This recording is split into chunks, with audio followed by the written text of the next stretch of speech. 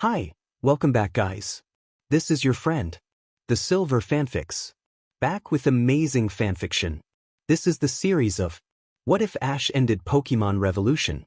Now before starting, please give this video a like and subscribe to the channel if you want more videos like this. Now let's get into the fanfic. It was a gray, cloudy morning over Pallet Town. One barely noticed the rising sun. Kent woke up to the clanging of the town's bell. Like any child, he would have loved to ignore it and fall back asleep. But this was too important a day to do that. Slowly Kent rose up and got himself dressed. Walking down the stairs of the small house for two, Kent saw that his mom had woken up early and made him the best breakfast she could. She was waiting for him at the table, her dusty quarry clothes on. She smiled warmly. "Good morning, sweetheart." "Morning, Thum." Kent sat down and ate his pancakes. They were dry, their small oven they had could only do so much, but Kent said nothing. For all he knew, this could be one of the last meals he had with Mom. "I got your report already." Kent's mother displayed a small checklist attached to a loop of string. Kent's school marks in agriculture, engineering, history, service, and medicine. Kent's marks weren't very high, he was an average student. But not too bad, which was cause for hope. Now though, that part of his education was over.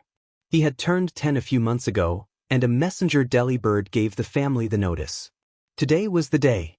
Soon a transport would arrive to take him to the old Pokemon lab, where his future would be determined. They both ate breakfast in silence. Kent's mother was optimistic, but Kent was very worried. What if the ministers heard about that thing? What if Adon was right and his next stop would be the mines?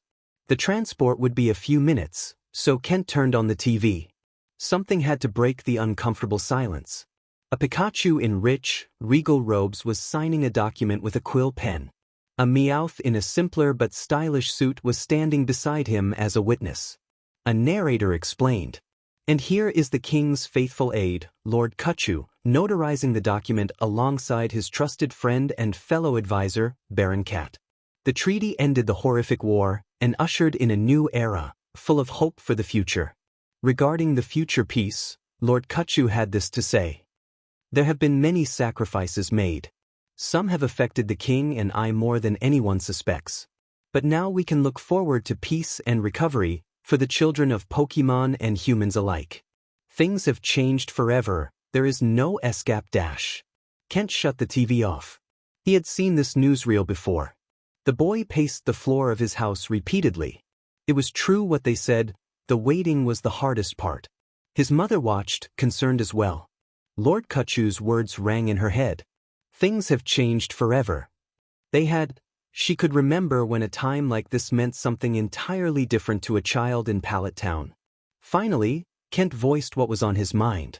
"Mom, will they send me to the mines?" Mom was shocked by the idea. "No. Of course not. What made you think that?" On our last history test last month, I said it was Lord Achu and Adon laughed and told me I was mocking the rulers and they would send me overseas to the mines. His mother stopped him and looked him in the eye. "Listen, sweetie. They do not send anyone to the mines for that. You are not going to the mines. You are a good, smart kid. They only send criminals to the mines." "You sure?" "I'm sure. You'll go somewhere better than the quarry. I know it." A noise on the driveway alerted them to the fact a transport had arrived. Kent and his mother looked out. A gray bus with the words, "Recruiting Lab," on the side was waiting. It was for Kent. In a way, they were glad the transport had arrived now, and not after the bus to the quarry took Kent's mother. Now she could see Kent off. She gave him a hug for good luck just outside their small home. Kent took a deep breath and walked aboard the transport. The driver, a burly Machamp, closed the door and drove off. Not all the children were as scared as Kent was. Some chattered excitedly. A few boasted they would work in some of the ministers' mansions. Most hoped they would go into their favorite vocation. Some were praying they could stay close to home, and others were eager to go overseas and see more. Adon saw Kent and smirked.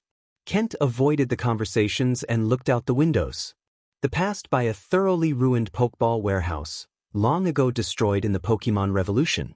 Wretched men and women crawled through the wreckage, hoping desperately to find a ball that would make them masters again. Police Arcanine, Vigoroth and Skarmory chased them off repeatedly, but they always returned, clawing like rats at a dead past. The Pokémon Center, on the other hand, had been expanded and fixed up to the point where it looked like a shrine. The Pokeball symbol had been removed, of course. The building itself had been elevated. It had once been little more than a hospital, but now it served as custom apartments for Pokémon. Ken had gone in once on a service assignment. Even the smallest apartment was better than his home. In front of the building was a large statue. It depicted King Mutuo, a powerful figure in armor and cape, holding his hand up in triumph.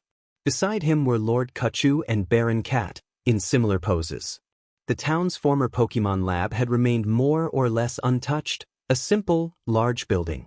It had often been petitioned that the place and labs around the world be demolished, but Lord Kachu had held a referendum that declared the places be preserved, out of respect for the past era.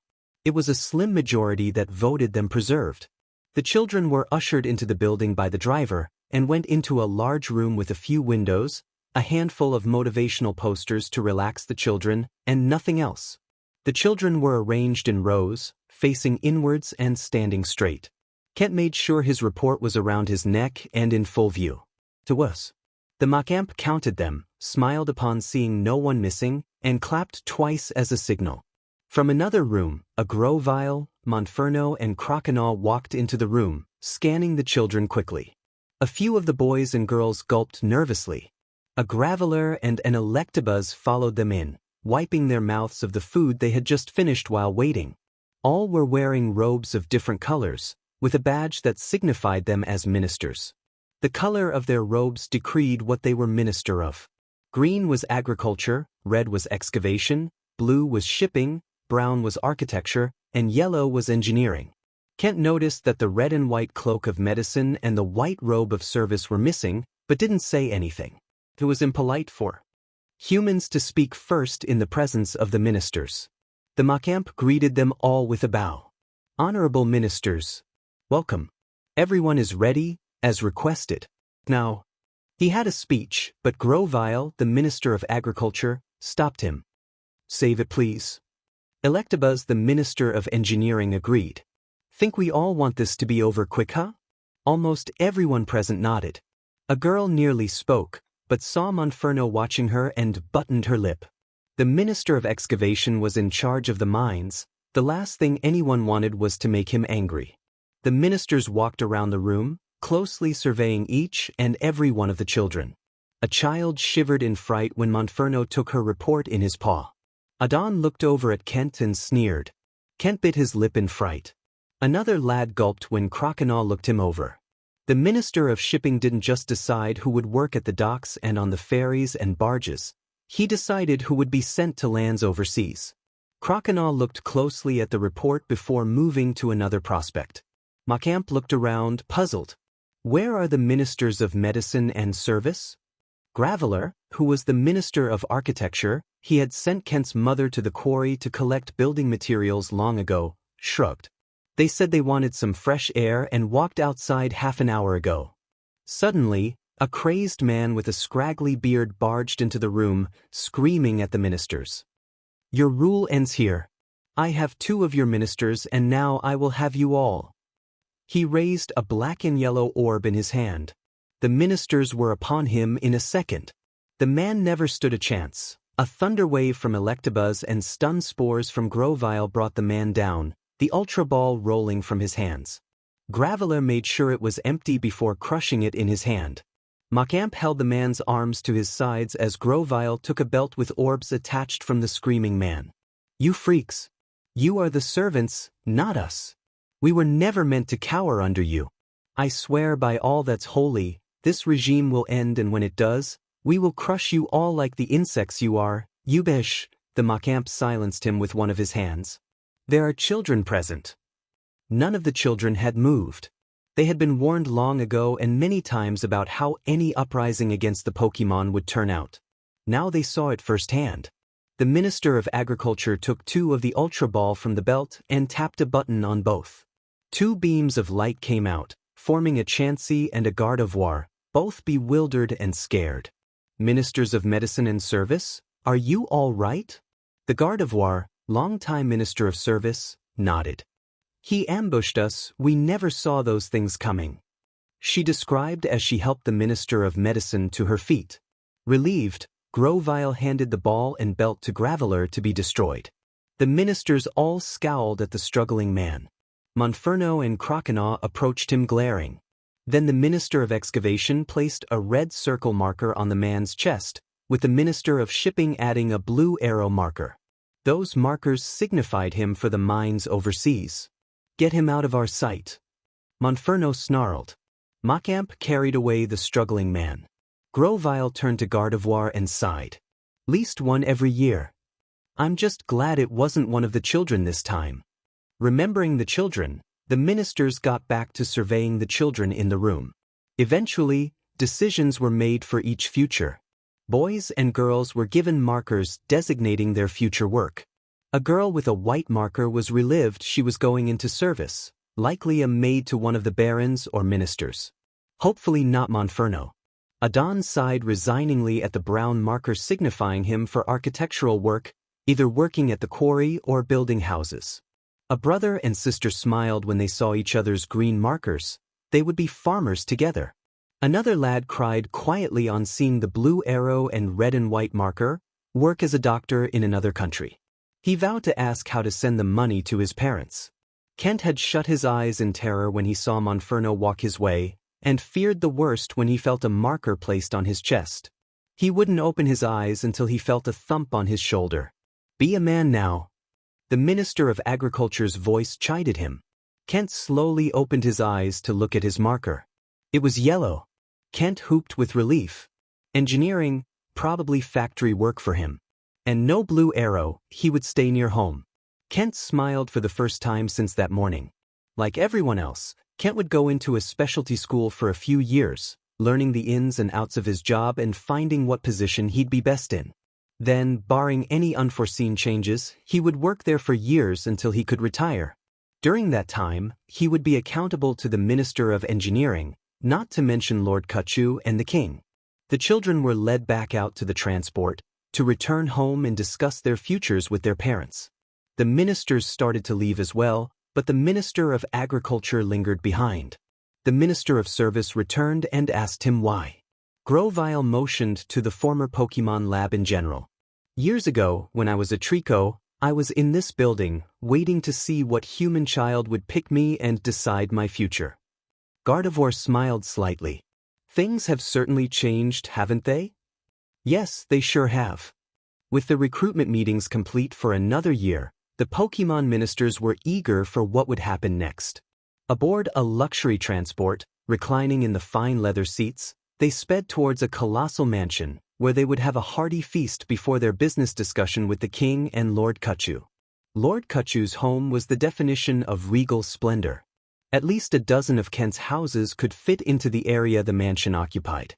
Statues of Palkia, Dialga and Arceus watched over a beautiful entrance garden, leading up to wooden doors with intricately carved murals of legends of the world.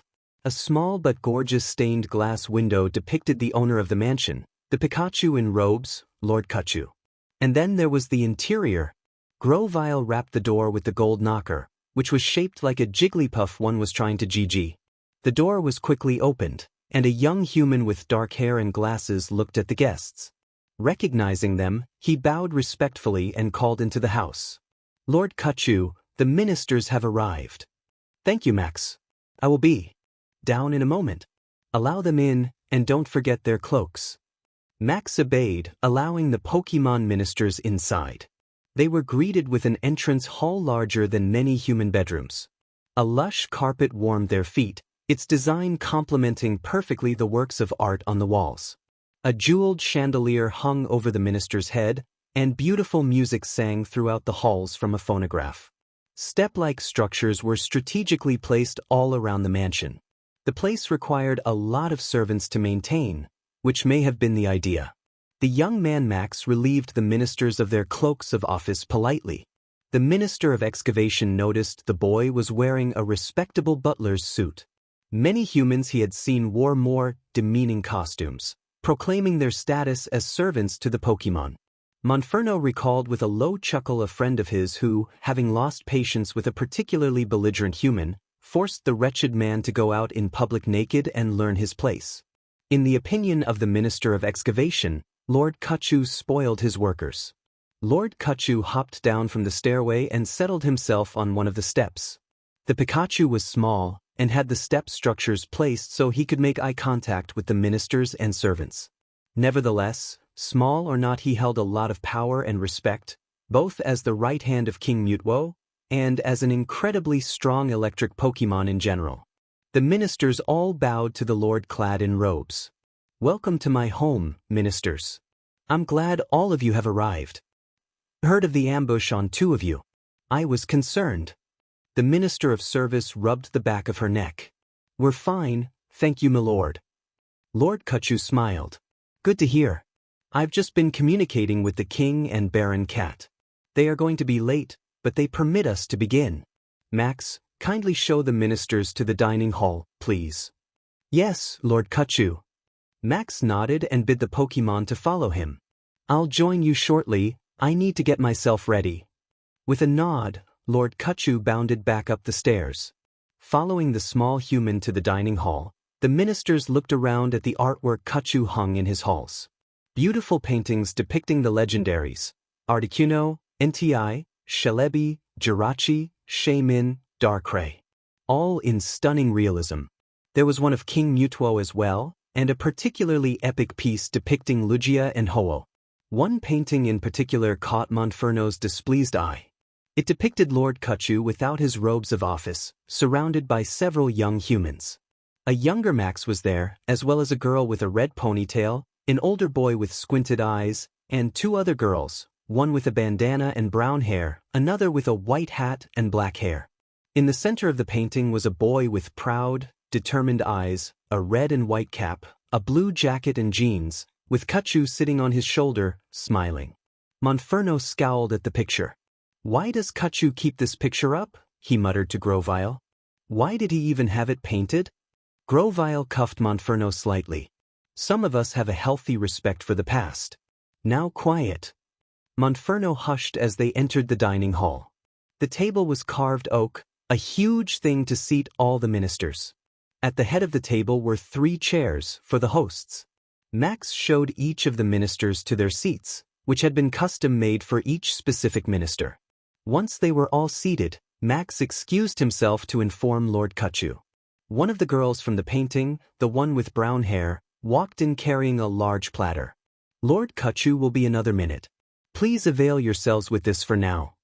Placing the platter on the center of the table, she lifted the lid and revealed a salad consisting of rice cakes and gourmet ball of meat. The ministers helped themselves, all except for Monferno, who wouldn't touch the food on principle. It was based on the poke food the humans had fed them before the revolution, back when they were servants for their games. The others enjoyed the rice and meat immensely. The Minister of Architecture called out to the girl. "Delicious as always, May. Give my compliments to the chef." May smiled as she left the room. "I will tell Brock you enjoyed it, Minister." The ministers sat back in their seats, looking around the room. Another beautiful chandelier watched them from above. Around them were more paintings, abstract works of art depicting peace, hope, and contentment. A record player played a wonderful composition by a famous Pokemon conductor, a tune the Minister of Engineering caught himself humming to. The Minister of Excavation tapped his silverware against his goblet impatiently. Fortunately, the ministers did not have to wait long. Lord Kachu, in a slightly less fancy outfit for dining, walked into the room with a smile on his face. Beside him was the boy from the painting, the one with the cap.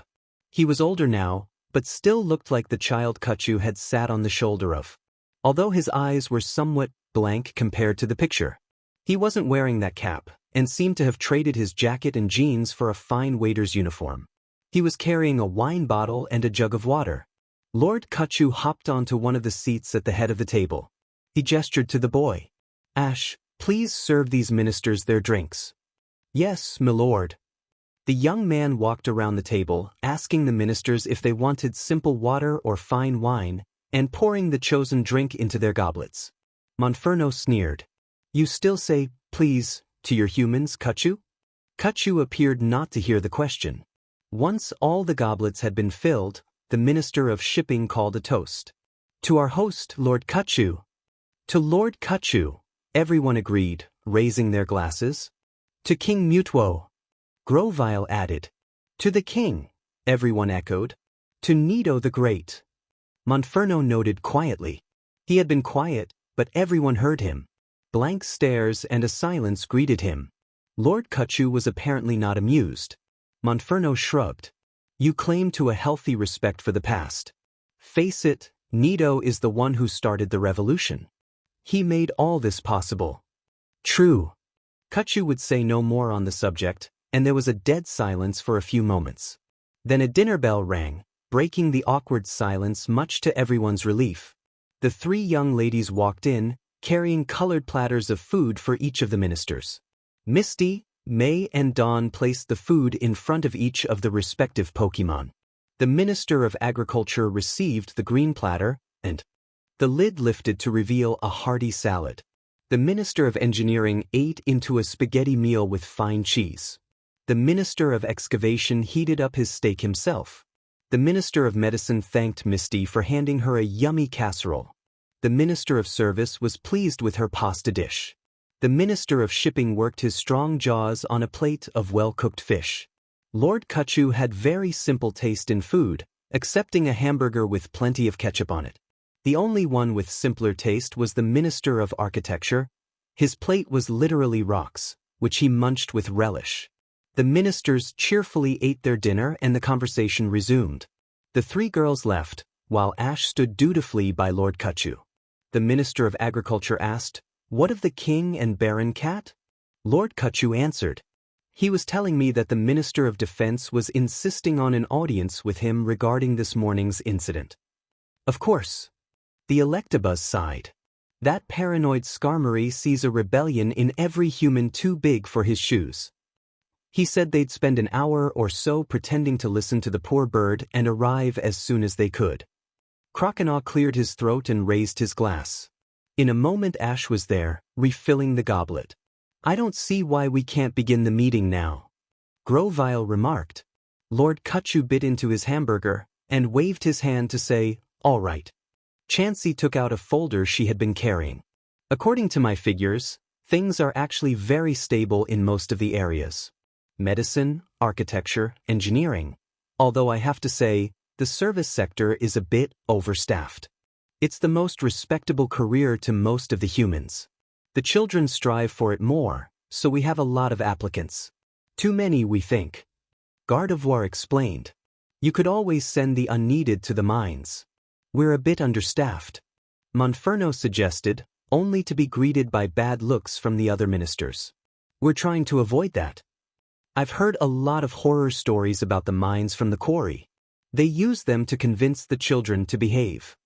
I remember a couple weeks ago, 2 women I was transporting to your mines threw themselves over the railing without life jackets rather than disembark. Croconaw added, they're terrified of the place, these humans. There's a lot of truth to those stories. I've seen those mines. Lord Kachu made an announcement. So have I and the king.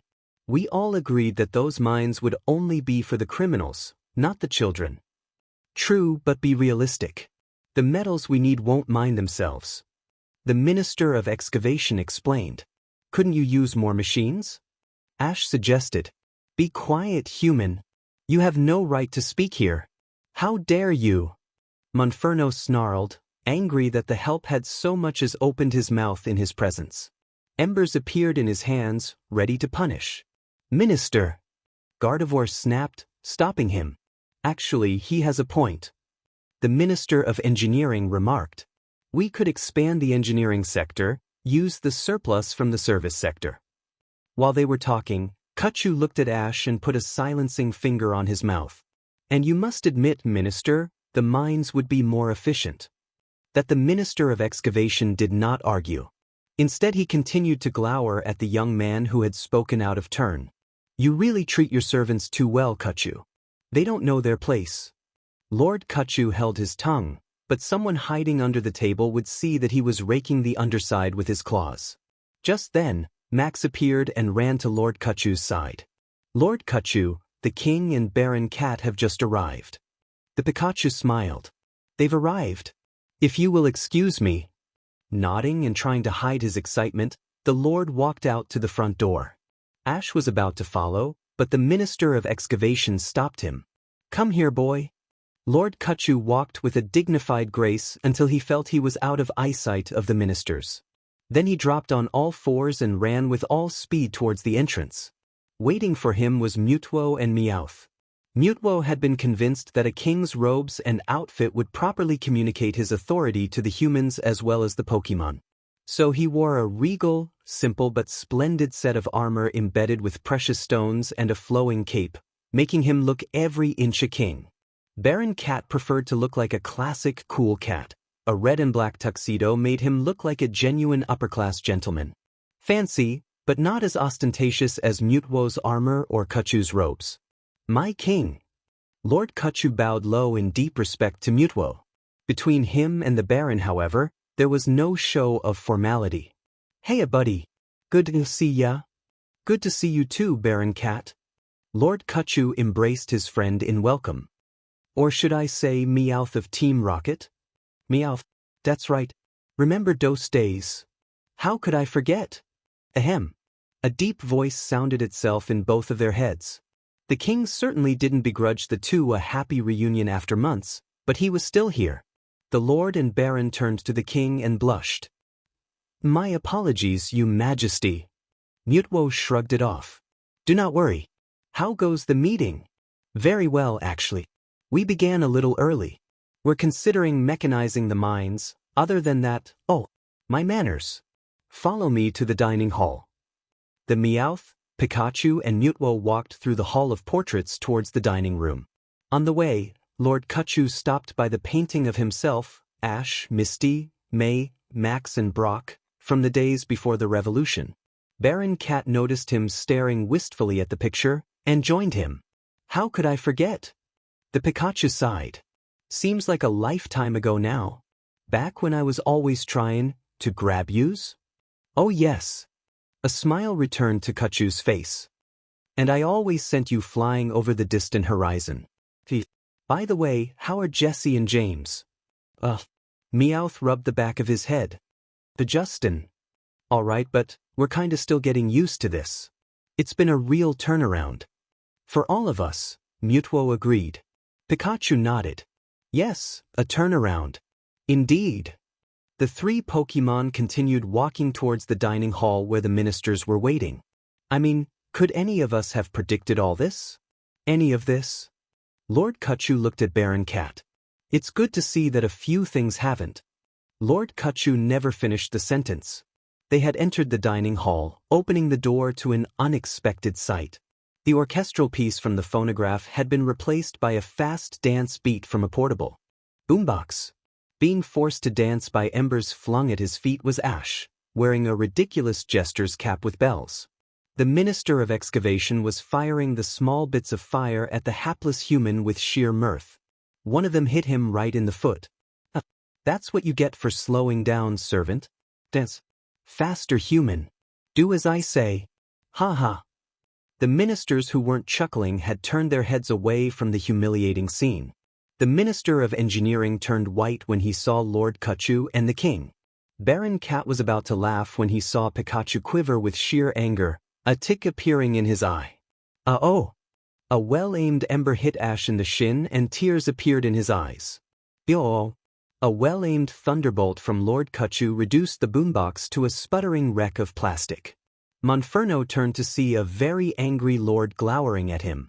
The rest of the ministers held their scared breath in the dead silence. Ash stopped dancing and tried to catch his breath, nursing his burnt shin. Lord Kuchu quivered with rage for a second, then, doing his utmost to remain calm, he took a deep breath and spoke. Ash, you go to the infirmary.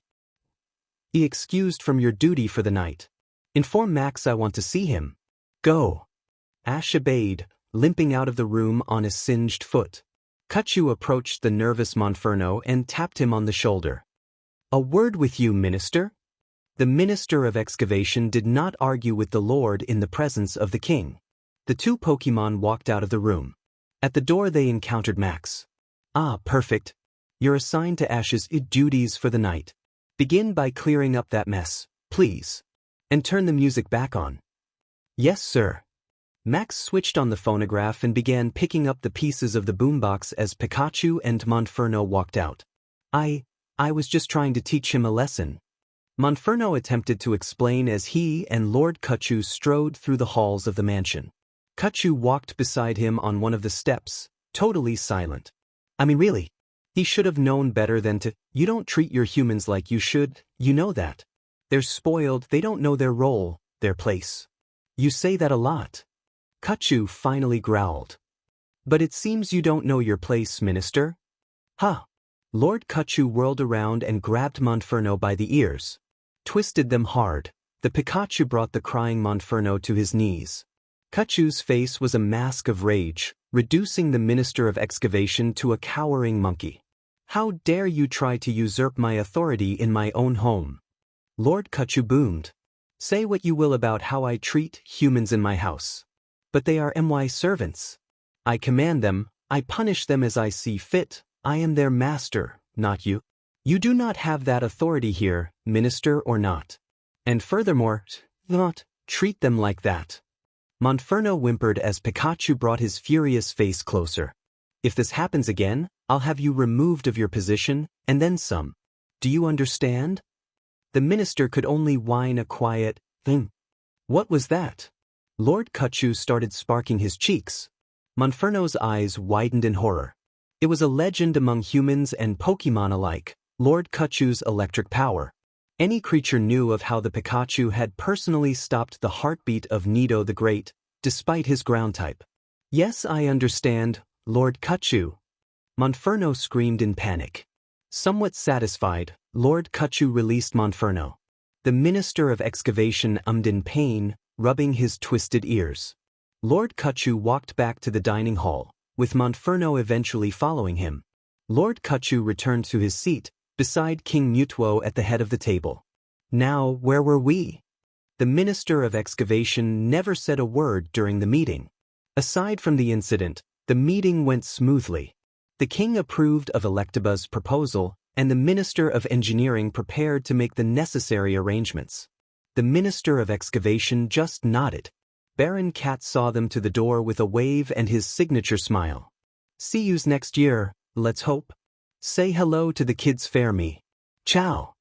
The ministers waved back as they boarded the transport that would take them to their own mansions. The king simply flew off to his home, the isolated new island, where he could think. Baron Cat walked back into the halls of the mansion where the Lord Kachu lived. He would join his own transport soon, but he felt that he should speak to Kachu first. He had asked for a minute alone once the meeting had ended, and he hadn't come back to see the ministers off.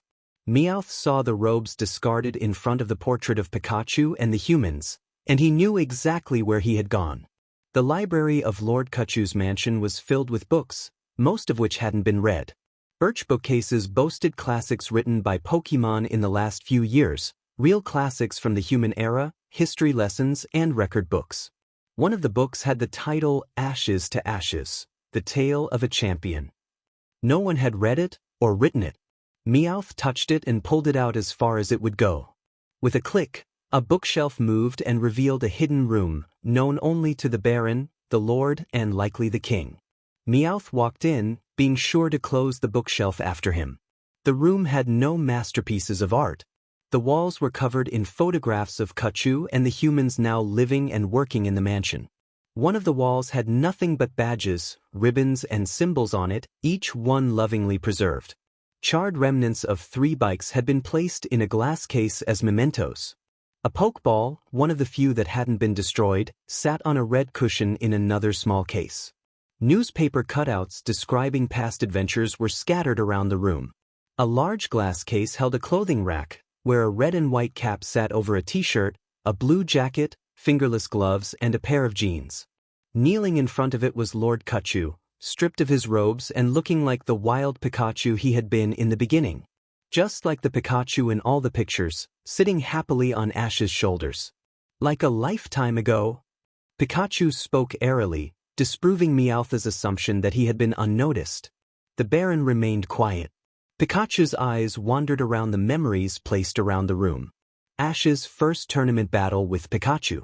The tablet describing Ash as the chosen one. Bianca or Latia's picture of them both. Do you remember how he was before all this? Meowth sensed he wasn't really being asked, but answered anyway. How could I forget? He was so brave, proud, strong, nobody told him what to do. Nobody. A news still of Ash chasing after NTI. The denied request to become a frontier brain. The certificate from the Orange Islands. Meowth had to be blunt. Those days are over, you know dat. Pikachu had tears in his eyes now. I know, but... Ash in his hero's costume. A recording of the radio drama he had appeared in. Sue seeing him humiliated like that, I couldn't. A picture of Ash with his now-deceased mother. It was all I could do to keep from snapping that minister's neck. Pikachu got up and started teetering. Meowth approached his friend slowly. Buddy. Ash in his pajamas, holding Pikachu for the first time in Professor Oak's lab. The dam burst. Lord Kachu sobbed hysterically into Baron Cat's chest. Meowth didn't say anything, doing his best to comfort his friend. The eyes of the past watched the two in the room of bittersweet memories. Kachu got his breath back. We should have done something. What could we have done? Meowth was starting to cry now. We should have done something. When it was starting. Maybe we could have. Buddy. He tried to do something, it was just too late and we had to, too late. May blowing out Max's birthday candles. Brock with his huge family. Dawn holding her contest champion trophy. Jesse and James mugshots. Now all we can do is hire them as servants so they have a roof over their heads and not go to the mines. Pikachu began crying again. Lord Kachu cried until he fell asleep, and Baron Cat carried his friend out of the room.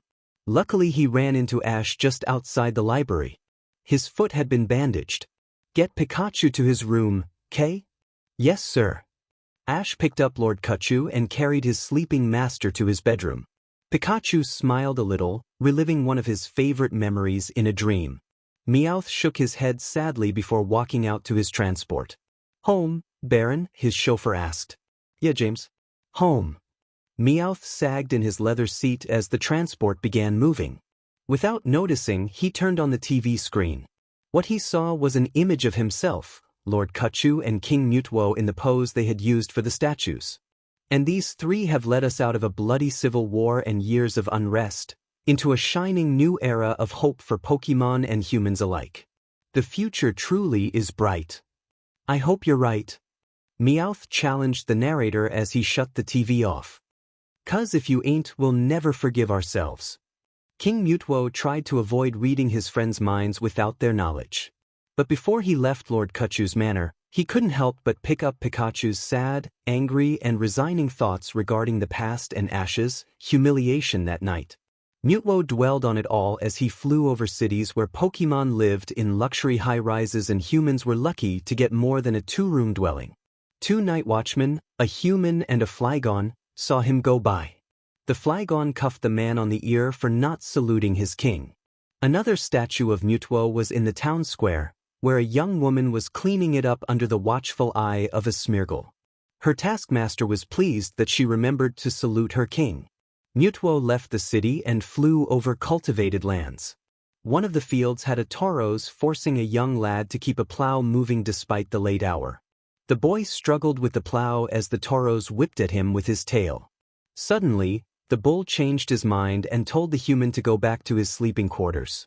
The boy was happy to obey. King Mutwo, of course, had nothing to do with that. Mentally noting that farmer for investigation, Mutwo headed out towards the sea. The docks were dead of activity, Pokemon and humans alike having bedded down for the night. Most of them, anyway. A ruckus from a cruise liner told the king and anyone within earshot that one of the captains decided to have a party that night. A woman tried to sleep on her hammock on another ship, covering her ears to block out the reveling of the Squirtless, Piplups, Ludicolo and Politoads aboard the party boat. Mutwo kept flying further and further out until he reached his home, New Island. He had completely reconstructed his palace, the one he had built the first time he had intended to be ruler of the world. The windmills turned in the wind as he flew in, placing himself in the building. A spiral staircase led up to a private room. He had no servants here. He came here when he needed to be alone.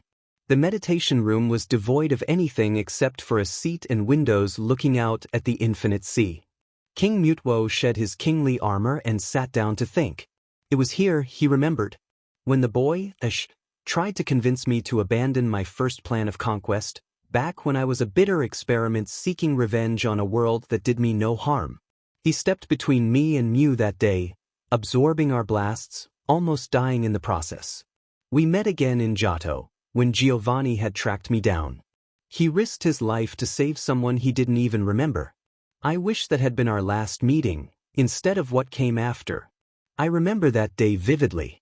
It was in a prison cell, dark, cold, only having light from a single barred window. His hands were bound in energy cuffs, his face marred with dirt and scratches from a fight. I was sitting across from him, speaking to him. I told him I had two options. He could be executed for attempting to start a revolution, as Nido the Great had wanted. Or I could make him more accepting of this new era, as they called it, and put him in the care of his best friend. He asked if there was a third option, and I told him the truth. He screamed at me, called me a liar, traitor, hypocrite, ingrate, monster, tyrant, freak, coward, and more. I let him rant. I wondered if I deserved those titles, but when he stopped to catch his breath, I looked him straight in the eye and told him something I have never told anyone since. This was not me. It would be difficult to pinpoint where the great change originated. The revolution? The battles? Or even sooner, when Pokeball were invented and the creatures were used for entertainment, or when they became less like partners and more like tools, not that the accusing finger could be pointed solely at humans. But most agree that the revolution began with Nido the Great. A Nidorino under a particularly cruel trainer, he came to believe, as I had once, that humans were irredeemable creatures, treating Pokemon as slaves for their own glory and amusement. That despite all their power, Pokemon would be unjustly subservient to their trainers, unless someone did something. So he resolved to do something. Abandoning his trainer, he evolved himself into Nidoking, took the name Nido the Great and began a movement. It was underground, well hidden and well organized. He reached out to Pokemon around the world, himself or one of his followers. He had a small group at first, but by spreading out his gospel of revolution to the four corners of the earth, he soon had an overwhelming army. He spoke that the time had come to destroy the status quo once and for all. He spoke that Pokemon had once been rightfully worshipped as gods by the humans. He spoke of how our power made us rightfully superior. He spoke of how humans would degrade us more and more unless something changed. He spoke of how Pokemon could change everything forever, forge a new era where we were in our rightful place. He was clever, charismatic, a powerful speaker. He convinced Pokemon under cruel trainers to join his cause, wild ones who had lost friends and family to the trainers, those who had felt abandoned, even the legendaries themselves were convinced. He soon had a legion at his command, training them in secret. I knew nothing of this, I'm ashamed to say. I was always detached from human and Pokemon affairs. Pokemon who were not involved in the matter, including Meowth and Pikachu, knew nothing either. Then, on a day forever etched in memory, they struck. The Pokeball business was struck first. Explosions tore apart the factories, and well-coordinated attacks by both the common Pokemon and the legendaries destroyed the shipping firms and warehouses. Stops were burnt down to the ground, and Pokemon centers were taken over, usable only by those loyal to Nido's cause. Then the army targeted the cities themselves. Pokemon who had known nothing of Nido before began to join the revolution, rebelling against their trainers. Faced with an army of creatures wielding the very elements against them, many humans surrendered before the first city, Viridian, was conquered. A quick-thinking Kirlia who would become the Minister of Service established relief camps for the humans who surrendered. Men, women, and children were shuttled into these camps, which were thought to be temporary relief. They sadly became the safest places in the world for the humans. All involved had hoped that the revolution would be as quick and bloodless as possible. It wasn't. For every human that surrendered peacefully, it seemed there were 6 more who wouldn't give up their status as masters. Many of them still had Pokemon, loyalists, Nido called them with disgust, who still served their masters. They resolved to fight to the bitter end. A long, bloody war ensued. But against Nido's immense army, and the very gods themselves, the humans stood no chance. The cities and countries fell, in rapid succession, to Nido the Great. All humans who did not surrender were killed, as well as all Pokemon who didn't join Nido's cause. The battles escalated. The relief camps became almost as crowded as the grave grounds, where corpses were placed because there was no time for burials. With the legendaries themselves fighting, the very fabric of the world was stretched to its breaking point. Storms tore the sky apart, the earth became brittle, the seas boiled. Pikachu and Meowth had been among the ones still loyal to their humans, even as their teammates left to join Nido's revolution. They did their utmost to keep their friends away from the war. But Ash would not run forever, and it became clear there were fewer and fewer places to run to. With the war becoming worse every day, Pikachu and Meowth became desperate for their trainer's safety. When word reached that the army was approaching them, the 2 Pokemon did something they have never been able to fully forgive themselves for. Placing drops of a powerful sleeping powder into their trainer's food, they knocked out their humans and had them smuggled into the relief camps, where they would avoid the notice of Nido's conquerors. It was a risky move to save the children's lives, and they were certainly not the first or last to do it, but they felt they had betrayed their friends.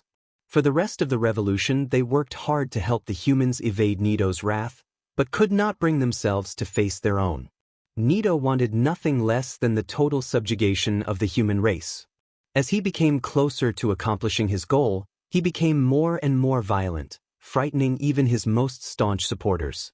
His tactics became more ruthless, burning civilian homes and threatening to destroy the relief camps, convinced they were being run by loyalists. At first, the deaths could be excused, as far as the revolutionaries were concerned, as collateral damage. It was a revolution. But as things progressed, even his closest followers sensed that he was becoming unhinged. 2 incidents settled the matter. The first one was when Nido had his trainer brought before him, or who he thought was his trainer. Whatever the case, he drilled right through the heart of the man, laughing over the dead human with blood all over him.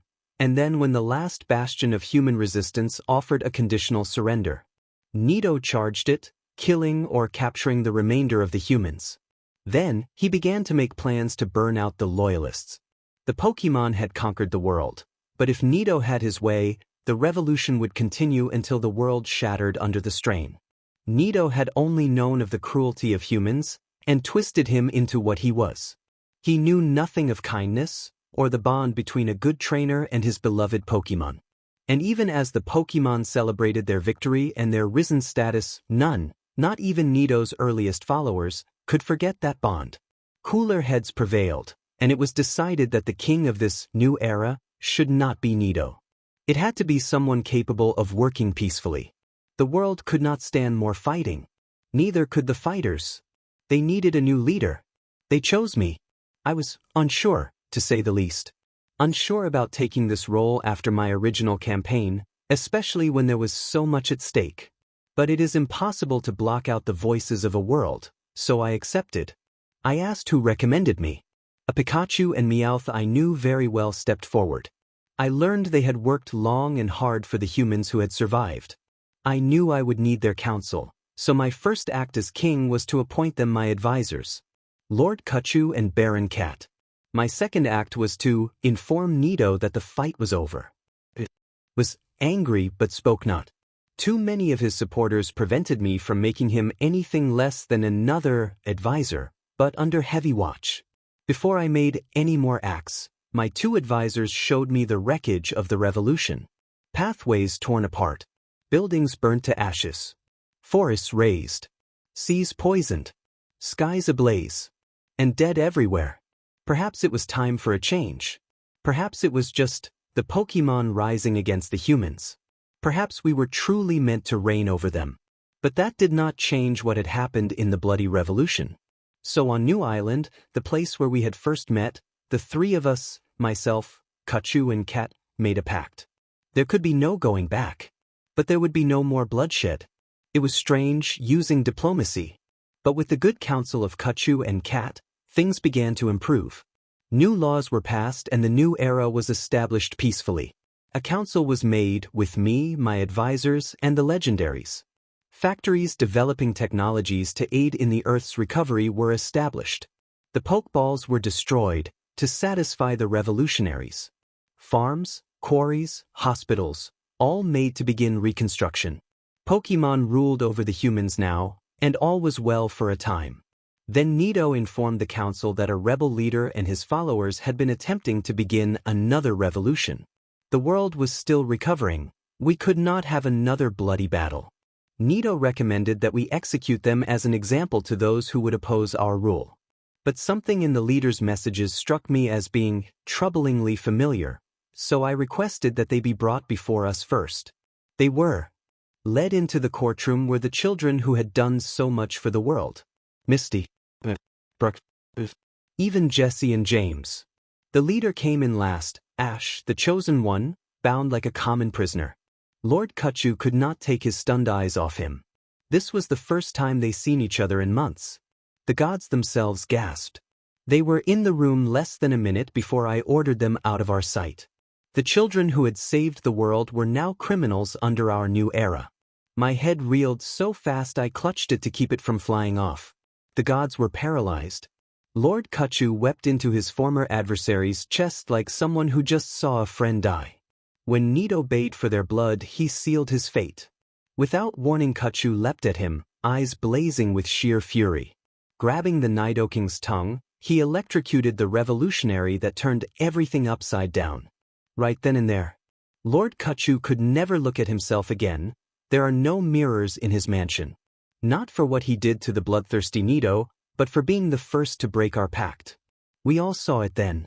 Our new era was no less oppressive than the humans had been, if it wasn't even more so. We all wanted to do something then. Unchange everything. But it was too late. Far too late. The world had changed forever. The Earth was at its breaking point. Even the fabric of time and space had been strained beyond belief. A revolution, a terrible bloodshed, had happened. A peace had been established. The world was just recovering.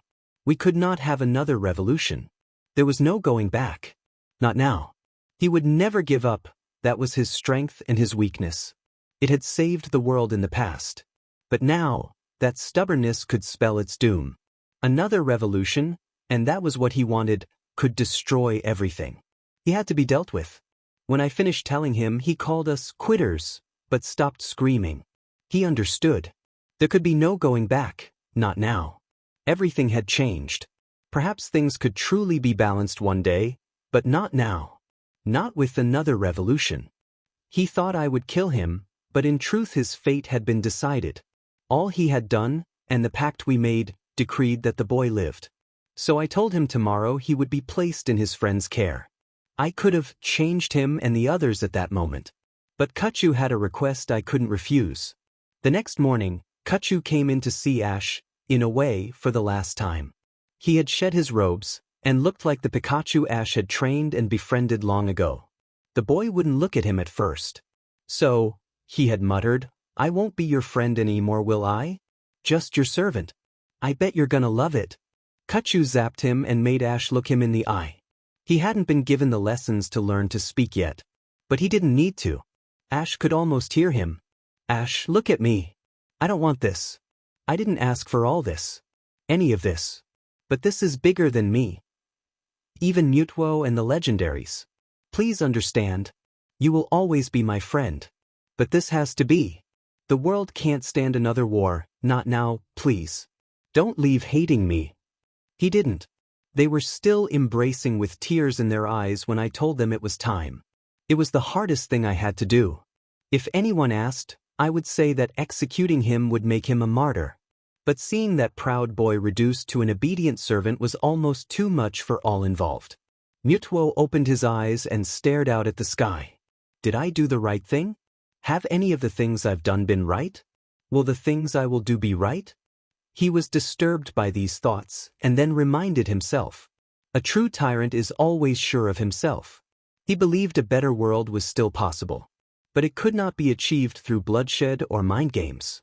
It had to be through hope, faith, understanding. That was what he had to spread now. He could not force attitudes to change. They would have to change on their own. But a truly balanced world was still possible. That was why he hadn't completely erased all that was Ash Ketchum. He merely put it to sleep and locked it away, ready to return when it was time. When the world was ready, accept another new era. That hopeful thought made him smile as he saw the sunrise peeking through the clouds, announcing a new day. How many drops will it take? The small hooded figure asked nervously. Just empty the bottle into your human's food. You said one of them makes soup, so even if the pot is huge and everyone only has a sip, it should work. The Bellissum explained, not for the first time. But won't there be an overdose or something if I? There won't be an overdose. We've tested it several times. Besides, we need them to be good and asleep for at least half an hour to get them into the camps. More is better. The camps? The disguised Pokemon whimpered. How'd it come to this? You're sure that your friends will be there in time? Yes. As I've said, we've done this before. It'll go fine. The Bellissum truly sympathized with her client, but she was losing patience.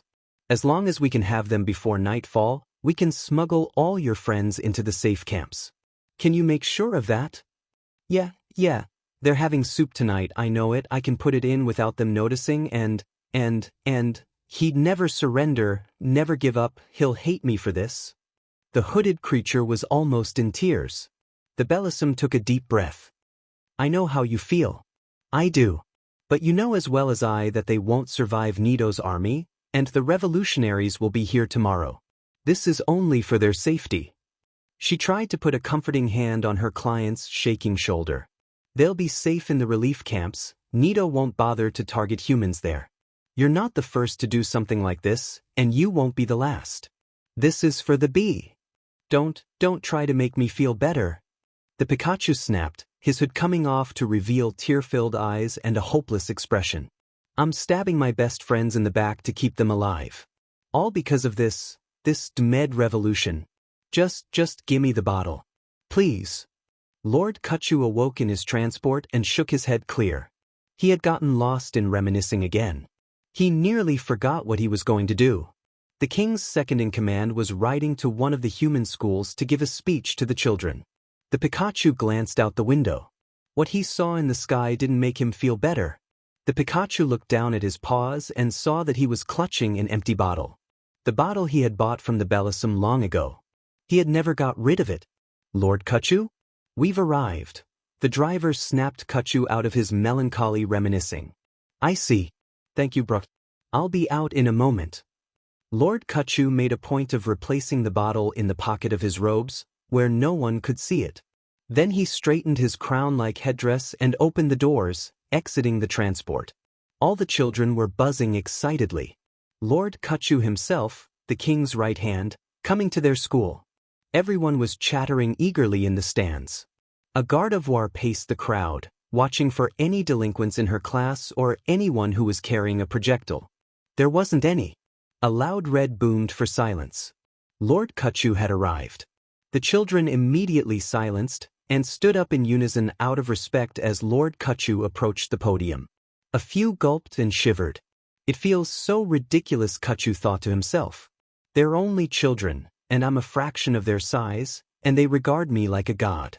But he stayed silent himself until he was on the podium.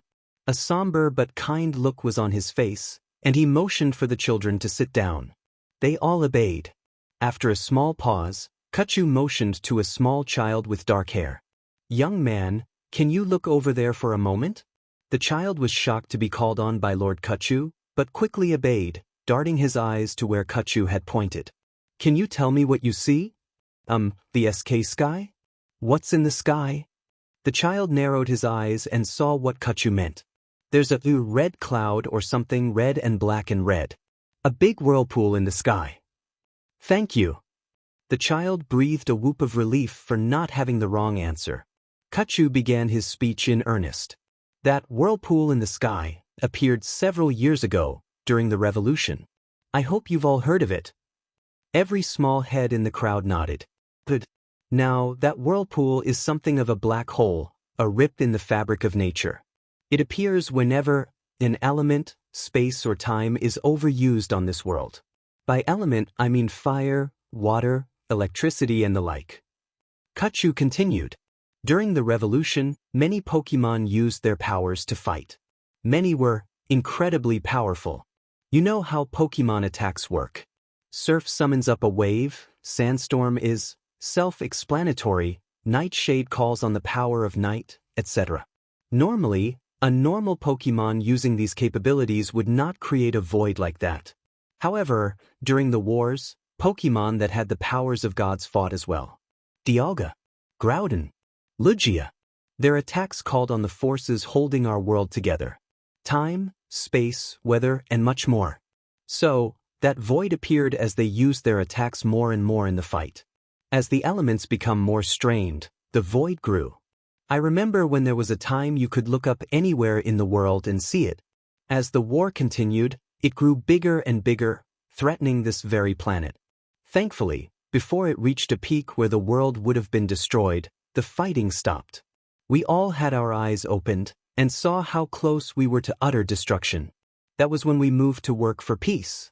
No more conflict at all. At any cost. Kachu sighed sadly before composing himself again. That was the years of reconstruction. When the new era began, and we started to rebuild the world peacefully. We refrained from using our powers for battle again. And as you can see, the void has shrunk. But it is no time to be complacent or slacking. It may be smaller, but it's also more condensed, for lack of a better word. It is still very dangerous. If another battle, even a fraction of the size of the Great Revolution occurred, the rip can regain its power and destroy everything we have worked so hard to rebuild. Every face in the audience was white. They all knew he was telling the truth. That is why peace must be upheld. There is too much at stake for another war. This world will not be able to handle the stress of another revolution.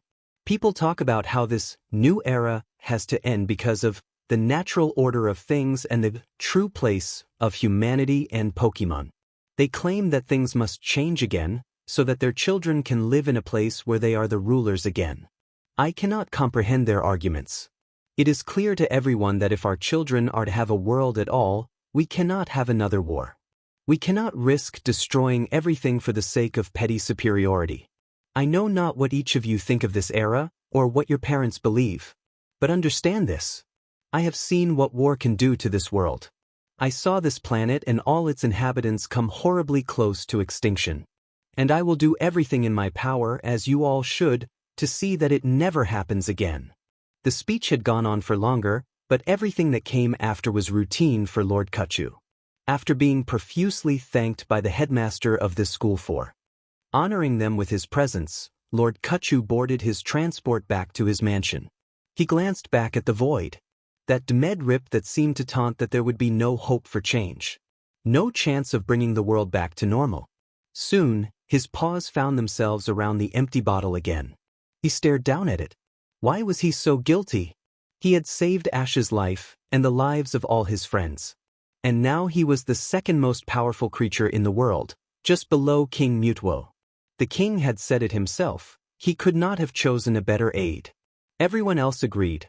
Lord Kachu's advice and policies were instrumental in rebuilding this world after the ravages of the revolution. All the experts said that if it weren't for him, there might have been more destruction at the hands of the insane Nido the Great.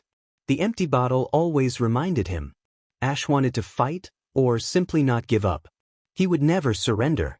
But Nido's army would have killed him, or worse, they had panicked, Pikachu and Meowth.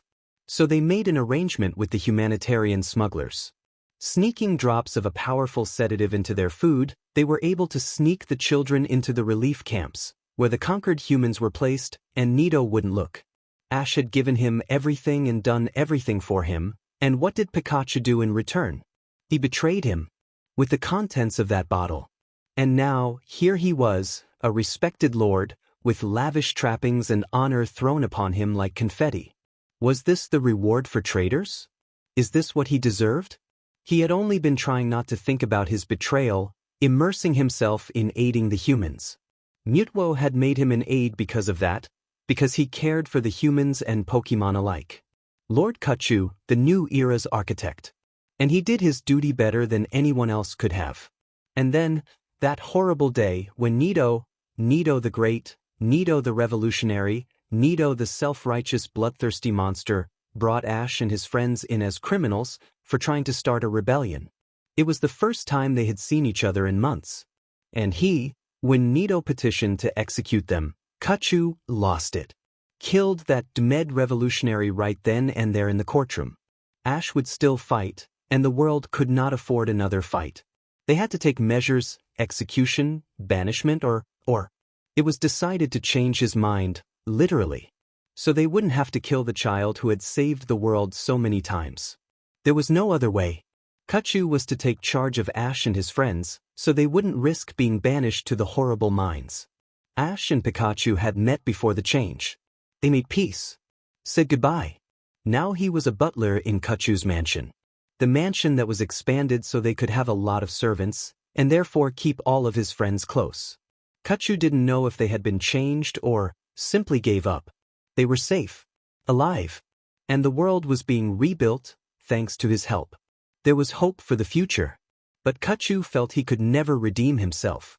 Not until that void was gone from the sky for good. And when that day came, hurry up with that food. That was something M had heard every day since the Pokemon Revolution had ended. It seemed as if it had been every day of her life, but the girl couldn't waste any time with reminiscing. The young cook quickly added the last ingredient to the stew and stirred rapidly, waiting for the telltale signs of readiness. She hoped they would show before the head chef bellowed again. That Wartortle had a good yell. Come on. Baroness Gorax isn't the patient type. The head chef stuck his blue head through the door, speaking in a somewhat more reasonable tone. I'm not gonna lose my best customer because you couldn't. It's ready, sir. Grabbing a pair of oven mitts, she grabbed the side of the huge pot. It was a large load that would normally be considered too heavy for a girl her size to carry. But with a little effort, M quickly waddled out of the kitchen and into the dining hall. The dining hall at the Sin no Gourmand Emporium was a simple, lowbrow place compared to a lot of other Pokemon restaurants, but it was still the most luxurious place M had ever seen. Each of the Pokemon customers had their own reclining chair and large table. The walls were a deep red color for hiding stains, and had multiple black and white pictures of food. They had originally been colored paintings, but one of the customers was kept waiting for so long he took a bite of the artwork. That was the incident that got the last cook expelled, and the rumors that circulated about what happened next. She didn't have time to finish her thought before the pot was snatched out of her hands. Baroness Gorax lifted the pot to his mouth and the contents spilled into her mouth, droplets of stew dribbling down the Snorlax's mouth. The Pokemon placed the pot down, belched loudly and chuckled. She turned towards the head chef, smiling. Delicious. You've done it again. Wartortle smiled a practiced smile and gave a practiced reply. Only the best for my customers, Baroness. The person who had actually cooked the stew, was completely ignored. In another time and place, she might have been offended. But she was quite used to this, having worked in kitchens ever since the new era had begun. Ever since she was a little girl. Besides, she didn't have time to be offended. Another order rang in, and the girl hurriedly grabbed the stew pot and bolted back into the kitchen to finish the Minister of Agriculture's salad, serve up Duchess Delcady's entree, and get started on whatever the Earl of something wanted for dinner. At the end of the day, a very harried M said goodbye to her fellow cooks, who all walked off to their respective human dwellings. Not all of them were looking forward to returning to their homes. M herself was in no hurry to get back to her condominium. In fact, she was keen on visiting somewhere else tonight. She locked up the kitchens and walked towards the back of the Emporium. The head chef was taking a swig with a few of his buddies inside the Emporium's VIP room. Very important Pokemon. No humans allowed. Recognizing that, M stood by the doorway and rapped the wall beside her, being careful not to set her foot in the room. At first, she wasn't heard or noticed. So what did this place used to be again? A Noctowl asked aloud. Contest hall. You know, where we'd dance and sing and the trainers I got all the credit if we was good and we'd get the blame if we got nervous and screwed up. A Hitmontop answered bitterly, spitting out the word human like a rancid piece of meat. I didn't it know. A Spinda slurred. I didn't it never the a conteft. Not never, ever. Just batleth. Were they like batleth? The Spinda had had too much to drink. Could smell the fermented berries from where she was standing. Might as well have been. I got stuck doing this triple-double kick combo, while doing ain't the right word. I couldn't do it and my trainer I always took it out on me, whammo. I ain't sorry he's gone. What happened to him? Who cares? All I know, first time Nito's recruiters came round, I said sure thing I'm in, tell me who'd kick in the face, long live the revolution. Cringed at the mention of the Nito and the war. It had begun when she was a little girl, she remembered all too well. Hitmontop continued boasting. You know, I once split a human's eye. Let's not talk about the war over drinks, boys. Wartortle interjected. He'd right, you know, he'd right. Didn't it want to talk about the war neither? You know, it was Kachu who, you know. Spinda let out a loud hiccup. Just then Noctowl noticed the girl in the doorway.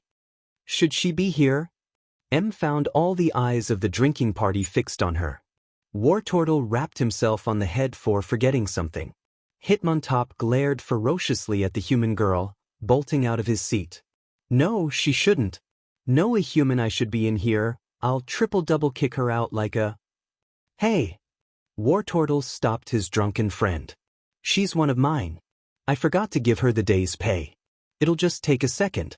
You don't hurt one of my humans, bucko. Bet hides she in it in. Her feet didn't it cross the door. I can thee that, you can thee that, we can thee that, thee can thee that. Another hiccup. Hitmontop grudgingly sat back down, still glaring at the human. Wartortle calmly walked over to and took out a bundle of cash from his briefcase. Here you go. It really wasn't much by anyone's standards, but for it was enough. Especially tonight. Nodded and smiled politely at her boss. We shouldn't be paying, did they pay us? No, they don't deserve to get paid. Hitmontop sullenly muttered. Shut up. Wartortle silenced him. Yeah. Thud up. Wartortle turned back towards the girl. You're not always this vigilant about pay. I used to pay you the day after, and you didn't mind. What's the occasion? It's a special night. Thanked her boss and walked away, leaving the Wartortle to return to his drinking buddies. Where do humans go anyway with their pay? Who cares, the dump for all I care, or maybe one of those stupid memorials, why'd they let them build it? Let's talk about something else, boys. Wrapping her coat around her for warm, trudged through the back alley purposefully. Before she had set out, she had recounted the money she had saved up to that day. It was enough for tonight. Walking past the posters of Kachu, Cat and Mutuo, the girl headed for a darkened door in a distant wall. She had been given the location and password for this place months ago by a coworker. Had initially scoffed at the coworker, but now here she was. Looking around for a brief second to make sure nobody was watching her, rapped on the door at the end of the alley. A slide opened and two eyes glared at her. Password. Recited the password in a practiced tone. One cannot survive by dreams, but one cannot live without dreams. That seemed to satisfy the eyes. The shutter clicked shut and the door grudgingly clicked open. Slipped through the doorway as quietly as she could. A Hitmonchan door Pokemon swiftly slammed the entrance shut behind her. First time? It asked in a gruff voice. Why yes. Answered. One of the Hitmonchan's fists pointed in a specific direction. Desks that way. Should see the prices and the rules somewhere. Read the rules. Don't cause any trouble. You'll never be back in again, I never forget a face. Capish. Capish. Answered. The door Pokemon gave something resembling a smile and then turned its attention back to the door, waiting for the next visitor. A book custom-made for its hands was brought out, and then it was like wasn't there anymore. Realized it had other things to do than talk to her, so she promptly walked away in the direction Hitmonchan had pointed her. Gazed at her new surroundings in bewildered awe. From outside, the building looked like a nondescript warehouse. Inside was a different story. M walked down the carpeted hallway, listening to the noises of this place's customers. She quickly found out she could see the customers through the one-way mirrors on each side of the halls. The girl guessed the management installed them to make sure customers got their money's worth. At first glance, the human customers seemed to be doing nothing but talking to themselves in Spartan rooms, with a Pokemon watching them with amusement. But M could tell what the people were dreaming from what they were saying. One man was imagining he was the manager of a successful business empire, and the hypno that was with him was making that dream a reality. A Miss Magius in another room was helping a woman emulate her fantasy of being in a fairy tale. A lad was giving the beatdown on a bully with the aid of a Noctowl's hypnosis.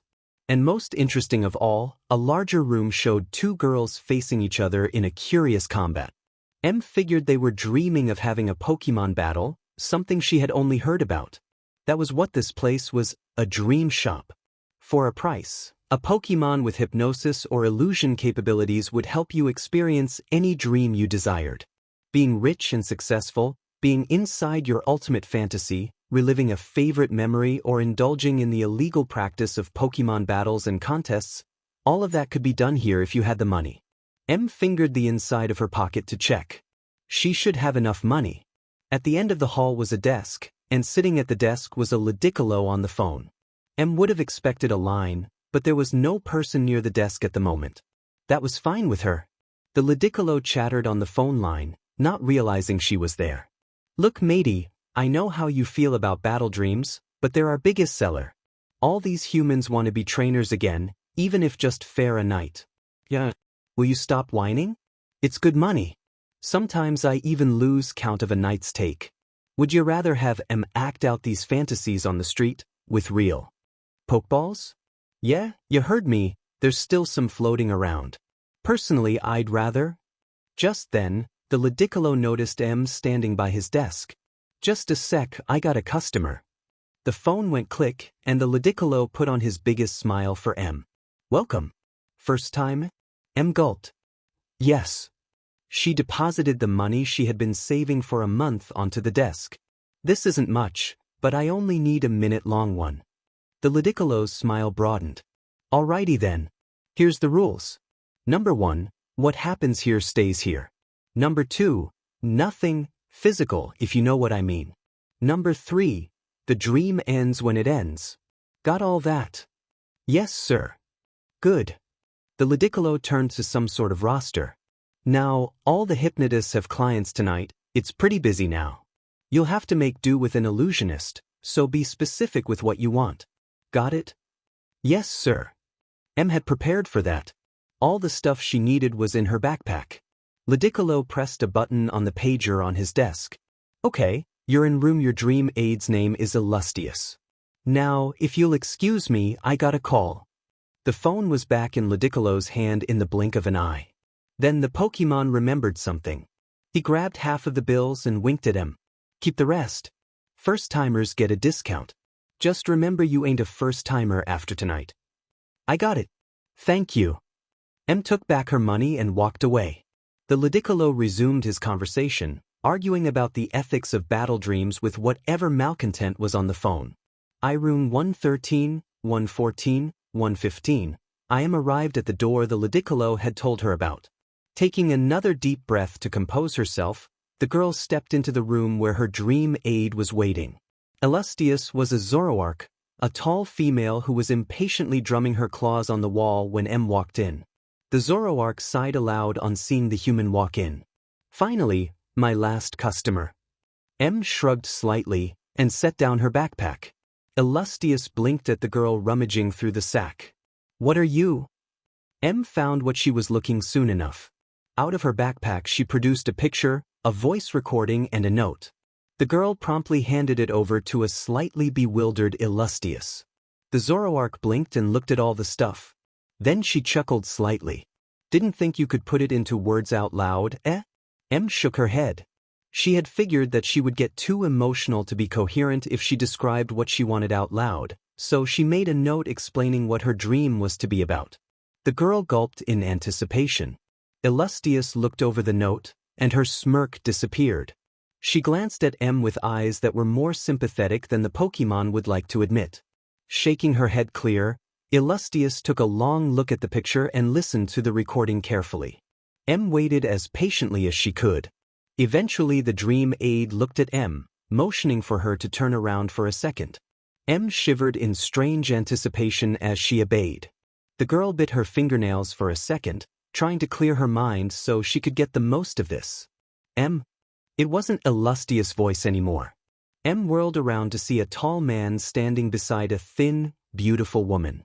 Both of them were smiling at her warmly. All three of them were standing in a large field filled with flowers of all colors. Mom. Dad. Tears appeared in M's eyes as she ran towards them. The girl wasted no time in embracing her long-lost parents. The parents she had not seen since the Pokemon Revolution, since she was a little girl. Wrapping her arms around her mother, M lost all of the composure she had spent years perfecting. I missed you so much. She felt the warm arms of her mother enfold her. It's all right. M still cried, overcome with emotion. Dream or not, she needed this, she had needed this for a long time. I love you. We love you too. We always have and we always will. For the first time in a very long time, M smiled.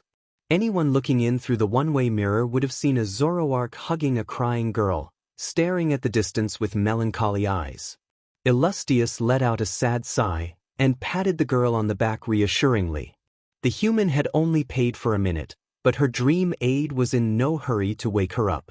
Max was rummaging through the library, trying to find an interesting book to read.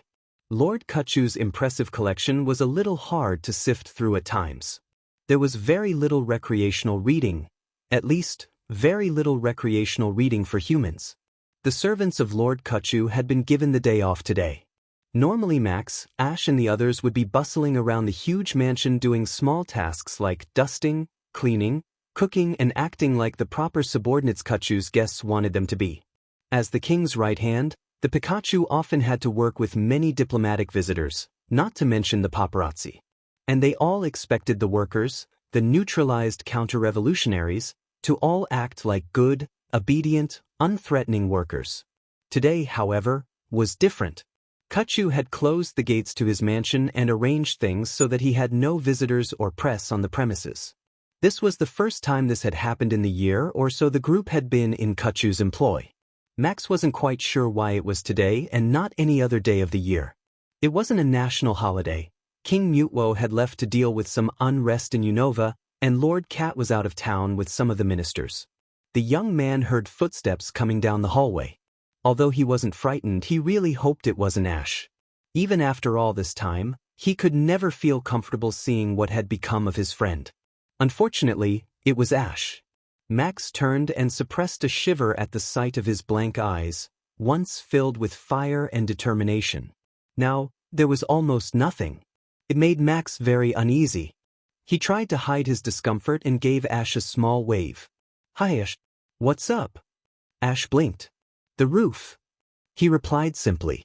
It was impossible to tell if he was joking or if the reference was totally lost on the mind-wiped boy. Max gulped hard, trying to maintain his weak smile. No, I mean what are you doing now that we've got a day off? Oh, I don't know.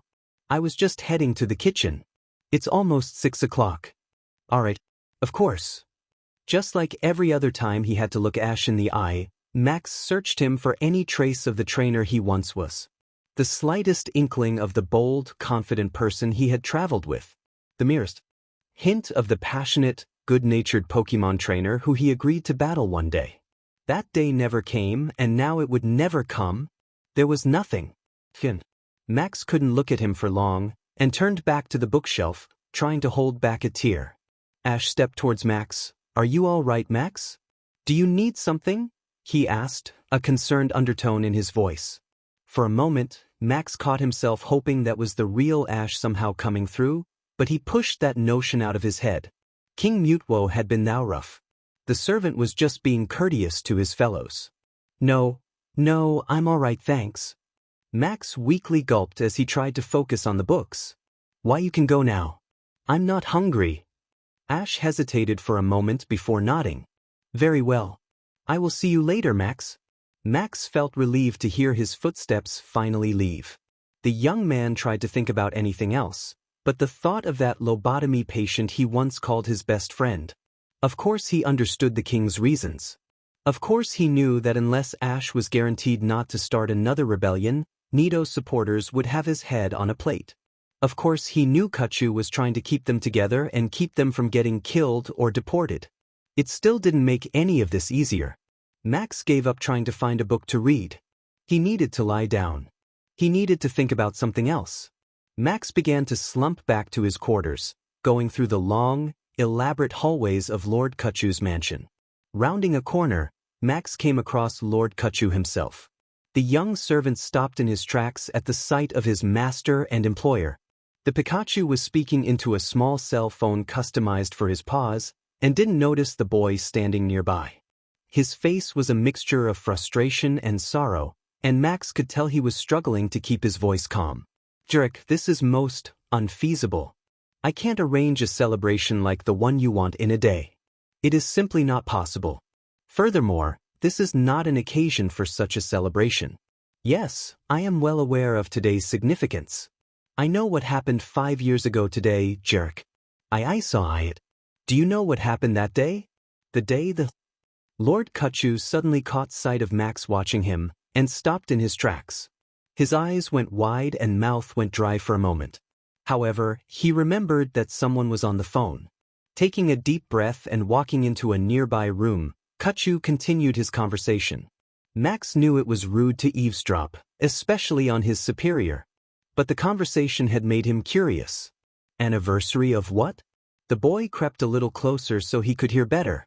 Kachu was pacing inside a recreational VIP room, used whenever he had a casual visitor such as Baron Cat. There was a pool table, dartboard, TV screen and minibar, customized for the Pokemon lords. The servants weren't needed here. This was a good place for Kachu and guests to be alone. Max and the others had never set foot in there. I realize it's an important day for the revolutionaries. I know it signaled the great change. Anyone you ask has a story about that day. But do you know what happened, exactly? I'll tell you. Hundreds of people and Pokemon alike killed. An entire way of life destroyed violently. The beginning of a long, bloody war that took countless lives and nearly destroyed the world. We do not celebrate the start of the war, Jerk. We celebrate the end of the war, the dawn of the new era. The beginning of the new era. The beginning of peace and reconstruction. That is what should be celebrated, Jarek. Max blinked in surprise. This was the anniversary of the revolution? The day everything started to change? Is this why Kachu had given them all the day off and closed off the mansion? Lord Kachu continued to speak, resisting the urge to crush the phone or scream at Jarek. Have I made myself clear, Jarek? If you want a celebration tonight, have a drink with friends. There will not be any public ceremonies, and certainly nothing council-sponsored. Do you understand? Very good. Have a nice day. Bidding a polite goodbye to Jarek, Kachu calmly closed the phone and set it aside. Then he teetered towards the other side of the room and started slamming his head against the wall. Max quickly stepped inside, not wanting Kachu to seriously harm himself. "Milord." "Nobody's here, Max, don't call me that." Kachu mumbled, leaning on the wall numbly. "Well, Kachu, this isn't healthy." Max gently moved his master away from the wall and into a nearby chair. Kachu sank into his seat, looking very depressed. Max found a nearby stool and sat down, looking Lord Kachu in the eye. "Is it really the anniversary of the revolution?" Kachu nodded sadly. 5 years ago today, Nito's followers made their first real attack. Jarek wanted a parade, fireworks, speeches, the whole shebang to celebrate this momentous occasion in our history. Max's face took on an expression of disgust. Seriously? He wanted a party? Yeah. Kachu's head sank into his paws. You know how hard it is to stay civil to these Pokemon? Especially considering what happened on this glorious anniversary? You remember, don't you? Max sighed sadly. Yes, he did. 5 years ago, and he remembered it like it was yesterday. It was a bright, sunny afternoon. Ash had just returned from his tournament in Sinnoh and the gang was having a little reunion. Although Brock and Delia had offered to cook, it was decided to just grab a bite to eat at a local restaurant. The Pallet House was a simple place, with checkered tablecloths, hanging plants, and a large TV screen in the corner. A window next to the group had a nice view of the distant Indigo Plateau, a timeless symbol of challenge and triumph for Pokémon trainers the world over. Ash, Misty, Brock, May and Max were chomping into their meals, discussing their adventures and futures between bites. Ash, of course, was gorging into his food like a starved grumpig, barely saying a word. "So you're going to become a doctor, Brock?" May asked. "I thought you wanted to be a breeder." Brock shrugged. "It's not that different. I'll still be taking care of Pokémon. Besides, I'm good with medicine. And I'll get to see more of Nurse Joy." He smiled broadly at the prospect. Misty sighed. "Hadn't changed a bit. Well, good luck with that." Then she turned to May. "How about you, May? What are you going to do now?" "I'm going to a contest in Viridian. They just set up a new contest hall, and I think the Princess of Hoenn should be there." Max smirked. "Don't get too puffed up. I hear Dawn's gonna be there as well. You know, the newbie who beat you at the Wallace Cup?" "Max, don't call her a newbie." Max simply smiled, leaning back into his seat. "As for me, I'm getting my license in a few months." Ash looked up from his food at the sound of that. "Really? Already? Time flies." "That's great. Looking forward to out-battle?" "Course I am. Can't wait to get Ralts and start journeying. I'm gonna beat your socks off with my team." Ash smirked at the sound of challenge. "Oh yeah? Bring it." Pikachu agreed, putting on a bold face like his master. "Pikachu! Take it easy, Ash. Max needs time to get a team together. Besides, he's not a trainer eye at eye." Sis, I'm not a little kid anymore." Misty smiled slightly before adding her own thoughts. "I still need to tend to the Cerulean gym, but I'm thinking of getting a substitute. How about you, Ash?" The young trainer shrugged. "I dunno yet. Mom mentioned that Professor Oak needs to visit another region in a few weeks, so I'll be checking that out." Ash patted Pikachu's head. "I'm taking a break right now. After Tobias, my buddies need a good rest." "Yeah, I wouldn't blame them." "What'll you do after your break?" Ash smiled that smile of his. "What I always do. Work at becoming the world's greatest Pokémon master." Misty chuckled. "Of course. Speaking of which, isn't there some kind of post-tournament celebration today? Wasn't that 2 days ago?" 2 days ago in Sinnoh. The Indigo League starts and ends a few days later. "And it's going on right now?" "It'll be on TV." Misty motioned over the waitress. "Excuse me, could you turn the TV on?" "Sure." With a cluck, the once blank screen displayed a newscaster wearing a snappy black suit. "IRD warehouse attacked this week. The recent rash of attacks on the Pokeball industry has raised many concerns. Authorities suspect criminal activity, but investigators have yet to find any evidence connecting the attacks to any known criminal syndicate. Economists fear the current shortage of Pokeballs will only get worse and advise all trainers." Ash blinked, confused. "Pokeball shortage? What's going on?" "I dunno. I heard something happened at the factories, and now the shops are all facing shortages. Haven't you noticed Pokeballs have gotten more expensive lately?" "Not really. Don't worry, it'll blow over soon." In other news, the post-tournament celebration is about to kick off at the Indigo Plateau.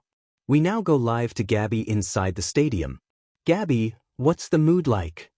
The screen switched to a preppy female reporter holding a mic and balloon. Judging by the broad smile and skitty face paint, the mood of the stadium had gotten to her while the camera was off. "Everybody's thrilled. We're all still excited from all the battles and everyone's itching to start the post-tournament bash." The camera panned over the packed crowd of the stadium. Men, women, and children, many wearing ridiculous outfits and carrying Pokémon balloons, were sitting in the stands, impatiently waiting for the show to start.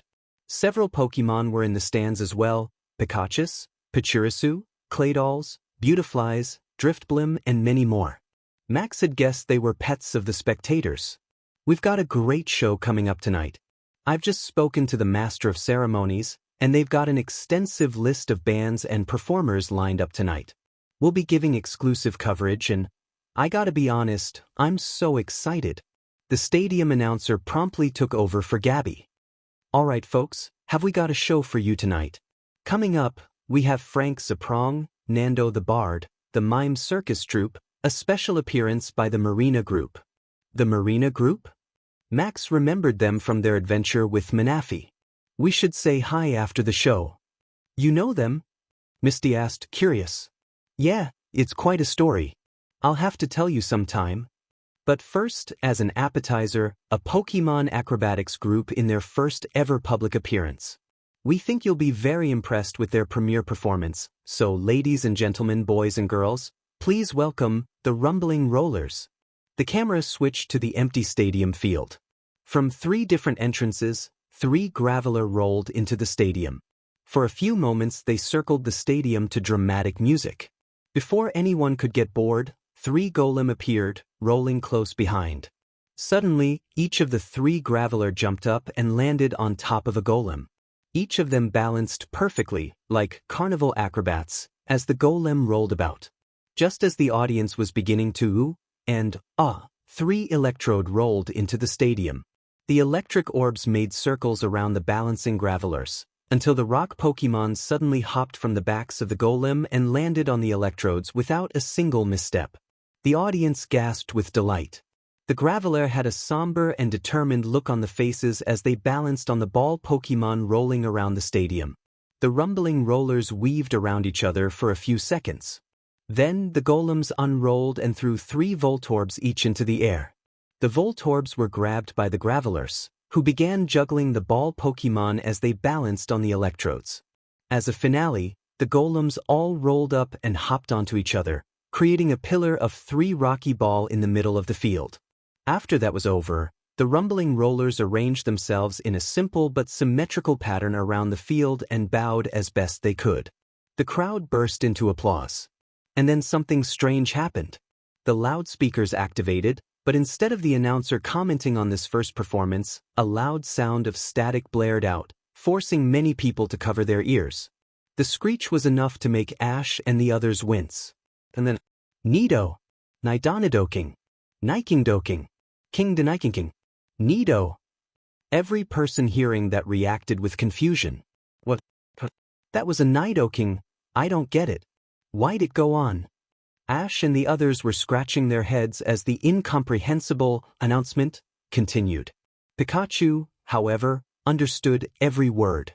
And while it was still unclear what this Nidoking was talking about, the words were very troubling. In the stadium, the rumbling rollers glanced at each other with grim, determined faces. The camera was still on them, and Ash's group saw them close their eyes and hold hands. And then they all started glowing. But this wasn't an evolution glow. It was the buildup of energy for a powerful attack. Oh my God! The reporter gasped, the eagerness and joy drained from her voice. The camera quickly shifted to the stands. More glowing Pokemon could be seen among the crowds. The Driftblim and Voltorbs that had smuggled themselves into the stadium were preparing themselves for something terrible. Everyone gasped in horror as they realized what was happening. Oh my God! The explosion didn't come from the TV. It had cut to a test pattern the second Gabby screamed. The noise came from outside, prompting everyone to look out the window. It was a sight they'd never forget no matter how hard they tried. The Kanto Stadium went up in a colossal ball of flame, bright enough to rival the sun. The group watched numbly as the walls and stands of the once proud stadium disintegrated. Eventually the second sun faded, and a pillar of black smoke marked the destruction of the building. The Indigo Plateau, the symbol of hope, challenge and triumph for Pokemon trainers the world over, was gone. Everyone stared at the destroyed building, too shocked to move or speak. Tears appeared in Ash's eyes as he saw his lifelong dream go up in smoke. Nobody could tear their eyes away from the sight. The world seemed to freeze, as it often does when something terrible happens. Unfortunately, it didn't freeze for long. It only got worse. The newscaster on TV stammered as he tried to maintain an appearance of calm. Gabby? The Kanto Stadium has just been destroyed. He pressed the communicator into his ear. Authorities have what? Everyone present listened to the TV's words as the newscaster became more horrified. I've just received word that similar attacks have decimated the Johto, Hoenn, and Orange Island stadiums. No. Ash breathed. Authorities have. Are you serious? Authorities have received word that the contest halls have also been destroyed. What? Mei shrieked. The Pokemon gyms have come under fire as well. Reports of violent Pokemon attacks have increased in the past hour. Oh God! Misty and Brock gasped at once. We're going live to Viridian now. The screen displayed carnage. The Pokemon Center was ablaze, with a Heatmore gleefully dancing in the flames as the nurses struggled to put out their blazing clothes and medicine. The people who were running away from the flames found themselves encased in ice or trapped by spider webs, as Frostglass and Ariados roped in their catches. Trainers tried to attack the marauding Pokemon, but the attackers batted away the Ultra Ball and overwhelmed the Pokemon siding with the humans. It's hell here. A freaking nightmare. I mean, all attempts to contain this rogue Pokemon outbreak have all been impeded and ineffectual and useless. This is insane. Many of the trainers here found their Pokemon had turned on them. A yellow dust covered the hapless reporter, obscuring the camera's view completely.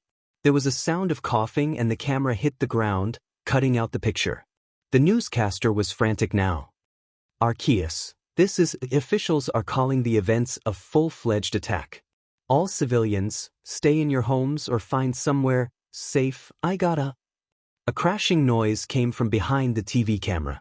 Before the newsman could scream or react, Abyss Harp leapt onto his face and started hacking with its blades. Blood splattered all over the man's suit and desk as the newscaster let out a final scream. Yaff. May couldn't take any more. Grabbing a nearby plant, she smashed the screen in and silenced the TV for good. Nobody moved or spoke, the magnitude of what was happening sinking in. Ash's wide eyes wandered to the smoldering wreck that had been his dreams. Max clutched his sister for protection, trying to hide his own terrified tears. Pikachu bit into his claws, the meaning of the Nidoking's words suddenly becoming horribly clear. In the space of 5 minutes, symbols of hope and triumph had been destroyed, hundreds of people had died, and the world they knew had been turned upside down. Max was the first to break the silence, speaking in a scared squeak. What's gonna happen now? A million terrible answers came to everyone's head.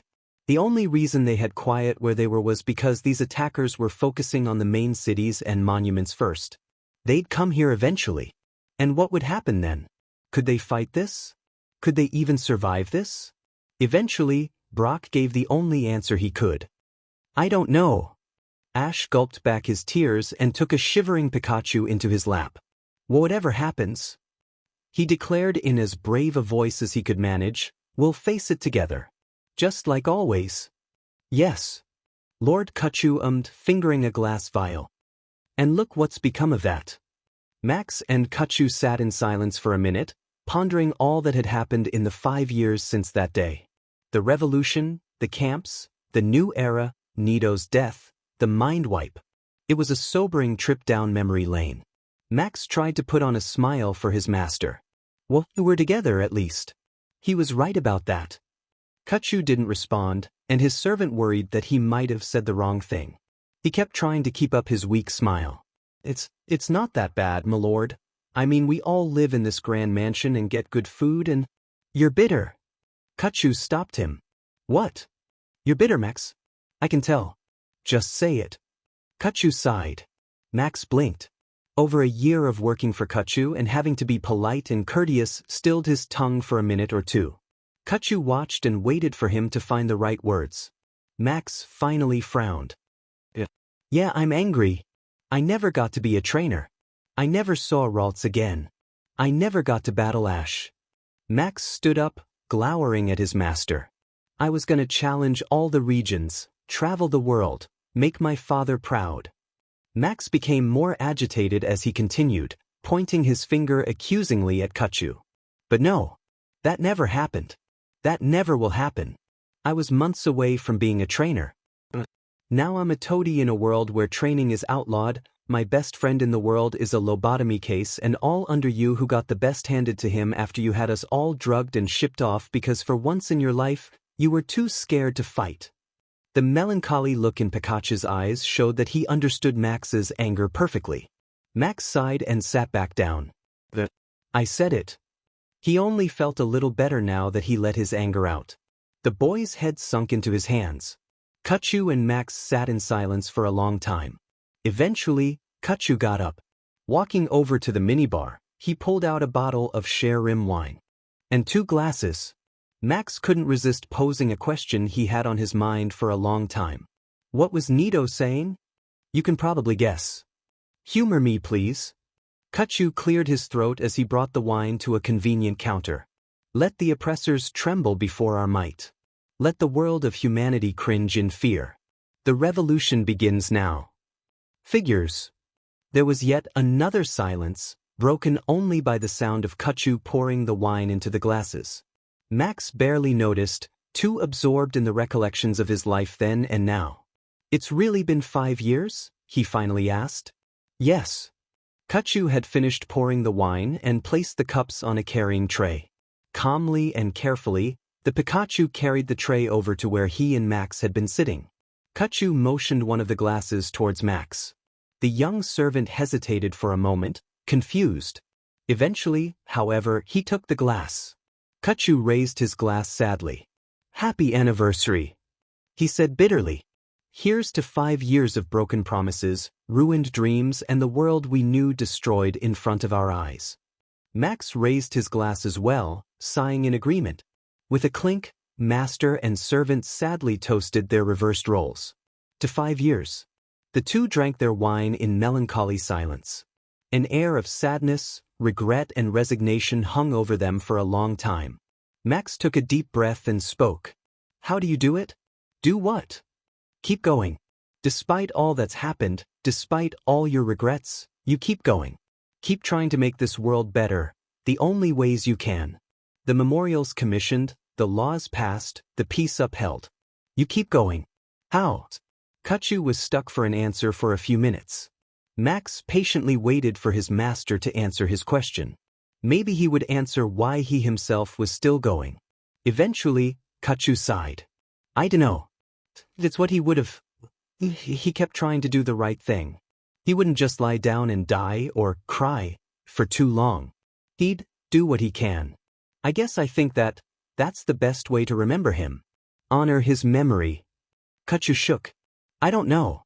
Maybe I'm just kidding myself. You're not. Pikachu looked Max in the eye. You're certain? Yeah. Max had his question answered. Lord Kachu took another sip of wine. He glanced out the window. Night had fallen, and the rebuilt and redesigned Viridian City was lit up. If one squinted, it faintly resembled how Viridian City appeared before the revolution. The statues of King Mutwo and the complete absence of any Pokeball symbols were what gave away that this place had changed.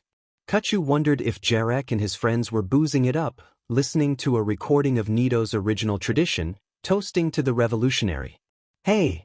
Kachu turned to see Max raising his wine glass. Wanna toast the future? Max asked. There's still that. We can't change what happened, but we can change the future, can't we? Kachu nodded after a moment. Of course. You're right. Kachu clinked his glass with Max's, and the 2 drank another sip of wine. Still, I think tonight should be a night for remembering the past. Max shrugged. Well then. Max raised his glass again. To memories. Good and bad. Kachu didn't hesitate to drink to this toast. A few tears appeared in the Lord's eyes, but he quickly wiped them away before Max could notice. Thank you, Max. For what? I needed someone to talk to. This anniversary has always been unpleasant for me. Every year since that day, all those bad memories just rush in whenever I realize what day it is. Maybe we could talk about the good memories instead? Max suggested. Kachu nodded slightly. Yeah, let's talk about those for a bit. That will help us both, I think. After thinking for a moment, a smile appeared on the boy's face. Hey, remember when we saw the Millennium Comet? Lord Kachu found himself smiling slightly. Yes, I remember. When you met Jirachi. That was quite an adventure. Say, did Ash ever tell you about the time he saved the world? Max blinked. I heard it mentioned during the trial, but he never told me about it. I'll have to tell you sometime. It was amazing. Kachu's smile suddenly faded. Max quickly why Kachu wasn't smiling. Oh, the trial. I'm sorry, I shouldn't have brought it up. Kachu sank back into his chair. It's okay. No point in pretending it didn't happen. No, I guess not. Max shrugged. It took a minute or two for Kachu to start speaking again. He never told you? I'm surprised. Yeah. Kachu smiled a little. How about I tell you now? Yeah, sure. I'd love to hear about it. Kachu's smile broadened slightly. Well, it happened while we were in the Orange Islands. We were hitching a ride on a boat, and while we were sailing. No. Fatak wasn't even halfway through his presentation before Baron Cat was scowling and shaking his head. The dressed-up Meowth sighed audibly. Dis the duat that gave Kachu a headache? I believe it. Cat and the duat were sitting inside the Baron's office in Castelia City. The building had once been the headquarters of a video game company, before the revolution turned it to rubble that still stood on its foundations. When the new era came, the wrecked skyscraper was repurposed as a Pokemon office building, with Cat as the CEO. While Kachu was instrumental in passing laws with King Mutuo, the Meowth found that his savvy was better applied to the businesses that would sustain this new era. The office itself was very functional. There was a desk, a computer, and enough room for visitors to bring and present their proposals. Several awards and photographs of past achievements were framed on the wall. A large window offered an excellent view of the rebuilt Castelia City. This was where Cat did his business, evaluating proposals for entertainment, dining, advertisements, news, finances, recreation, employment, and other assorted necessities and luxuries. This particular proposal, however, was where he drew a line. Fadak, a duat with glasses and a preppy suit, regained his composure and posed a question. Why not? The Pokemon voice box was originally commissioned by Nido. I know. Helped build it, remember? Fatak cursed himself for forgetting that, before resuming his proposal. Yes, and as such, he should be properly credited. As I've stated before, he helped usher this age in. Meowth gently shook his head. No, he ushered the revolution in. Yes, but the fact remains that we wouldn't be where we are now if it wasn't for him.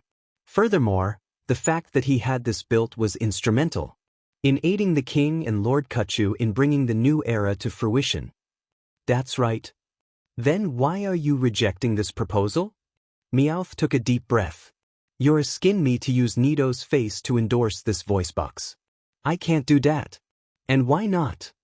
Fatak asked, hiding genuine frustration at his superior. Nido gave us all this. Whether you like it or not, he's responsible for our new positions. If it wasn't for him, we'd still be toiling under the humans. Fatak stopped and took another deep breath, trying not to yell at one of the most influential Pokemon in the world. I realize you disagree with some of his methods, but he should still be credited with building this. This device was the thing that brought us peace and stability. Meowth blinked before calmly responding. Do you know why he had it built in the first place? No, sir. Meowth took a deep breath and poured himself something to drink. Well, have a seat. I'm gonna tell ya, and it ain't a pretty story. The first thing Meowth noticed was that he couldn't see. His first thought was that Arceus had struck him with blindness for what he and Pikachu had done with their friends, but he registered something over his eyes and realized he'd just been blindfolded. And gagged, he quickly noticed when he tried to speak. What's going on? Where am I? What happened? He asked those questions in his head, but nobody answered. He tried to move, but his paws had been bound. He struggled for a second, but a painful electric shock stopped him. Sit still. An Electivire told him in Poke speak, the native language of Pokemon. Boss is almost here. Boss?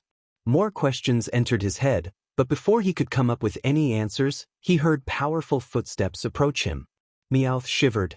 What did this boss want with him?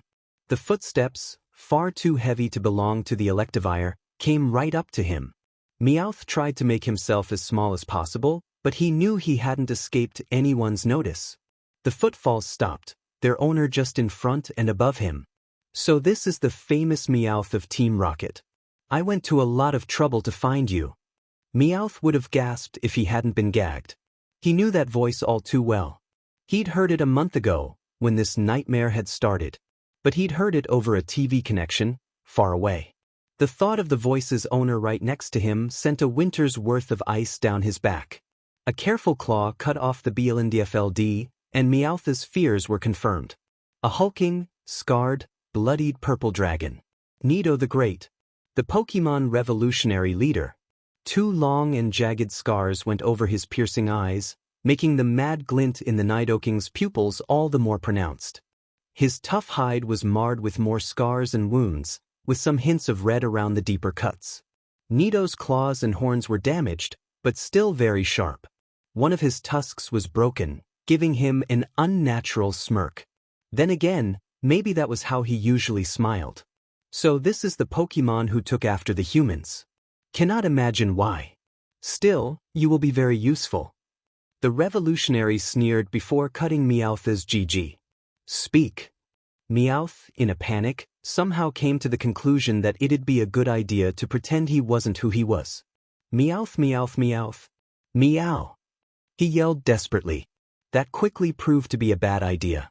Nido scowled for a moment before digging his claw right into Meowth's shoulder, drawing several drops of blood. The cat Pokemon couldn't take the pain. Oh, it hurts. He screamed in English. Nido chuckled. I knew it. The Nidoking removed his claw, causing a river of red to dribble out of a hole in Meowth's shoulder. The revolutionary leader growled right in Meowth's face. Know this. No one deceives Nido the Great. Understood, he suddenly bellowed. Meowth nodded quickly. This didn't completely satisfy Nido, but the hulking dinosaur Pokemon relaxed. Smiling a less than calming smile at the tiny cat before him, Nido spoke again. I need your help. Mere moments later, Nido had picked up the bound cat and was walking him through several dark hallways. Meowth managed to look around to see several white doors and broken fluorescent lights around him, but Nido was moving too fast for him to get a read of the place. I have a project in the works, one that will make our conquest of the humans more efficient. Since we're in the final stages of our grand design, I have special plans. Unfortunately, the project can't get off the ground due to a certain problem. Nido glanced down at the terrified cat and smirked. A problem I think you will fix. A question came to Meowth's mind, but even in his frightened state the cat knew what the revolutionary meant. It was pretty obvious, and this certainly wasn't the first time his skills were needed. What exactly this project was, though, he didn't know and he wasn't eager to ask. Nido kept pushing him down more and more hallways, eventually coming up to a small metal door with "No Pokemon allowed entry unless allowed by Nido" scratched into it. The doorknob had been replaced with one Nido's claws could grasp, and the poison Pokemon opened the door and pushed Meowth in. It took Meowth's eyes a moment to adjust to the darkness, but he eventually made out a fairly large room strewn with circuitry, sound systems, and other assorted technology. 4 figures were sitting in the middle of the room, shivering despite it being fairly warm. 2 humans and 2 Pokemon, a Behem and an Alakazam. They all looked up with varying degrees of fright at Nido's appearance. Meowth squinted and recognized the humans as Professor Elm and Professor Oak, both of them disheveled and nervous. Not that Meowth would blame them, considering what Nido's soldiers did to their hometowns. Meowth still smelled the smoke streaming from Pallet Town at night. Once both Pokemon were inside the room, Nido shut the door tight. Nido shoved the cat beside him and issued a very blunt order. Translate. And don't do anything funny, or I will break you. Meowth sensed that he wasn't joking, so he translated Nido's words to English, explaining this project to all of them. My apologies for the long wait. This translator was very hard to find. But now that my forces have found him, we can begin. You have been brought here because you are the most brilliant minds on this planet. Nido chuckled softly. At least, of the minds that are still alive. I can assure you, you will not be killed or harmed, as long as you do what I want. What I want is a proper translator. Not this little one here. I have no intention of having my words communicated through this little cat. Meowth had tensed at those words, but continued his translation. My request is simple. I want some form of device that will translate the words from my mouth into human speak without any difficulty. Clearly translated, and with the appropriate tone and voice. It will damage my purposes if I spoke in a mechanical monotone. I imagine I'm damaging my credibility speaking through this annoying voice. Meowth tensed even further after he translated that. Professor Oak spoke up. But how can you expect us to make that? No one has come close, and why should we help you? He demanded. Nito merely smirked. You have the resources. He broadly gestured to the room around them. And if you require more, money is no longer a concern. Call it a side benefit of this revolution. Nito laughed again. Besides, you have the collective intellect of 4 geniuses, a focus for your project, and as for incentive? Nito's smirk vanished. You work on this project, or you don't eat. You make it to specifications, or I will make you suffer. And if you try anything, I will kill you and what remains of your families and friends. Understood, he bellowed. All present nodded. Having seen and heard what Nito was capable of, no one would defy him. Especially here, his home base that was crawling with his supporters and fellow revolutionaries. Nito turned to Meowth. And don't think you're safe either, translator. I know which camp your humans live. Jesse, James, and those children you loyalists drugged. I have eyes and ears everywhere. All I have to do is send my arsonist down there if I hear so much as a whisper of rebellion. Meowth had been translating that before he realized it was directed at him and him alone. Ah no! The cat gasped. They had done so much to keep their friends alive in this war, and now they were threatened all over again. I want this ready in 4 weeks' time, he began again. Meowth hesitated a moment before realizing the revolutionary wanted him to keep translated. There's a special occasion need this translator for. This little cat will ensure you work together smoothly. Now, if you'll excuse me, I have a world to finish conquering. With that, Nito stepped out of the room, locking Meowth and the scientists inside to work. So we worked. Too scared to do nothing else. Meowth continued. I see. Fatak had never imagined Nito as being that intimidating. Hearing Nito's words through the Baron sent a shiver down his spine, but Fatak suppressed it. Nito had to be harsh. Revolutionaries couldn't be soft. They had to get things done. I imagine with you as a translator, things progressed well between the Pokemon and the humans. You could say that. I spent so much time saying other people's words I forgot my own voice. It was exhausting. But yeah, we worked a lot faster than I'd thought we would. Nito would come by every few days, sometimes just boast about how the revolution was going, and other times bringing tech we needed. Some of machines and papers had bloodstains and burn marks on. We tried not to think about how Nito got hung. Nito seemed happy to see us work, but the weeks rolled by and we got closer and closer to the deadline. The revolutionary got more and more impatient, started threatening to kill us if we didn't hurry. Described what had happened to our friends if we couldn't pull through. You can bet that got us moving. The visit stopped for a week or so, I guess 'cause Nito was busy with something else. That was the week we managed to actually get the thing built, but we had a bit of a problem. Then, Nito's face was marred with an impatient fury when he ripped open the door. 3 days to the anniversary. You worms better have something for me or I will set every single one of the camps ablaze and hang the charred skeletons of your friends on the walls before I rip you apart, he roared. Meowth nearly translated that, but a hurried headshake told him the professors had gotten the gist. Professor Elm swallowed hard before speaking. We do have something for you. Nito stared hard at the small scientist, who had to look away before he continued. Elm gestured to a metal box in the center of the room. It looked like a PA speaker had been ripped open and filled with various sharp points. The entire thing had been hooked up to a large computer splattered with blood, which was whirring constantly. Ready? But another sharp demand Meowth didn't need to translate. Well, in order to do what you wanted with the tone, We figured that it would need to be attached to the vocal cords. Directly. Nito's eyebrow rose, but he still stared intensely at Elm. Professor Oak quickly decided to intervene and take some of the heat off his colleague. We haven't been able to test the device. None of us are surgeons, and since you haven't. Enough.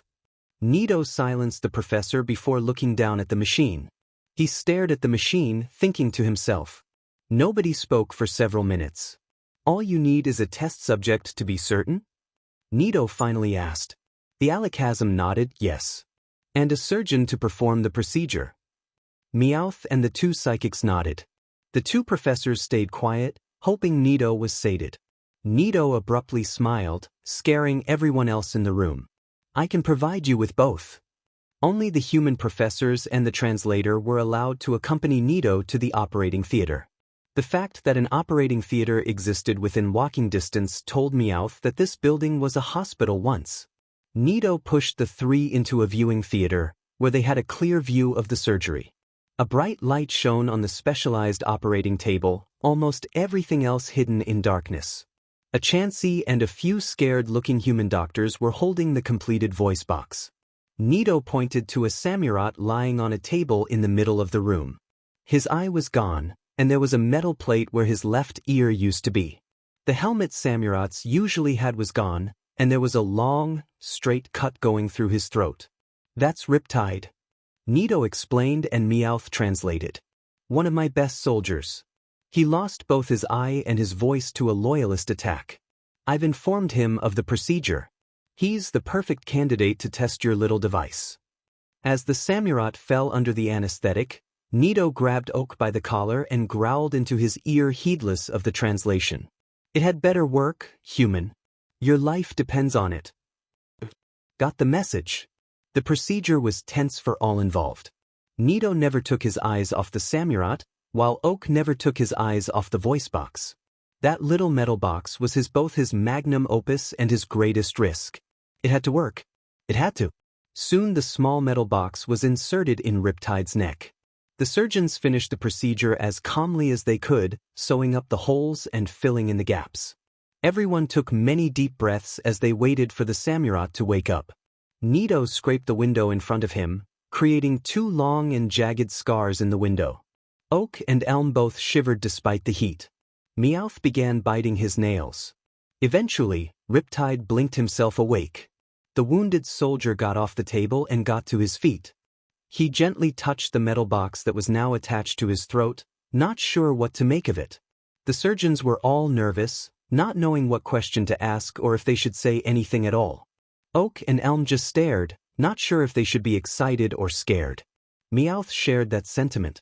There a numb silence, no one sure what to do or what to say. Nito grew impatient with the silence, and hit the intercom. Riptide. Speak to me. What was the loyalist who took your eye? ZT-#IL. The box buzzed for a second, like an electronic speaker warming up. A nervous chill went down the professor's spine and a growl rose in Nito's throat. However, a confused Riptide just tried again. A while.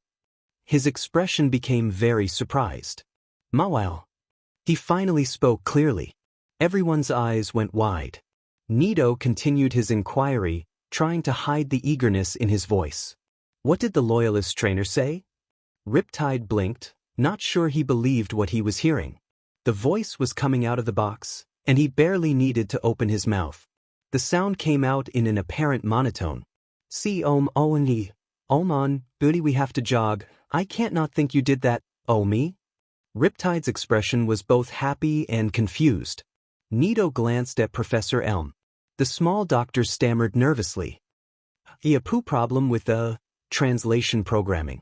It can be fixed easy. It better be. Nito growled before turning back to Riptide. Can you sound threatening, Riptide? Tell Professor Elm that he will die if this issue isn't fixed. Riptide tapped the small box again. All right. Riptide glared up at Professor Elm. This had improved. Be repaired soon, or you expire. Despite the synonym and translation issue, the low tone of voice still managed to be intimidating. That made Nito smile. That will do. Translator? Meowth suddenly remembered he was in the room with them. What was proceeding below them was so surreal he nearly lost himself. Tell him I want these issues fixed tomorrow. I'm speaking with someone very special in a few days, and I don't want my message to be lost. Meowth did so, and Elm nodded his head fitfully. Both of the humans took a deep breath of relief. A few manageable problems to fix, and they and their families would live. Even though Nito's smile was anything but calming, it was clear he was very pleased. Riptide glanced up at the two professors and his leader, a thoughtful expression on his face. You know, Professor? He touched the device at his neck to indicate it. If you build this instead of latest Pokeballs, you could have stopped all this. Meowth didn't catch Oak and Elm's reaction, but he noticed Nito's face when Riptide spoke. His smile suddenly faded, and his eyes went wide. He looked scared. Never thought someone like him could look scared. Fidok blinked. I don't understand. Why would he be scared? What was it Riptide said? Cat took a deep breath in. He was scared of it being over. The war, the revolution, everything. Guy like Nito, he lived for the fight. And the voice box was gonna bring it to an end. Cat looked away for a moment. I think he only realized that when Riptide mentioned it. Fidok was confused. Well, yes, the voice box opened the way for diplomatic negotiations and helped you and the king pass the new laws and get this era on its feet. It was the beginning of the end of the fight. But then, if he didn't have it built for that, why did he? So he could gloat. Fitaka's eyebrows shot up. What? To who? Meowth rubbed the back of his neck, glancing out the window. The sun was much lower in the sky than it had been when Fitak had started his proposal. Still, there was enough time to finish the story. Paul? His name was Paul. The young man being marched through the hospital corridors seemed too calm to be real. Two of Nito's lieutenants, an Infernape and an Electivire, were shoving him forward with little struggle or difficulty. His hands were bound, but he didn't seem unduly troubled by that matter. He occasionally cast a glare at his two guards, but otherwise he had no expression on his face. Paul had been training in the battle frontier when the revolution struck. He had thought the Nido King ranting on the televisions was just some sort of hoax. He was caught off guard when the frontier came under attack. But he was strong, stronger than any of the cowards that had surrendered. He would fight. If he had to take down this Nido King himself, that's what he would do. And every trainer would respect him, even that annoying little prat from Pallet Town. When the army finally came down on the frontier, he was waiting for them. Unfortunately, the second he sent his Pokemon out for battle, they turned around and knocked him down. One of them nearly killed him, but his compatriot stopped her. But it wasn't out of loyalty. The contemptuous, hateful looks they gave him as they tied him up and carried him away told him that. The trainer was unceremoniously dumped in one of the camps, surrounded by mewling children crying about how this could happen. Pathetic, all of them. If they had shown DSPN to their Pokemon in the first place, made it clear who the masters were, none of this would have happened. Still, Paul kept his mouth shut and waited. His first instinct was to escape the camps, but it seemed he was under heavier watch than anyone else. There was always several Pokemon watching him closely, watching and waiting for something. He didn't understand why they were keeping him under such scrutiny. One day a crazy old man who said he could understand the Pokemon language told him they were saving him for something special. Paul had scoffed at the old coot, but now here he was, being brought before the Nido King leader himself. He tried to suppress a smile as he marched past the room holding Meowth and the scientists. The cat Pokemon recognized the trainer through the window. What's he doing here? He asked the two psychics with him. The two lieutenants had been ordered to leave Nito alone with this trainer. They weren't sure why, but they knew better than to argue with the revolutionary, especially with the way he was now. They just shoved Paul through the door to Nito's room and shut it behind him. Paul looked around the room. The first thing he saw was the view out the window. A smoldering city, reduced to rubble and corpses by Nito's army. Skyscrapers with huge holes burned into them, the Pokemon Center eaten away by acid, the rest of the buildings leveled and spat upon. The boy had to suppress a shiver, trying to stay composed as he turned to face the leader. Nito sneered down at the youth from his makeshift throne. An executive chair strained to hold up the Pokemon's bulk, and tattered red banners decorated the otherwise Spartan room. The revolutionary sat on his throne like a barbarian king, emanating his power to intimidate his measly little captive. He's just a Pokemon. Paul reassured himself. Nothing more. Hello, Paul. Paul couldn't hide his shock this time, jumping back in surprise. The boy stared wide-eyed at the Pokemon who just spoke in a deep, powerful voice. And how did he know his name? Nito chuckled slightly at the boy's dumbfounded expression. The revolutionary tapped the device fused to his neck.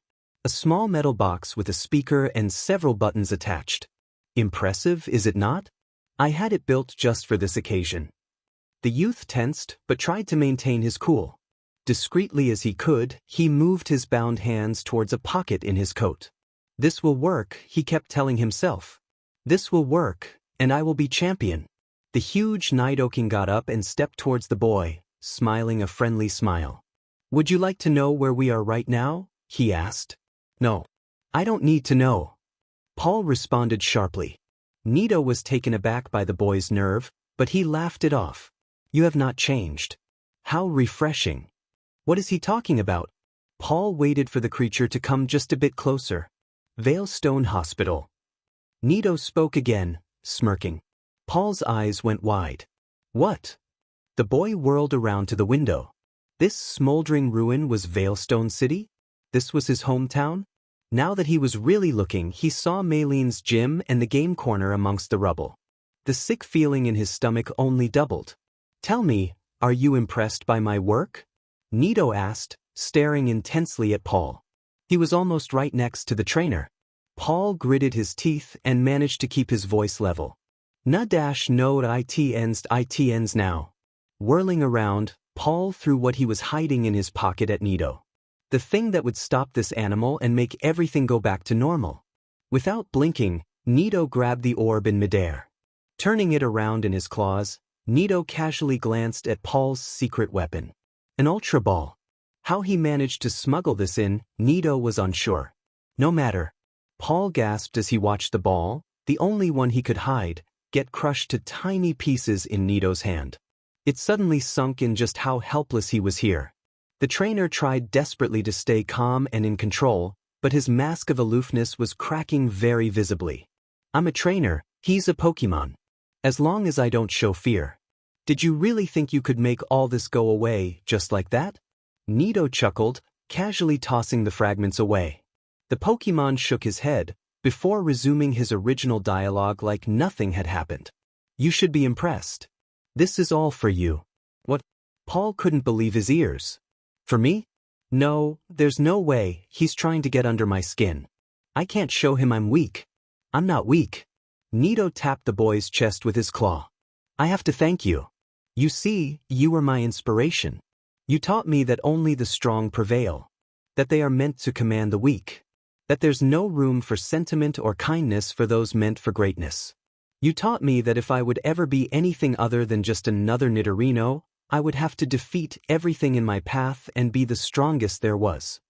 Paul just stood there, listening but not believing what he was hearing. He reeled back when Nito suddenly snarled in his face. But I was never strong enough for you, was I? No matter how hard I tried, no matter how I trained, no matter how powerful I got, it was never enough. You just kept kicking and mocking and forcing the others on me, telling me that I had to be better in order to get you into the league. I had to suffer for your glory. Nito's voice became more and more furious, losing the calm veneer he had earlier. And then, when we battled that woman and her Metong brought me down, what did you say to me? I was worthless, you did not need me, I was not strong enough. Well, look around, Master, and tell me, am I strong enough now? Nito's bellow echoed around the room, and Paul wished that he could cover his ears to block out the noise. I hated you that moment, boy. I wished I could kill you. I knew I could, all it could take was one prick, one claw in the right place, one attack. Nito's enraged expression vanished, and his cold smile returned. And that is when it hit me. I did not have to answer to you. Why should I or any others have to answer to children like you? We could crush you, we just never allowed ourselves to. And that is when I began seeding the revolution. Nito gestured outwards. And now here we are. The age of humanity is coming to an end. Nito looked Paul in the eye. You see? You started all this. You lit the spark that set your world on fire. I just wanted you to know that. Paul shook his head. This creature was insane. No, you must be. And I wanted you to know today, March 9th, a day I will never forget. Do you remember what happened that day, 2 years ago? No, I don't. Nito blinked. What? I don't know what you're talking about. I don't know you. What? You do not remember? You do not remember abandoning a Nidorino on the side of Route 206, 2 years ago today? You do not remember me? Nito demanded, shocked. There were many Pokemon who didn't live up to my expectations. I can't remember all of. You had better beep remember. Both of them were caught off guard by the bleep noise coming from Nito's voice box. It sounded like a TV sensor, and the suddenness of the noise was almost comical. Paul very nearly laughed aloud at how ridiculous it sounded. Nito touched the voice box, quivering with suppressed rage. He saw the smile on Paul's lips. That contemptuous smirk he had hoped to crush once and for all. Nito grabbed the back of the boy's head and forced his face into the window. Paul's eyes were forced to look at the broken wreck of his old home. The Pokemon revolutionary leader growled into Paul's ear. Take a good look, boy. Take a good look at what you started. This is your legacy, boy. This is the last thing you'll ever see. The Alakazam in the scientist's room screamed in agony, holding its head in its hands. The psychic Pokemon collapsed in pain and shock. Meowth and the two professors kneeled down beside it, checking its pulse. What happened? Professor Elm asked. He got his answer when Nito suddenly ripped open the door. The revolutionary's face and chest were covered in crimson blood. Meowth covered his mouth to keep himself from retching. Nito breathed hard for a few moments, but gradually calmed down. The blood-stained murderer glanced around the room. Who inputted the dictionary for this? He asked, pointing to the voice box. Nobody spoke for a second, too afraid to even move. They just stared at the blood, still warm on the Pokemon's face. Nito's expression became harsher. Who did it? Professor Elm gulped. It was me. He mumbled, knowing that this would not end well. Was it enough F for you? Almost. Before anyone could react, a cascade of flames poured from Nito's mouth and onto the hapless young professor. Elm screamed in pain as the fire ate at his skin, his hands desperately trying to put out the flames with his bare hands. Professor Oak quickly tried to snuff the flames with his own lab coat, while Meowth ran to the fire extinguisher in the room. Nito didn't care what was happening to the professor. Get the schematics for this ready. He told the Behemoth, who was just staring numbly at the revolutionary leader. I think this will be very useful mass-produced. Do you not agree? Nito closed the door again, leaving the scientists alone once again. We put out the fire, but Elm died of burns a few days later. The rest of us was left rot until Mutwo got us free. Baron Cat rubbed his shoulder, shivering at the memory. I've no idea how happy I was to be out of that room.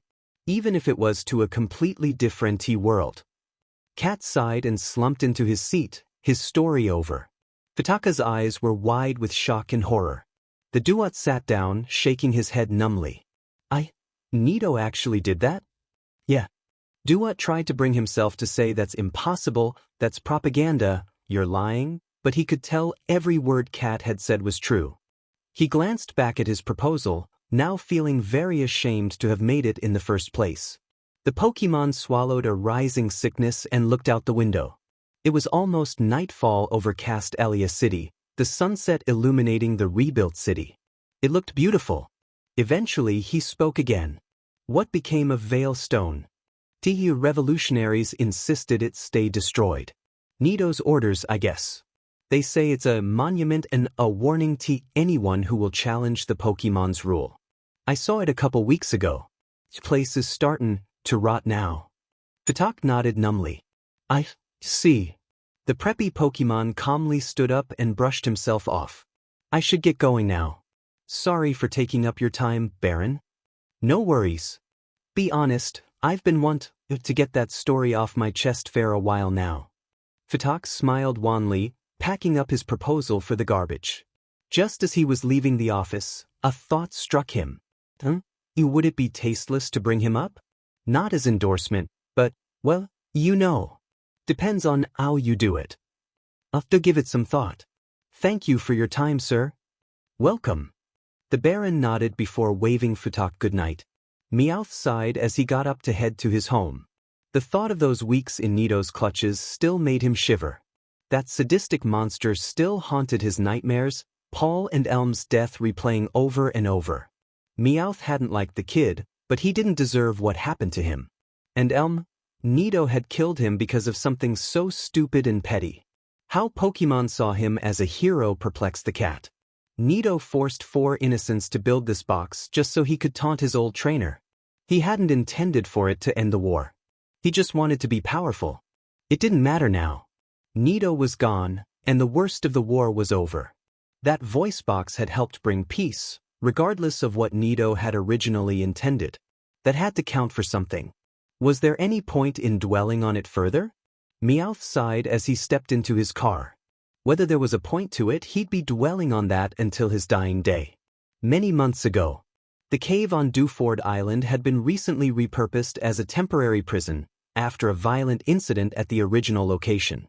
It was hardly an ideal locale. The cave was dank and cold, despite several fires managing to make it livable. Electricity was all but unavailable, which meant that the prisoners had to either eat cold meat or wait for their meals to be cooked in the nearby town. But the place would serve its purpose until the other prison had been repaired. A figure in a brown hood came through the caves, quiet enough to not rouse any of the other prisoners. His movements were slow, reluctant. One of the guards stopped him, but the figure revealed that he had arranged a visit with one of the inmates and provided documentation to prove it. Although the figure's authority was more than enough for the guard to step down, apologizing for the obstruction.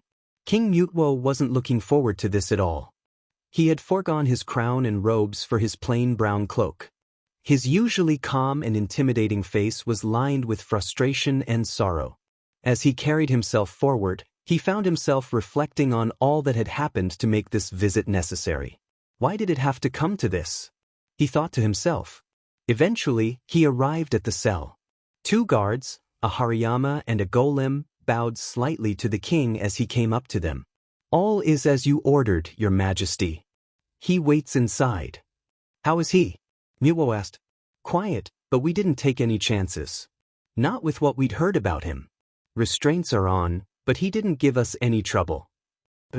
Make sure we have no interruptions or eavesdroppers. Mutwo's face became very harsh. That includes both of you. The guards shivered, but didn't question their ruler. Understood, your majesty, they both nodded, stepping aside to let the king into the cell. The room was the largest and the most well-lit, not that that was saying much. A single barred window allowed sunlight to illuminate a stone table with 2 seats in the center of the room. One of those seats was already occupied. The boy looked up. The last few years had not been kind to him, but underneath the scratches, bruises and bitterness he still looked like the child from Pallet Town. His hands were bound in energy cuffs, and legs were in similar braces. His eyes were filled with resentment, confusion, anger and sorrow all at the same time. He quipped bitterly. So, what does His Royal Majesty want with someone like me? You know what this is about. Mutwo sighed as he sat down. You here to rescue me? Come on, Mutwo. For old time's sake. He wasn't really asking. He knew that the king couldn't help him.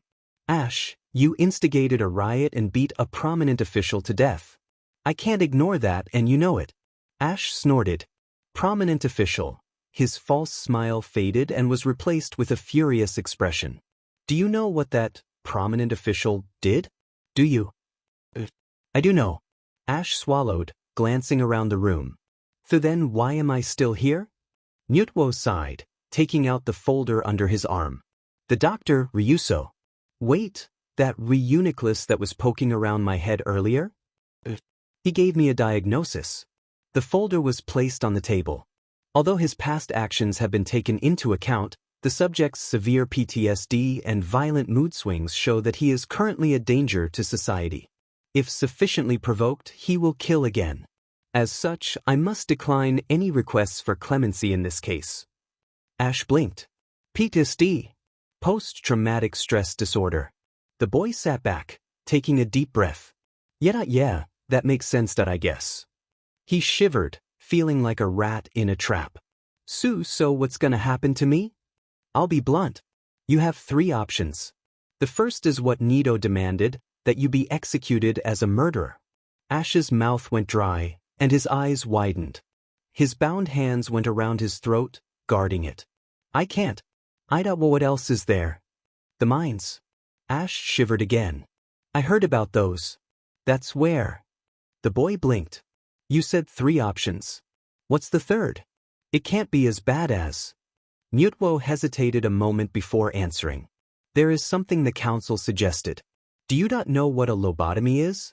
Ash nodded. Yeah, I saw it in a movie once. They take a guy and turn him into the color drained from Ash's face. You want to turn me into a vegetable? He screamed. Not necessarily. The doctors won't clear any sort of release unless they're absolutely sure you're no threat. I would just make you more docile. Ash started laughing. You want to go into my head, change my mind, change who I am. So I won't give you any trouble. That's rich. That's not just. In a split second, Ash had leapt off his seat and grabbed Mutwo's cloak right around the neck. His teeth were baited and eyes wide with absolute rage. You goddamn tyrant. I saved your life, and this is how you thank me? I ought to kill you, you self-righteous, hypocritical, ungrateful little. Any further words were lost to snarling as Ash raged on, keeping his tight hold on Mutwo's cloak. The king didn't resist, even as the boy's furious spittle splattered over his face. Suddenly, Ash stopped. A look of horror replaced the fury on his wide eyes, and his jaw dropped from his snarl. His hands numbly released the king, who settled back onto his seat. Ash fell back down, nearly missing his own seat. Ash touched his head with his hands, feeling the heat from his rage. He's right, isn't he? The doctor. Tears sprung up in his eyes. Arceus.ii. Take a deep breath, Ash. The boy did so, getting himself as composed as he could be given the circumstances. Mutwo waited for a few moments before continuing. I'm afraid a sentence has to be passed by the end of today. It's ultimately your choice. Ash sniffed. Some choice. I'm sorry. The boy looked away. You're sorry. Doesn't make much difference, does it? Mutwo didn't answer. Ash turned in his seat. He started chewing on his knuckle nervously, not fully aware he was doing so. This can't be happening. It just can't. How could this why? He babbled, tears dripping from his eyes. Mutwo moved to put a comforting hand on the boy's shoulder, but Ash jerked away with a harsh expression on his face. Don't pretend you understand. You don't. You just don't. You don't know what I've been through. Then tell me. Ash blinked, surprised by this request. You want to know? The king simply nodded. Ash gulped. I'm not that I wasn't really in the war, so I dunno how much I could. Wait, don't you have to be somewhere? I can't leave without an answer, but we can take as much time as we need. Ash managed a half smile. Okay, yeah, it's a pretty long story. I guess I should start at the beginning. After I saw the Pokemon League blow up and May smashed the TV, I just froze for a couple minutes. I didn't know what to do. It felt like my life had just gone up in smoke. Mine and everybody else's. Everything we've worked so hard at, gone. Just like that. I thought we had time to think. Pallet Town was a tiny town. Why would anybody attack it? They'd focus on the big cities, the tournaments, that kind of stuff. Not a speck on the map like my home. Boy, were we wrong. I felt the ground shaking under my feet, and the restaurant started rattling. I figured it was just an aftershock or something from the explosion, but the shaking got stronger and suddenly Brock shouted, "Earthquake!" We got up and ran out of the pallet house, everything getting destroyed around us. The windows shattering, the tables toppling, the floor breaking into several pieces. It was like running on breaking ice. The ground opened up, making this huge hole in the middle of the restaurant, skiing everything in like a whirlpool. Misty nearly tripped and fell in, but May managed to grab her and pull her away. It was close, but we all managed to get out of the diner in time. We turned around to watch the pallet house get swallowed up into the ground. I heard someone screaming inside that not everybody was as lucky as we were. I felt so sick that and I could hear Diglett and Doug Trio singing all around the wreck, like it was a bocce goal.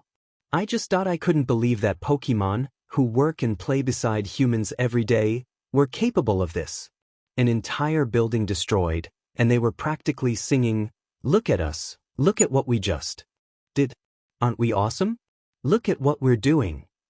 And then we heard screams coming from everywhere else. When we looked down at Pallet Town, we were on a hill. You see, we could see houses being ripped apart by Macamp, Alakazam, Mook, and so many others. Windows were smashed, foundations torn, it was chaos. There were huge birds, picking up kids and carrying them away, with their parents getting beaten to a pulp. I started running down the street, running as fast as I could, trying not to trip over all the torn houses on the ground. Everything around me was just a blur, all the screams and roars a dull hum. I had to get to my mom, it was the only thing that mattered then. Something hit me on the head, and I fell down hard. I looked up and there was this Pokemon. What was it called again? It looked like a cat, and it had those weird sleeve things that hurt like hell. Minsheo. Thank you. Yeah, Minsheo. It was standing over me, looking at me like I was nothing. It raised its arm again, like it was gonna break my skull. But then Pikachu charged right into it, full power Volt Tackle. Sent the karate cat flying. Pikachu ran up beside me to see if I was okay. So I got up. Saw the others running up. I'd completely forgotten about them. I can't believe I did that. I just thought I left them behind while everything was going to hell. Some friend, huh? You were worried about your mother. Tell Mom. Ash was chewing his knuckle again, trying to work up the nerve to speak again. Tears began to flow from his eyes as the memory came rushing back. Mutuo was starting to regret his request. You don't have to. No, and oh, you asked, I might not that I gotta finish this. Ash swallowed hard. This might be the last time that you know. Mutuo did know. Anyway, we just kept running to my home. We didn't stop maybe we got attacked a few more times, but it was all a blur then we got to my home. It was on fire. My house, the place where I grew up, the place my mother always waited for me, the place where my journey began it was burning. Flames were coming out of the windows, the roof had collapsed, everything I knew was falling apart. I remember screaming for Mom, and the Misty's water Pokemon were out, dousing the place with water. I didn't thought all my Pokemon were at Oak's lab. All I could do was stand there, staring at my home being destroyed. Then I saw him.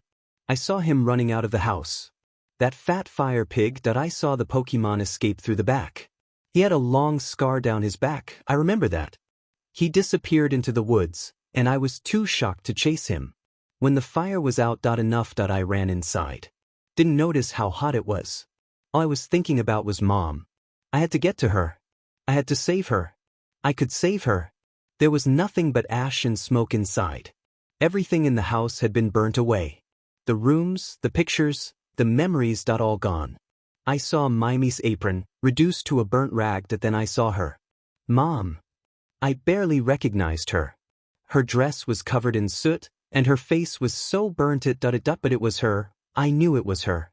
She wasn't moving, and I thought that if I could get her outside, get her out of the house, she'd be alright. So I picked her up. Tried to, anyway. She was heavier than I thought she was. But I got her outside, got her out of the house. Once I got on the lawn, I just collapsed and she fell to the ground like a broken doll. Brock and the others turned her over, got her on her back. She still wasn't moving. I hugged her and started crying. And oh, I started bawling. How could this happen? Why did it happen? Why her? Why to my mother? Why, damn it, why? Then I heard her whispering. Ash. It's gonna be okay. I choked back a sob to listen. The fights were still happening in the town, but I didn't really hear them. Everything had gotten quiet. Real quiet. Nobody was talking, I don't think we were breathing. My mother smiled at me and said, I love you. Goodbye. The king's expression became even more troubled and uncomfortable, his eyes evading the boy's teary-eyed gaze.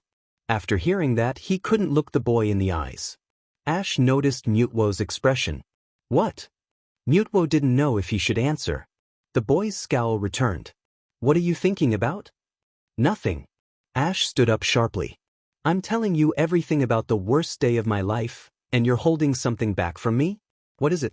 Tell me now. Mutwo sighed. I spoke to Kachu and your friends. And? Your mother was already dead when you got there. She couldn't have told you anything. Mutwo was expecting another violent outburst, but instead Ash just slumped back onto his seat. His eyes were red with tears, which he futilely tried to wipe away. It's what it's what I heard her say, it's what would have said. Ash gulped before burying his head in his hands. The cell became silent, Mutwo letting the boy cry his tears out. He felt deeply ashamed for bringing this up at all. I shouldn't have said anything, Mutwo thought to himself. Eventually, Ash looked up again. You know the last thing she said to me? Okay, if that's what you want. What kind of last words are those? There was no way you could have known. This was no consolation. She had offered to cook, but I wanted to try out the restaurant. Argus, if I'd just stayed for supper, if we just stuck around, I could have saved her. She'd be alive right now if I hadn't. Ash raised his bound hands. And don't say there was nothing I could have done. There's always something I could have done. If hadn't gaped like an idiot after the explosion, if I hadn't just stood there staring at the restaurant, if I'd just run faster, if I still had my water Pokemon, she'd still be here and I wouldn't beat it here. Once he'd finished ranting, Ash stopped to catch his breath. It was a minute before he started again. The world should have stopped there. A moment of silence for her, but no. It just kept going and kept getting worse. We couldn't sit still for long, not even to mourn my mother. I had just picked myself up when I felt a sudden chill. It wasn't fear, it was ice. Ice was covering my legs, keeping me from running. It was freezing everybody to the ground. A delibird had snuck up on us and was using Blizzard to keep us pinned and catch us. I struggled to get out of the ice. Of course I did. I wasn't gonna let myself get taken by the Pokemon who killed my mother, well, the ones on his side, anyway. But I'd left most of my Pokemon at Oaks. I didn't have anything to fight with. Except Pikachu, of course. Pikachu zapped him good. Thunderbolt, and it was down for the count. We managed to get ourselves out of the ice and tried to figure out what to do next. Max was crying, and May was hysterical. Couldn't blame her. She kept screaming, we gotta get out of here, we gotta get out of here. I know, May. But what if they're outside Pallet? What if they're in the woods? Of course they'd be there. They were Pokemon. And they could kill us, and they were everywhere. Where would we run? Where would we hide? What could we possibly do? What if those things come after us? Pikachu can't beat them all. Misty yelled. Then it hit me. Oak's lab. We can get the rest of my Pokemon, maybe they'll help us. I cried. But what if they won't be. Not after everything we've been through. I reasoned desperately. It made sense, didn't it? Friends don't turn their backs on their friends, no matter what, right? It made sense. Well, it was a better idea than what anybody else had, so we ran with it. And we started running to Professor Oak's lab. I kept telling myself that it'd be all right, that once I got my friends back, everything would be fine. Whatever happened, we'd face it together. I would get my team, and we'd be safe. I should have known that it wouldn't be that easy. When we got to the lab, the building was gone. Just gone. Not even a wrecked and burned foundation like all the other houses. It was just gone. Disintegrated. Burned, frozen, electrified, acid. Nothing left but a big patch of ground that didn't have any grass on it. Tracy was there, but it was too late. His shirt and jeans were lying on the ground, covered in blood, and Arceus knows what else. I don't want to know what happened to him. All I know was that a lump that was too small to be him was being guarded by his old Scyther. All around him were dead Pokemon, and Scyther had this glint in his eye that told us to stay the hell away. He'd gone nuts. No surprise. We just ran past, May covering Max's eyes. We had to get to Oak's fields, get the Pokemon out of here. It was carnage in those fields. Every single Pokemon that was in Oak's care was either fighting or dead. I looked around to try and find my team, but all I saw was a Pachirisu electrocuting a Bizel, a Sizer decapitating a Vibrava, a pack of Sneasel beating up on Rhyhorn, Pokemon I didn't recognize killing Pokemon I couldn't see, and it was all a crazy blur and I couldn't focus, I couldn't pick out anything. Do something. May kept screaming. Get your Pokemon. Hey May. I don't know which ones are mine, I screamed, but I don't think anybody heard me. It's all a mess, everybody's killing each other, there's too much going on, I can't pick anybody out. Oh my god, was that Gibble? Why would he do that? I can't find my friends. Oh no, that was Heracross. How do I know they're my friends anymore? Everybody's screaming, everybody's crying, I'm going deaf, they're all coming at me. I don't know what to do. I don't know what to do. May, please stop screaming, I can't hear anything. I'm sorry, May. Please stop screaming. I'm sorry, IE. Ash opened his eyes, and as the tears fell away he realized that he was actually still in his prison cell with King Mutwo and not in the middle of Professor Oak's lab with May. Looking down at his hands, he realized he'd been pulling his hair out. Clumps of it fell out of his fingers as he tried to catch his breath. I'm sorry, I really thought I was. Does this happen normally? To PTSD sufferers? Yes, it does. Ash took several slow breaths and sat down. It's nuts, I can't tell the difference sometimes. No, I gotta finish this. Please don't ask me to stop. Ash started to chew on his knuckle again. He caught himself and shook his head clear. You never met Tracy. You'd have liked him. He deserved a lot better than that. Where was I? You were in the middle of Professor Oak's field. Yeah, we were in the middle of the field. I was just standing there, screaming. Like I was just doing. I guess we got some attention because several of them started coming at us. There was a Lediba, a Spinda, some electric eel thing, Doduo, Kadabra, Masharna, I think that's what they're called, Shuppet, and, well, there was a lot of them attacking us all at once. That's what's important. You know those old movies showing the army coming down on the heroes? Well, that's what it looked like. And we were scared. And then they were all around us. We were in the middle of a war zone, herded into a tiny circle like Mareep. We felt so helpless, and then we looked again. My Pokemon were around us, defending us. I knew it was them, I just did. Infernape looked at me and winked. All my team, all around us, keeping the horde away from us, saving us. For the first time today, I felt kinda safe, but even I could tell they wouldn't last long. They were outnumbered, battered, bruised. I think Sceptile's hand was gone, I saw the blood. They stopped a lot of attacks, but several still came through. I remember a signal beam hitting Max in the chest, so May started shielding him. Razor Leaf cut Brock's arm. I don't even know the name of the attack, but it knocked Misty out cold. And then some psychic attack hit. My head was screaming, everything was spinning even more than before, and then I looked up. A flock of Spearow and Fearow, I recognized them. From my first day as a trainer. And I think they recognized me too. They were coming at us fast, beaks and claws at the ready. I turned to Pikachu, but I think he was paralyzed, confused, poisoned. I didn't know that was possible. But he was no condition to fight, and everyone else had their hands full. They just kept coming, ready to peck my eyes out. But they were intercepted. Another flock attacked them, stopping them in their tracks. Pidgeot, Pidgeotto, Staraptor. The lead Pidgeot landed next to me, and I knew it was mine. One of the first Pokemon I ever caught, back after so long, I couldn't believe it. But we didn't have time for a reunion. The bigger bird started picking us up, grabbing us. Pidgeot backed into me. It's a little hard to explain, but he got me on his back. Soon we all had a ride. Bulbasaur yelled something at Pidgeot. I think it was, go. Get them out of here. Was it? Did Kachu tell you? That's what they said. Oh, thank goodness. I thought so. I hoped so. We took off right after that, and it felt like I was abandoning my friends. It kept going through my head that I was leaving them to die, to save my sorry skin, but I was. We were getting out of there. Misty, Brock, nice. They were all okay. That was good, at least. I kinda spaced out. I remember looking back at Pallet Town, my home. All my memories, my life. All the houses were gone. The trees were cut down. The lab? I already told you about the lab.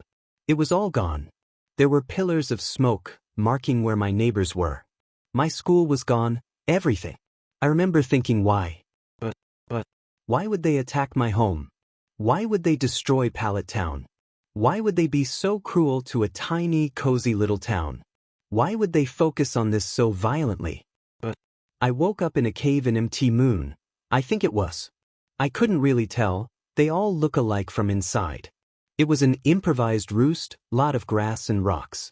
Some berries were left out for us, but I wasn't hungry. I just wanted to sit and cry. When I ran out of tears, I saw that everyone else had cried themselves asleep. I wasn't gonna wake them up. They needed to sleep.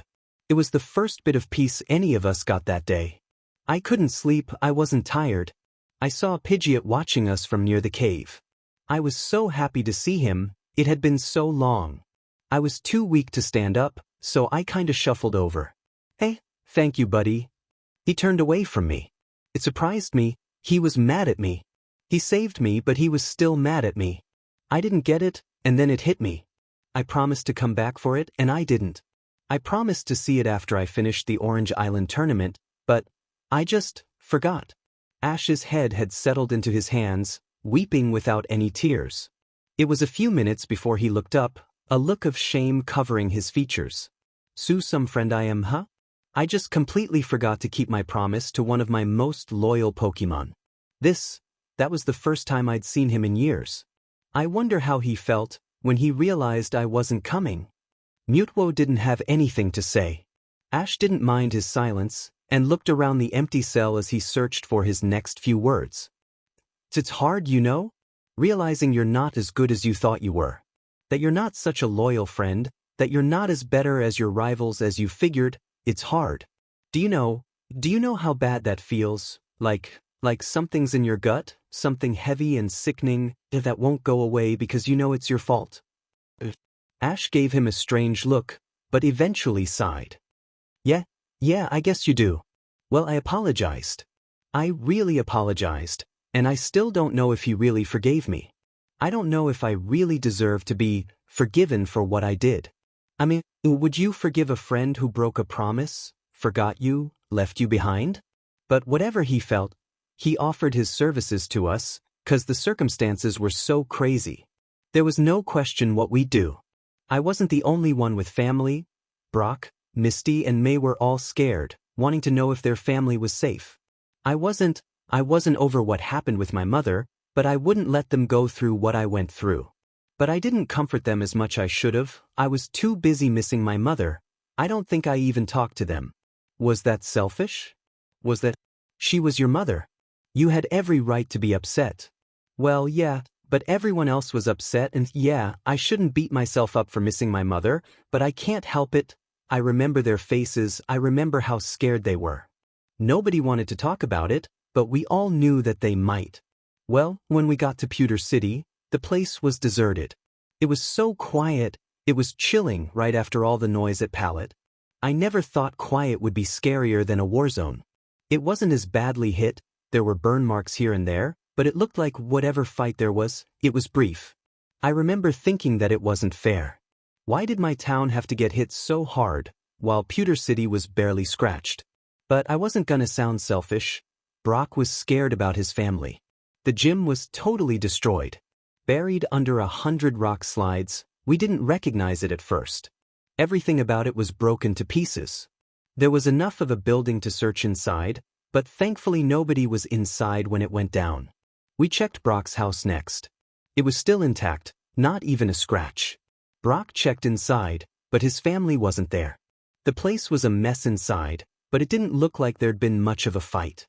Something had scraped a message into the wall, but I couldn't really read it. I think it said, "Surrender." Eventually, Brock found a note. I think it said, "Brock, if you get this, know that your brothers and sisters are safe. I'm not sure what's happening, and I know you're scared. We all were when they came to our house. They demanded our surrender. They told us we'd be safe if we did. We couldn't fight, so we went with them. I dunno, I forget the exact words. It was basically, we surrendered, we're safe, hope to see you again." Brock was relieved, but do you know how I felt? Angry. Jealous. Why did he still have a family? Why did I have to lose my mother, my only family, while he gets to keep his parents and his brothers? Can you believe how selfish that is? I didn't say anything, of course. I was upset, but I wouldn't yet. Our next stop was Cerulean. It was the same story. The place had been evacuated, but Misty's sisters were able to leave a phone message for Misty. It didn't get to her, because the cell tower in Pallet had been destroyed, but it was still there. I don't remember much of Cerulean. I remember it being damper than normal, and that the gym was frozen over, but not much else. No, I remember one other thing.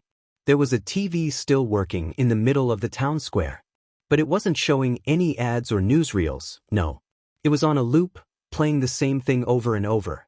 It was a Curlia, I think she's the service minister now, using one of the newsmen to speak English. I remember what he did. Well, I remember hearing this. Listen to me. Fighting the revolution will only result in your deaths. You cannot stop this change. Your only choice, if you value the lives of your friends and families, is to surrender. You will be brought to sanctuary and come to no harm. Relief camps have been established, where you will be kept until peace has been declared. I beg of you to surrender. Everybody saw it, and I think Max was the one to bring it up, but we all started talking. Do you think we should? I remember Brock said. Just turn ourselves in? It might be our best bet, and my family is there. I dunno, I don't want to die, but should we? I couldn't believe what I was hearing. I felt like they were stabbing me in the back. After all we've been through, after all we've seen, they just wanted to stop? Give up? I shouted. After what they've done. You saw what they did to Pallet, you saw what happened to my mother. I'm not surrendering to them. But then what are we gonna do? Misty asked. I don't know. But I am not going to give up to the Pokemon who killed my mother. Fat chance. I wasn't gonna stop. Ash shook his head at Mutuo. Oh no. There was no way I was ever gonna surrender. After everything I've done, everything I've worked for, I was never gonna stop, I was never gonna give up. I never gave up before, I wasn't going to now. For a second, the determination Mutuo remembered was on Ash's face. That same proud look in his eye he had when he saved the world, when he went up in a tournament, whenever he had been faced with impossible odds. In another second, that look disintegrated. Do you think I should have? Should I? Was I just being stupid? Would it have been better if I had given up? Better for everyone if for just once in my life, I stopped? What would it have? I cannot say. Ash sighed sadly. I figures. Guess we'll never know, huh? All I knew was, there was no way I was stopping. They all knew that. It was stupid, but they all understood. After everything we've been through, everything we've experienced, why would I stop? I looked Pikachu and said that we'd go through this together. I'd said it already, but I felt it was important. We'd been through everything together, we could go through this. He smiled and nodded and, well, I could tell he was agreeing with me. That he was behind me all the way just like always. But I didn't have a plan. I should have had some kind of plan, but all I could think of was not giving up. I didn't know what else to do. Nobody argued. I think they should have argued. But, well, like I said, they understood where I was coming from. And, well, to be honest, this revolution, I dunno, I guess what we just saw made us a little relaxed. Like this was something we could handle. I mean, Pallet was horrible, but, I dunno, it seemed like we could manage. And then, there was Viridian. We were flying south, heading towards Hoenn. May wanted to get Max home, she wanted to get him out of Kanto. I guess she figured that Kanto was being attacked the worst, and things would be all right when we got out of the region. I think we all knew in our guts it wouldn't be all right. Not in Kanto, not in Hoenn, not in Sin No. Nowhere. But nobody wanted to say anything. Nobody wanted to admit how hopeless we really were. So we rode Pidgeot's flock, heading south. I don't think they were too happy about it. We'd been flying for a while that I'd forgotten how much fun it was. What it's like to fly. The wind on your face that I actually felt kinda good for a minute. But then the birds shrieked and we fell. We must have been shot down by bullet seed or something that I remember everybody screaming as the forest came rushing up at us, the leaves and branches blinding me as they caught my fall and hitting the ground in a heap. It hurt like hell. I got back up, even though it felt like my body had just broke. Everyone was close by, thank Arceus. They weren't hurt too badly. The Pidgeot had softened our landing. They were all dead. And it was my fault. Our fault.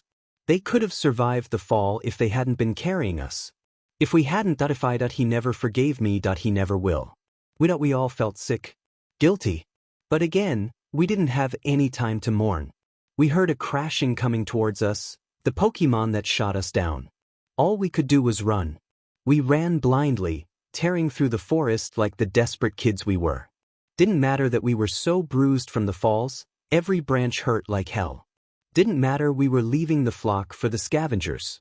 Didn't matter we didn't know where we were at all. We just ran. When we figured that nothing was chasing us anymore, we finally stopped and tried to get our breaths back. Hid in an abandoned tunnel by a tree stump. It was damp, smelly, cold, small. It was too small for all of us, so I volunteered to stand guard outside in the rain. I told myself it was for their sake, but the truth is, I couldn't face them after what happened. The way they looked at me, they hated me. They didn't hate. Well, they should have hated me. They all wanted to surrender, but I insisted. I didn't have any plan, any hope, any chance of winning anything, but I wouldn't give up. And now look where we are. We're gonna die, alone and scared, away from our families, because I was stupid and you're my friends. Why don't you just out and say it, May? Just say it. Say it. What? WHA.OH.IT happened again. I'm sorry. Anyway, everyone was asleep inside. I couldn't sleep if I wanted to. Every time I closed my eyes, I saw my mother, I saw my Pokemon, I saw Pidgeot. I was almost glad it was raining so hard that I could pretend all my tears were just raindrops. If I had any tears, that I honestly couldn't tell. It felt so weird. I must have sat there all night. Grabbed a big stick for protection. Heard every snap of a twig, every splash in a puddle, every sound in the forest. Nothing was close. Then I heard a small footstep too close by. Then another one, even closer.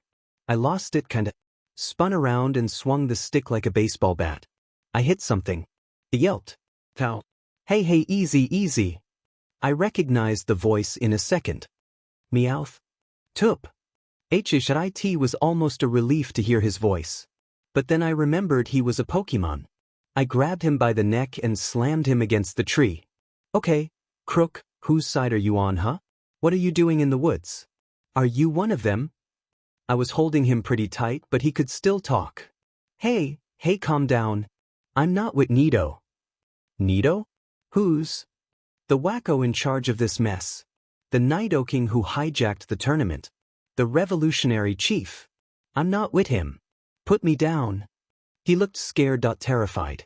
Of me. Was I really that? Well, it was pretty nuts, and I didn't know who I could trust. But was I? Anyway, the shouting woke everybody else up. I remember Brock clamping a hand over my mouth. Ash, be quiet. If they hear us. I got out of his hand and hissed back, how do we know this freak hasn't already? I'm not. Meowth squeaked. I think he was starting to turn blue. Ash, let go. You're hurting him. Misty's voice woke me up. I was hurting him pretty badly. I was angry, scared, upset, but did that make it right? I let him go. The guy fell to the ground, gasping for breath. The way he looked at me, the way everybody looked at me. Why were they looking at me like that? Didn't they get how much trouble we were in? If this guy was a spy, we were dead. Did they just forget what happened in Pallet? It's not like he never tricked us before. And if I knew what he was gonna do. Ash suddenly started coughing. It was a dry, hoarse cough. I'd hear that I'm sorry, I haven't my throat's really dry. Mutwo sighed. Do you wish to stop now? No, it's not this, I gotta finish. Truth is, it's been dry a while. Ugh, could I get a water? Please? Just a water? I can have something brought in. Mutwo suddenly heard a slight growl. When was the last time you've eaten?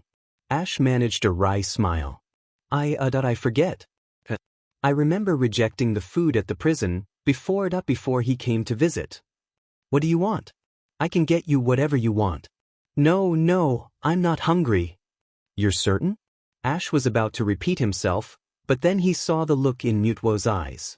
He remembered why the king was here, that he remembered that as far as knew, he was on death row. That spaghetti. Yeah, I like spaghetti. With meatballs and rice ball. Yeah, and Jay just some water. Poo please. Mutwo nodded and made the telepathic order. Anyway, that the others convinced me to give Meowth a shot. I didn't like it, but I was outnumbered, I guess. The first thing we noticed was that Jesse and James weren't with him. We asked him, where are they? They're safe, that was all he said. Then what are you doing here? May asked. Meowth said something about wanting to meet with some friends in Viridian. I forget what he said exactly, but there was something funny about it. Like there was something he wasn't telling us. He kept looking away from us, like he was guilty about something. I noticed the way he kept biting his claws, he wasn't acting normally at all. I figured he was just scared. I remember waking up when Brock asked, do you know how to get to Viridian? I want to get out of this forest. Me too. Everybody ummed. Meowth nodded. Yet I can show you guys to the city. I didn't like this, but when I saw their faces, I could tell I wouldn't win any arguments. Everybody wanted out of the woods. Didn't care who took them out. And if they were led into the revolutionaries? I honestly don't think they cared anymore. I couldn't believe them. But I guess I was too tired to argue too. We agreed to start moving when the rain stopped, and everybody went back to sleep. When everybody wasn't looking, though, I looked Meowth in the eye and something very clear. If this is a trick, if you get us captured, I promise you, I'm gonna make you pay.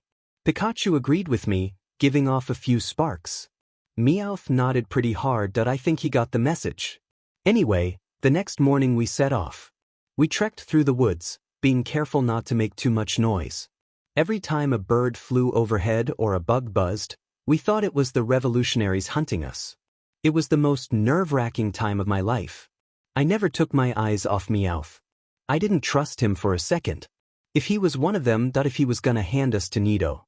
It took an eternity, but we finally got out of the woods. We were so relieved. We figured we'd get shelter, food, drink once we got to Viridian.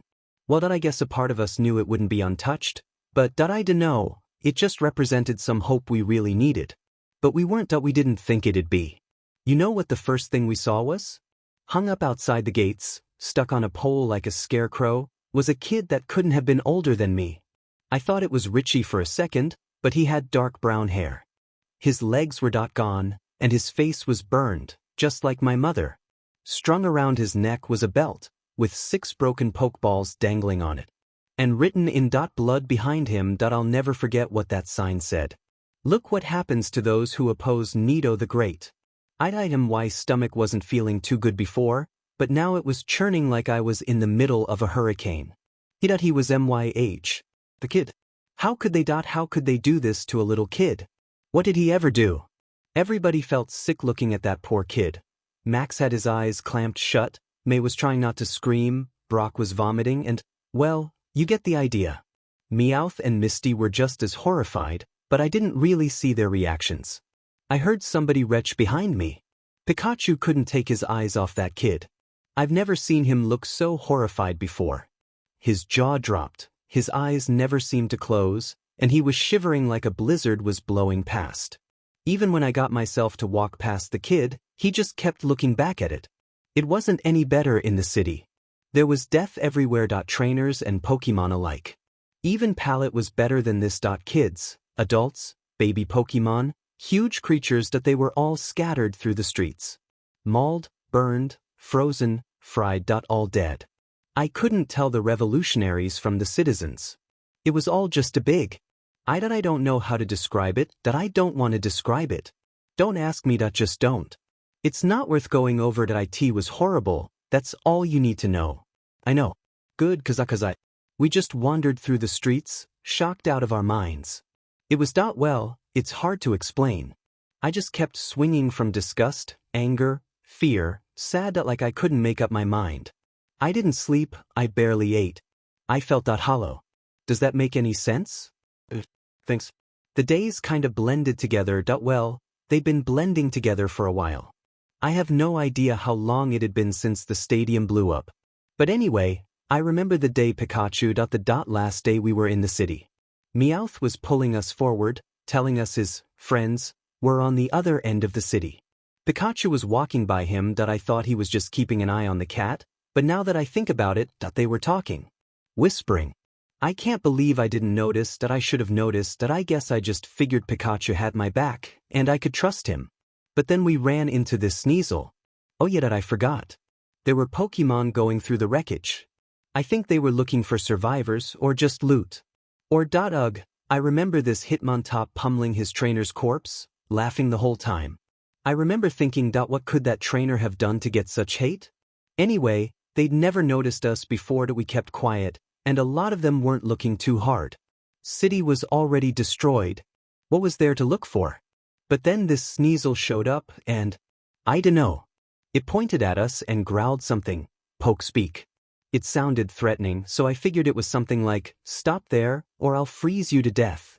Meowth didn't say anything, but Pikachu stepped forward, saying, no you won't. These are my friends and I won't let you hurt them. Or something like that, and then Ash blinked. Mutwo's expression had become far away again. Like there was something he knew that he wasn't telling. The boy sighed, slumping in his seat. That wasn't what he said at all, was it? Mutwo hesitated for a moment, but eventually shook his head. Figures. Ash sourly groaned. What did he say? The Sneasel looked at the humans in front of him and hissed.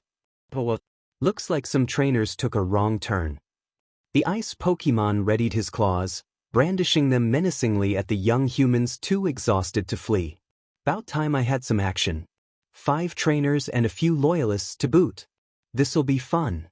Thinking fast, Pikachu stepped forward. The words tumbled out of his mouth before he even realized he said them. Back off. These are MY prisoners. If you so much as lay a claw on them, Nido will have your head, he snarled, looking as threatening as he possibly could. Meowth was caught off guard by just how assertive he sounded. The sharp claw Pokemon sneered. Tough talk for a little mouse. Pikachu didn't flinch, staring the other Pokemon down and sparking his cheeks in warning. I've faced stronger than you, Ice Rat. I've brought down Pokemon far tougher than you will ever be. I've killed plenty of them. Nido respects my strength, and you should too. Sneasel laughed. A friend of Nido? Please. What makes you think you're so important? He acted smug, but the longer he looked the electric mouse in the eye, the less certain he was of his chances in a fight. The Sneasel eventually just shrugged. Fine. Whatever. These brats wouldn't be worth the trouble. Keep your prisoners. The ice Pokemon started to walk off, and the group, relieved that the revolutionary wouldn't attack them, began to walk in the opposite direction. Back in the prison cell, Ash let out an angry sigh. He lied to me. Pikachu was bluffing. He could tell that the Sneasel would only listen to a fellow revolutionary. That's not what Ash placed his hand over his eye. I can't believe he'd say that. Friends don't lie about their friends, right? Was he even lying at that point? Was he my friend at that point? His expression started to become tense again, as his teeth began to grind and his eyes narrowed. That was the day he. Mutwo stopped him before he had another outburst. Ash, there's something else you should be aware of. The Sneasel had only walked a few paces before it turned around. Gotta say though, 6 prisoners? Must be hell to keep them corralled by yourself. Pikachu groaned inwardly, not wanting to continue the conversation. I manage. He growled without turning around. Meowth tensed at the fact that he'd been counted as a prisoner, but didn't say anything. The revolutionary chuckled. I bet you're looking forward to turning him over to Nido tomorrow. A haul like that'll impress him. Pikachu's eyes went wide. Tomorrow? He squeaked in a strangled voice. You didn't know? Nido's coming through here. He's been tearing the Kanto region apart with his elite. I think he's looking for something. He's gonna be here tomorrow, last I heard. Rip this place to shreds. Again. Anyway, better scoot. Ciao. With that, the Sneasel scuttled off to loot the rest of the city, leaving a terrified Pikachu and Meowth with their oblivious trainers. Ash blinked, a guilty look slowly taking over his angry eyes. Sue seriously? And Anito was coming the next day? Ash shook his head, trying desperately to stay angry. And know that he had to be. That's just. He told you that, huh? He's lied before, hasn't he? He could have just made that up to feel less guilty. Nito did tear apart Viridian City the day after that encounter. I spoke to that Sneasel, and he had no reason to lie. Ash processed that for a minute, going over it with his head. Is that why he did it? Is that why my best friend betrayed me that night?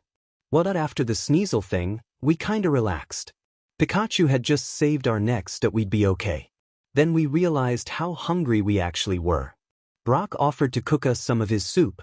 But he'd left all his cooking supplies behind in the chaos. We'd have to get some ingredients from the town. We found a restaurant, but the place was half collapsed. The way-in was way too small for any of us to squeeze through. Except for Pikachu and Meowth, of course. We thought about looking for another place, but almost all the buildings were leveled, and it was getting late. Meowth volunteered to go, but I still didn't trust him. If he went in, he'd be out of our sight. He could have slipped away to contact the revolutionaries, turn us in. Pikachu was awfully quiet. I should have noticed it sooner. Friends are supposed to notice stuff like that. I should have known what he was thinking. But anyway, he stepped forward. Said it well, motioned really that he'd go in. Get the stuff we needed for the soup. He saw an opportunity to get away from us. I asked him about it, but he was certain. Smiled at me, like he was saying, I'll be all right. Don't you worry about me. I trusted him. Brock gave him a list of everything he'd need for the soup. Pikachu grabbed it, and told us through Meowth that he might take a while. And he did. After he slipped through the entrance, we were waiting for what felt like hours. I started getting scared, kept thinking about all the horrible things that might have happened. Maybe he'd been captured, maybe he'd been hurt, maybe he'd been killed. How could I let that happen to my friend? But then he returned, carrying all the things we needed. We were so relieved to see him. Especially me. I couldn't think about losing another friend. I gave him a big hug when I saw him alive and okay. We found a secluded spot, far enough away from the mess in the town. Feeling kinda safe, Brock started making us soup. He put everything in the pan, started a fire. I never took my eyes of Meowth. I figured he'd wait until a time like this I made sure he kept well away from the pot. Then I heard something rustling in the bushes nearby. You can bet that made me jump. We all looked over there, ready to hurt our stalker. We didn't see anything. Figured it was the wind. Geez, we were really jumpy, huh? We needed to eat. We all sat down around an improvised table, just like the good old days. When we were traveling through the region, collecting badges and ribbons, making friends and memories, befriending Pokemon instead of running from them. We talked like those days would come again. When the soup was ready, we'd ate it. Brock's soup was always delicious, and this wasn't different. I felt good. I remember that I felt relaxed all of a sudden. I dunno. My eyes got heavy. Figured all the nights I'd stayed up were getting to me. So I told Brock to keep watch for me, and I stumbled to someplace comfy. I dunno if I made it. It's funny. I'd forgotten how nice it was to just close your eyes. Go dead to the world. Can you believe that? I'd forgotten what sleep was like. Insane, huh? I hadn't slept since the escape from Pallet. I dreamed again. I dreamed of the old days. I'd forget the details, but I remember waking up thinking that was the best dream I've ever had. Then I opened my eyes. I was in a completely different place.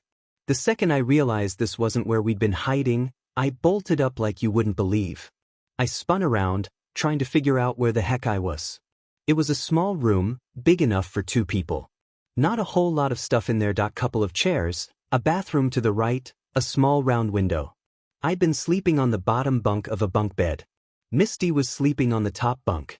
For a second, I thought hoped that the guys had just dragged me to a more comfy place. A hotel that was still standing or something like that. I walked up to the window, figuring I'd see Viridian. How do you know? I think that butchered place would have been a better sight than what I saw outside. I saw the city miles away, just across the ocean. My mind raced. How did I get on a boat? What happened while I was out? Where were we going? And where was everybody else? The only other person there was Misty. I didn't see Brock, or Meowth, or Pikachu. I was really starting to panic. I searched the room, but my friend wasn't here. Misty woke up. I guess my screaming woke her up. Ash. What? What's going on? I don't know. Where are we? Where is everybody? I finally found the door, but when I tried to open it, it was locked from the outside. I banged and banged, but it wouldn't budge. I kept chanting to myself, no, no, no, this can't be happening. Where am I? I got my answer. A voice came on over the ship's intercom. Prisoner in room, you are disturbing other prisoners. If don't be quiet, you be punished. My throat went completely dry. Prisoners? Misty was as shocked as I was. How could this happen? That's when I started putting the pieces together. I'm not as stupid as people think I am. The way I'd fallen asleep after the soup. Somebody had drugged me. Meowth. I figured. He did this. He turned us over to Nido. He must have put sleeping powder in the soup, then I should have known. I think I was spitting. I was so mad. Misty agreed with me. She was pretty upset too, not as much as I thought she should have been, though. I didn't get why, but I was too angry at myself to really notice. I can't believe I was so stupid. I should have known that Crook would pull something like this. I knew he'd pull something like this. That was why I. But then I realized something. I'd been watching Meowth the whole time. There was no way he could have spiked the drink. I was watching him too close. But then, who put the sleep powder in the soup? Brock made the soup, but he'd never do this. Right? And I recalled seeing him drink it with us. Why would he drag himself? Whoever it was, he'd need to coordinate with whoever was piloting the ship. And since I really didn't think that a prison ship would be run by humans, it would somebody fluent in pokespeak. And who had the time to organize a meeting like? It took a while to click, but when it did, it clicked hard. No. What had they been whispering about? No. Getting food supplies shouldn't have took so long, and he was out of our sight. He wouldn't not after everything. He was helping Brock with the soup. And when we turned around from that false alarm, he was hopping off the stove. No. Pikachu did this. He met with the smugglers. I figured the revolutionaries then. He snuck the sleeping powder in with the supplies. He had us shipped into the prisoner camp. No. Ash, what? I can't. How could he do this? After everything we've done, everything we've been through, how could he do this? Ash. Prisoner in room 25. That traitor. I trusted him and he. I'll never forgive him for this. That miserable little dash. Sorry. I can't. Well, you can tell I was upset. I was furious. I felt like my heart had been ripped out. I just wanted to scream, but well. I started banging on the door, crying. I was really getting worked up, but then the door suddenly opened and two scaly hands grabbed both my wrists. Shut up. The captain. Well, right now I just knew him as a very angry feraligatr. He slammed me against the cabin wall. Brought his jaws right up to my face. Be quiet, he growled. I was still kinda out of it. But he betrayed me. I blubbered. Whiny little punk like you. Not surprised. But if you're gonna wake every kid here with your wailing, you're gonna be punished. I snorted, trying to look tough. How could you make this worse? He grabbed me by throat now, so I couldn't talk. You'd be surprised at how worse I can make it. Now be quiet. I could tell he was serious, so I just nodded. I didn't want to know how this could possibly get worse. He just let me go. I dropped to the floor like a discarded toy, hiccuping for breath. Misty ran up next to me, making sure I was okay. The feraligatr growled again. Let me make this clear. I do not care what you do after sundown, but you do it quietly. The others want to sleep. Do you understand me? We both just nodded. Good. He seemed satisfied and left the room. Locked the door, walked away. I just sobbed. Quietly. I just sat there and cried all night. The meal had finally arrived. Ash was very hungry, but he couldn't get himself to eat very fast. He just picked at the food, taking few small bites at a time. You know that I keep thinking about how Feraligatr looked at me. Like he thought I was overreacting. Whining. Like like I should have been grateful. The boy blinked away his anger. Is it should I have been grateful? Ash, Pikachu did. What he did to protect you. He feared you would be killed just like that other boy. He thought that you would be safe. I know. Ash sighed, rubbing his head gently. I got that. Even back then I got that. But it's more than that. All those years we've traveled together? All those adventures we've had? We'd never given up before. We never just rolled over and let the bad guys win just because we were scared. We never surrendered. I never wanted to surrender. He knew that, and he still did. All our adventures mean nothing now? All our wins? Everything we fought for? Was it all pointless? Why couldn't we fight? Was my life really that valuable? Was it worth letting Nito win without any struggle, just so we could survive? And here's the thing. Ash held up his finger. Here's the thing. I could have accepted it. I could have. I got it. I really did. I could have forgiven him if he was with me. If he just owned up what he did to my face, right then and there, I would have forgiven him. Tears began streaming from his eyes. Friends protect their friends. Friends sometimes do things their friends don't like, for their own good. Friends do not shove their friends away on the pretext that they'll be safer, and then never talk to them. Never check up on them. Never explain themselves, never say they're sorry. Ash hesitated for a second, wiping away his tears. Until it's too late for them to be sorry. Mutwo didn't say anything. There was nothing he could say. He simply allowed the boy to regain his breath. Ash gulped, sniffled, did everything in his power not to burst out crying and only barely succeeding. He finally caught his breath. Do you think I was you know, I've seen the captain's look on a lot of people. Every time I told someone about the ship, they'd look at me like I should have been happy that Pikachu dropped me off there. Mutwo nodded. Many of the humans felt that the SS Leonard was the best of the relief camps. Yeah, I got that too. A cruise ship.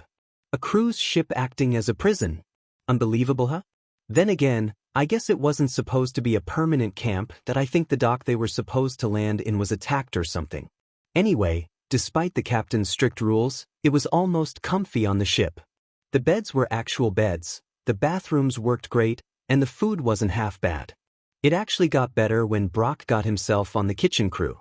There was a library we'd visit, a lounge with games, even an old movie projector. It was all under constant supervision, of course. That Feraligator's crew never took their eyes off us. But it was almost well, it was okay. It was kinda annoying, actually. I know it sounds weird, but it really bothered me. I guess I wanted to be angry, but in the back of my mind was a voice telling me that I shouldn't be angry. That right now, countless people were worse off than me. That I was pretty well off. That we were pretty well off. But we were still prisoners, and our warden was not a nice one. In some of those library books, I read a lot about sea captains in the old days. Pretty nasty stuff. I guess they figured beating people up was the solution to every problem. The captain must have read those books. I saw a lot of people there with bruises and black eyes. He'd hurt anyone who broke his rules. And there were a lot of rules. He never let us go outside, or even open the windows all the way. We only got so much food at lunch, no more or less. Nobody could go out of their rooms after sundown. Any problems, like seasickness, were taken up with the ship's medic, and he only I'm sorry, I just you know, for a while I figured it couldn't get worse. Famous last words, huh? I mean my mother was dead, my Pokemon were dead, my best friend stabbed me in the back, and now I couldn't do anything but sit out the war. I could have I thought I could. I better just spill it now. Otherwise. Okay, so I kept quiet for the first few days. Didn't get into any trouble with the captain, but I kept my eyes open for an exit. Some way to escape. I wasn't gonna be a prisoner for the rest of my life. I wasn't gonna give up. That's good, right? At least I thought it was. And then, it was a normal day at first. Woke up, had breakfast, got moved around, kept searching for a way out. Then it was lunchtime. It was just sandwiches for lunch. I had a P-Band-J, I remember that. I had just finished when the captain burst into the hallway. He looked furious.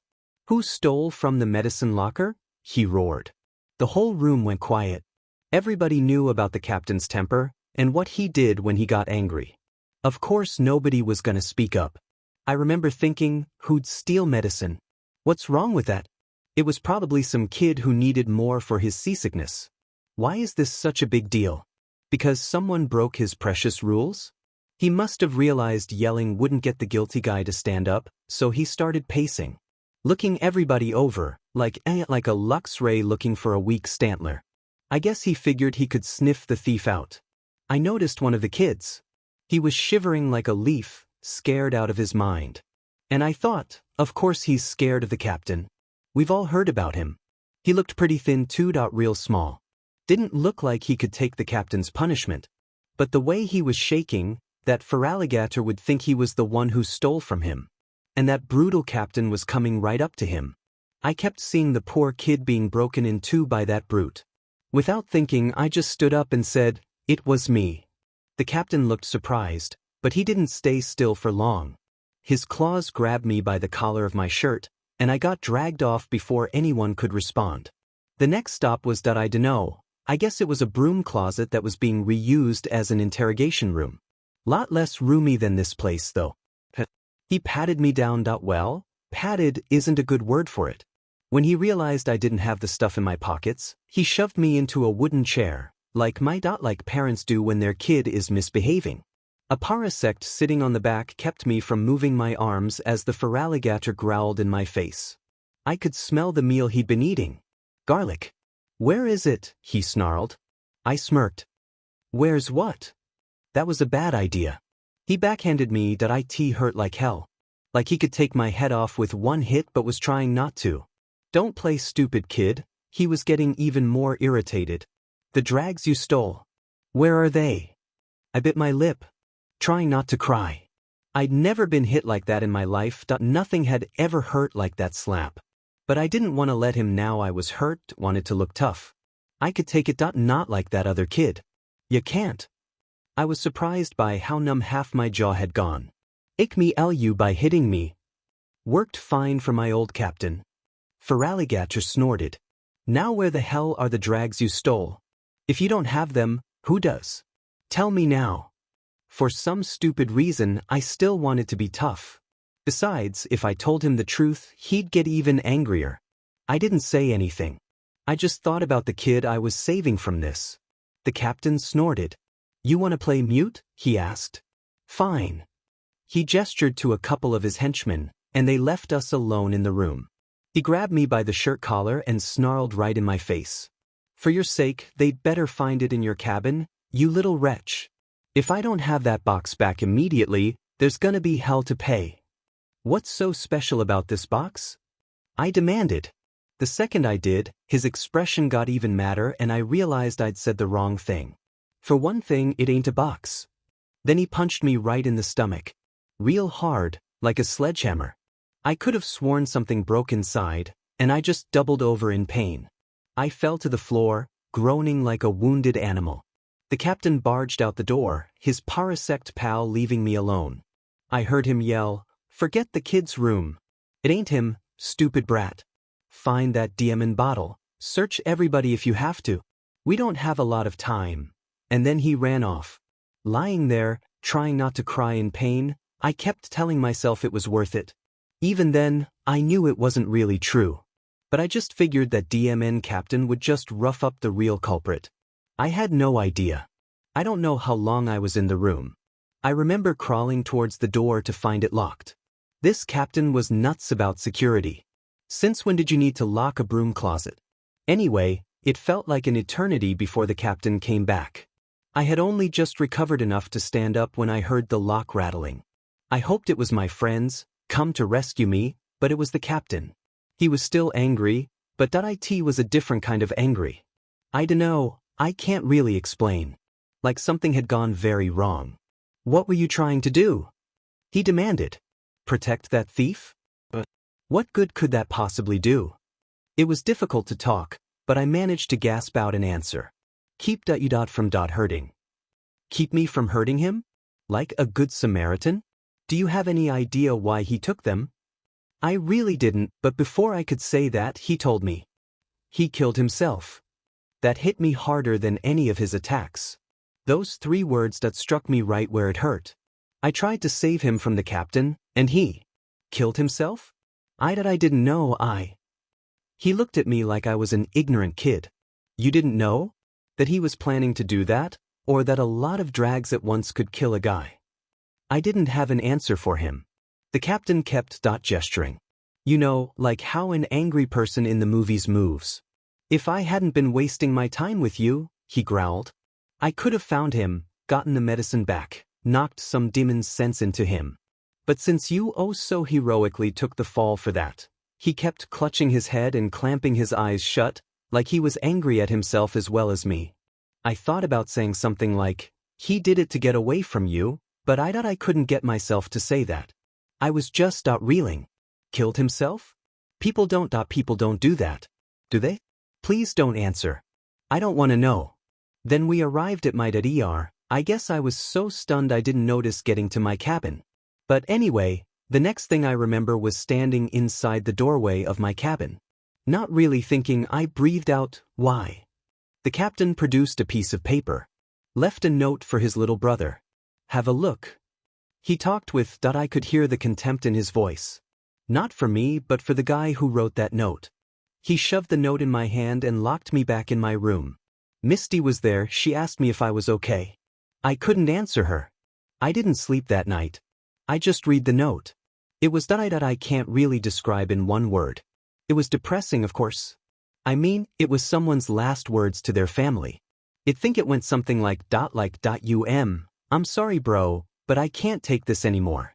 I can see what the future's gonna hold, and it's not a world I want to live in. All my hopes and dreams have been completely crushed before I could even grasp them. I'll have nothing but regrets if I keep living. I simply cannot go through it.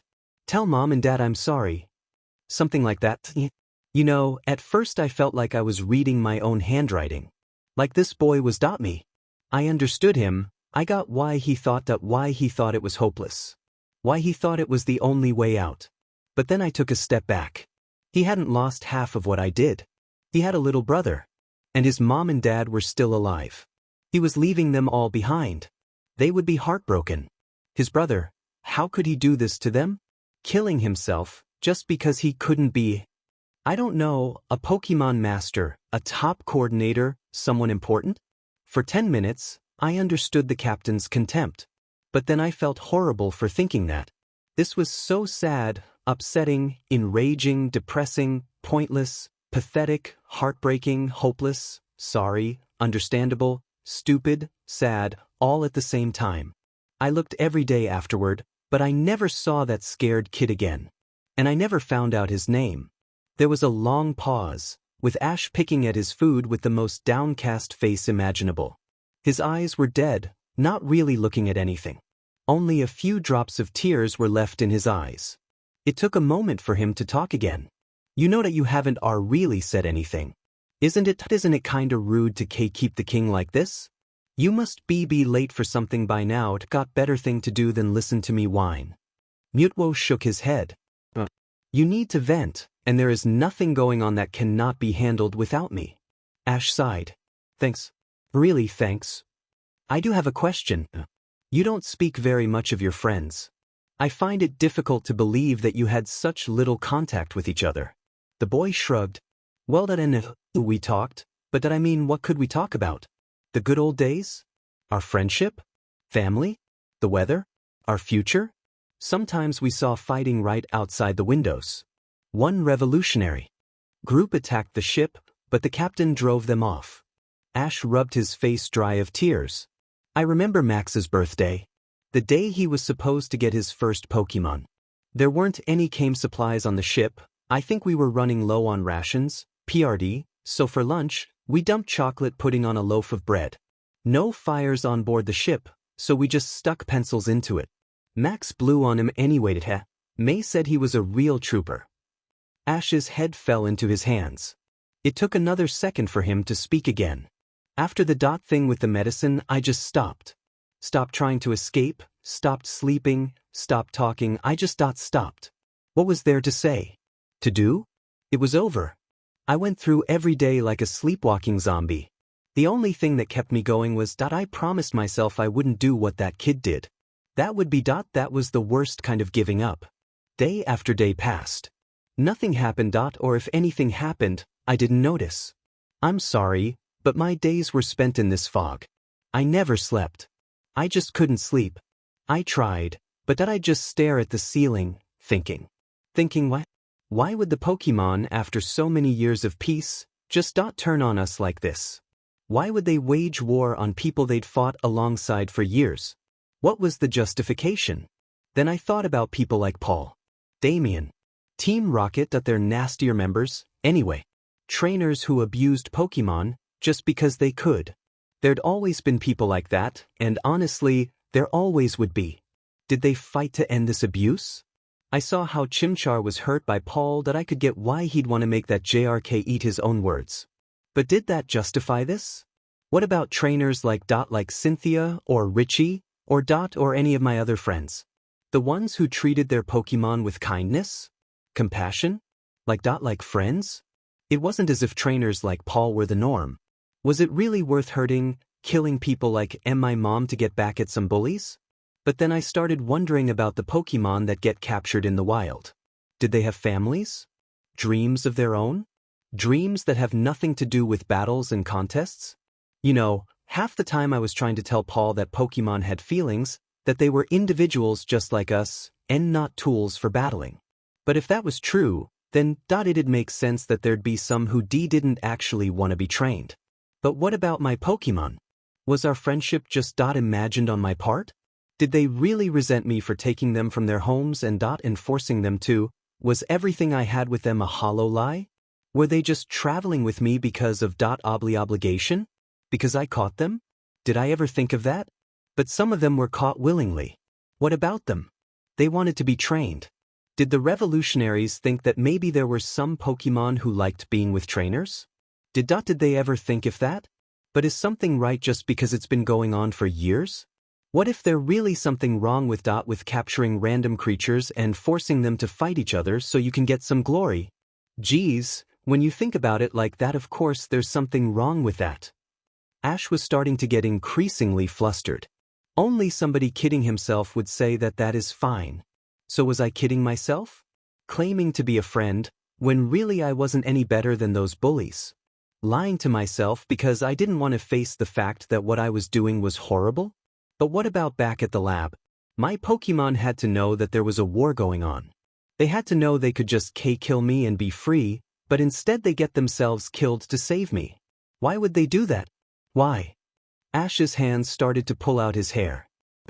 And if training was something horrible, if it really did separate friends and family, if the best thing the world could do was get rid of it, am I supposed to be on the revolutionary side? They killed my mother. He screamed, tears bursting from his eyes.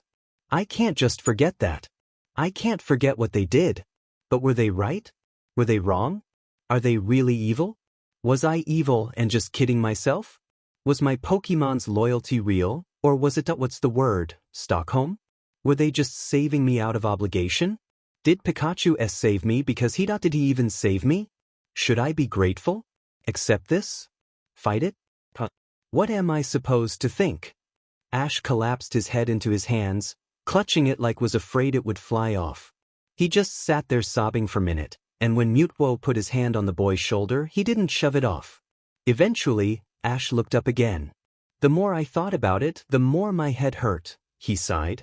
So I thought about something else. What did you think about? Me. Ash chuckled bitterly. I thought about all the things I've done. All the things I've seen. All I've accomplished. At first, it was comforting. All the good memories. My gym badges, all the people I helped, the time I saved the world. That almost made me feel better. But then I started thinking about my dream. My lifelong goal. How close did I get? Seriously? I thought of every dumb decision, every stupid idea, every loss. I never even came close. You were young. But kids younger than me were becoming regional champs, while I was lucky to get into the top 4. Freaking Paul, and you know how I felt about that JRK's tactics, was better in 1 year than I was in 3. You know, Everybody kept telling me I'd be a champ someday. Someday in the far-off future. But that would never happen now. All I could think about was everything I did wrong. Everything I could have done right. The more I thought about it, I was never a good trainer. Even if trainers were, I wasn't even a good one. I was lazy, immature, stupid, stubborn, never learned from my mistakes, never got any ambition, always used friendship to hide the fact that I was just weak. Don't tell me otherwise. If I had gotten a stinking clue, I might have won something that mattered to me. I could have won a long time ago. But no. Paul was right. I am pathetic. You know it's true. I know what you're looking at. What everybody looked at when they saw me. I saw it in their eyes. Look at that stupid little kid who never had the drive to get his dream, and now he's upset because he can't get it anymore, and what's he doing now? Nothing. World's ending and he can't do anything about it. Some kid kills himself, and he helps. His friend stabs him in the back, and he can't even bring himself to, like the spineless, miserable weakling he. Ash collapsed into another fit of hysterical sobbing. Mutwo couldn't believe what he was seeing before him. He couldn't believe this was the same boy who leapt between him and Mew. He couldn't believe that this was the same Ash who saved him from Giovanni. This couldn't be the same person. But it was. His eyes glanced at the doctor's report. He'd almost scoffed at it earlier, but it rang all too true now. That survivor's guilt, combined with the inability to reconcile his happy memories with the implications raised by the revolution, as well as his inability to act on board the SS Leonard, has resulted in a self-loathing complex. He hates himself but cannot grasp how he can, so he projects his feelings onto others, believing them to be feeling antipathy or contempt for him. Interviews with his friends indicate he distanced himself from them after the medicine incident, pushing them away when they tried to help. To quote Misty Williams, it was like he was too scared or too ashamed to talk to us. When I talked to him, he seemed to be bracing himself for that I dunno, it's like he expected me to yell at him. Why would I do that after everything? Why indeed? Mutwo sighed inwardly. Ash finally stopped crying. He spent a few moments just trying to get his breath back. Look at me. Just look at me, he sobbed. Don't tell me you're not Disa.Pi. As the boy stammered, Mutwo felt something wet on his eye. Tears. This boy who once saved his life, this confident child who saved the world with no regard for himself, reduced to a self-hating mess who had nowhere to go. And Mutwo understood exactly how he felt. His mind went back to his own experiences in the war. Not what he did, but what he didn't do. I could have stopped this.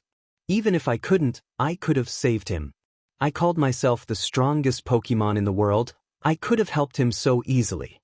Why didn't I? If I did, would things have turned out differently? I'll be asking myself that question for the rest of my life. The boy gulped back his tears. He noticed the look on the usually stoic king's face. "You don't feel bad for me," he demanded, almost angrily. "I want to know something really, really sick? The day I killed that official was the best day I had since the boat." Before Mutwo could respond, Ash started to talk again. "I'm not joking. When okay, let me just explain. When I finally got off that ship, the war was over and everybody was talking about this new era. Peace, hope, recuperation and all that stuff. I saw your coronation on a TV somewhere. I can't really tell you how I felt when I heard you'd be in charge. My head was so messed up I couldn't figure out how I felt. Besides, it's not important. It's not like there was anything I could do about it." The boy shrugged sadly. "Like there was anything I could do, PRD. Kachu seemed decent, it's funny. I knew who Cat was, but I never made the connection at first. Stupid, huh? Or maybe I just didn't want to get it. I remember thinking they were really silly names. Don't tell them that, please. I was gonna give this new era a shot. I really was. I swear. But I don't need to tell you that didn't go too well." Mutwo nodded, looking back down at the report.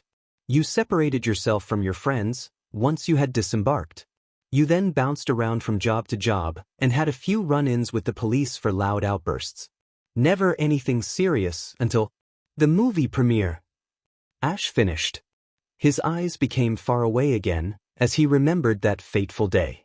I was down on my last dime from my last job, I can't remember what it was. I remember I got fired for talking too much about the old days. But I don't think that was entirely it. Anyway, I was wandering around Slateport City, not sure where to go. I'd heard that there was this new movie coming out, and everybody was going to the theater. Well, I thought might as well stop by. What else was there to do? Kinda dumb, now that I think about it. But hey, a movie's always fun. Most of the time. On my way to the theater, I saw a bunch of movie posters and they irked me. I didn't know why, so I took another look. Let me know if you've seen any of these. Ruby, the terrifying true story of a captured scyther. The Revenge of the Trainers. I think that one was being taken down. The Rise of the Revolution. Paul. Yeah. They made a movie about Paul. Why would they make a movie about that? Oh yeah. Great Hero Tyranitar faces against Pokemon SLV Ring. Take down the villainous champion. I saw that one. Pure schlock. Yeah, stuff like that. It took me a second to figure out what was bugging me. The bad guys in all the movies were humans. I don't think I saw a single human hero there, or even just one in a positive light. They were always looming in the background, looking all menacing and scary. The Paul movie? He was framed and shadowed like he was Satan himself. Course, I'm just going by the posters, but it was still there. Actually, how the heck did they make so many movies so fast? It couldn't have been a year since the fighting had stopped. They rushed production. Some of those movies were made in a day. The only one I saw with any sort of budget or production value was Paul, and that was because Nito was backing it. And it was still terrible. An hour and a half of Nito's revenge fantasy. Geez, you'd think killing him would be enough. Not for Nito. Yet anyway, I finally got to the theater. There was a big crowd, waiting to see this new movie. Plenty of Pokemon, but also a lot of people. I didn't get why. They all looked miserable, like they'd rather be somewhere else. I guess their bosses dragged them along, or this was the only entertainment in town since the contest hall was destroyed. The movie was called .er. Lies and Slavery, the true story about training. Ash's entire body tensed up and the memory came back. His fists clenched as he remembered his fury and frustration that day. Elle learned from witness statements and interviews the terrible reality of the time before the Revolu. He hissed and spit, shaking with rage. Learn how every single trainer was an evil enslaver, and how horrible the world used to be before the amazing Nito saved us all. That was what they were saying, really. There was some kind of interview booth near the theater. I guess it was the movie makers, talking about their project to the press. There was a Volcarona and a Levany. Those are their names, right? They were talking with an explode reporter, telling everyone about their movie. I only caught the tail end of the conversation. That this movie will be controversial, to say the least. What do you hope to accomplish? Well, a lot of folks seem to look at the past with these rose-colored glasses. They think that the world was a better place before the revolution. It's not just people either. Some Pokemon I know think that they want the old days back. They don't realize a lot of the terrible things the humans actually did. Just ask our good friend Mr. Anders. Mr. Anders was a pig knight. I thought it's funny. He really wasn't that remarkable. Ever have that when you see someone really important but you don't know he's important, so you don't notice much? That was kinda what it was like. Well, Anders said, I know for a fact that many of the trainers cared absolutely nothing for their Pokemon. They believed that we were just tools for their entertainment. My own trainer left me to starve when I lost a fight, and I know for a fact that I'm not the only Pokemon to go through that. I actually agreed with Anders. Seriously, I got what he was saying. Where he was coming from. But then the Volcarona butted in. Let's be honest here. Every Pokemon went through that. Maybe not in the same manner, but every Pokemon has experienced abuse at the hands of their trainers. Physical, emotional, psychological. Heck, Pokemon training is inherently abusive. It's high time the humans faced up to that. They were all basically just dash. That just I know it's kinda hypocritical after all that thinking I'd been doing on the ship.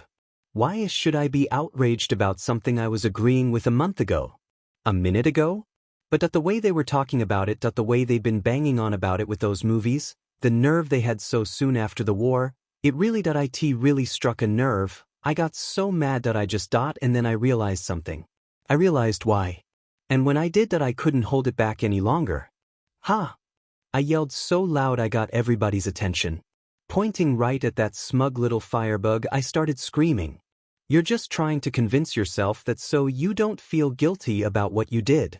You and the revolutionaries killed hundreds of people, destroyed thousands of lives, ruined an entire world, and now you're trying to tell everybody that it was worth it. Was it? Ash blinked and remembered he was still in the cell. With an embarrassed chuckle, he got down off the table and returned to his seat.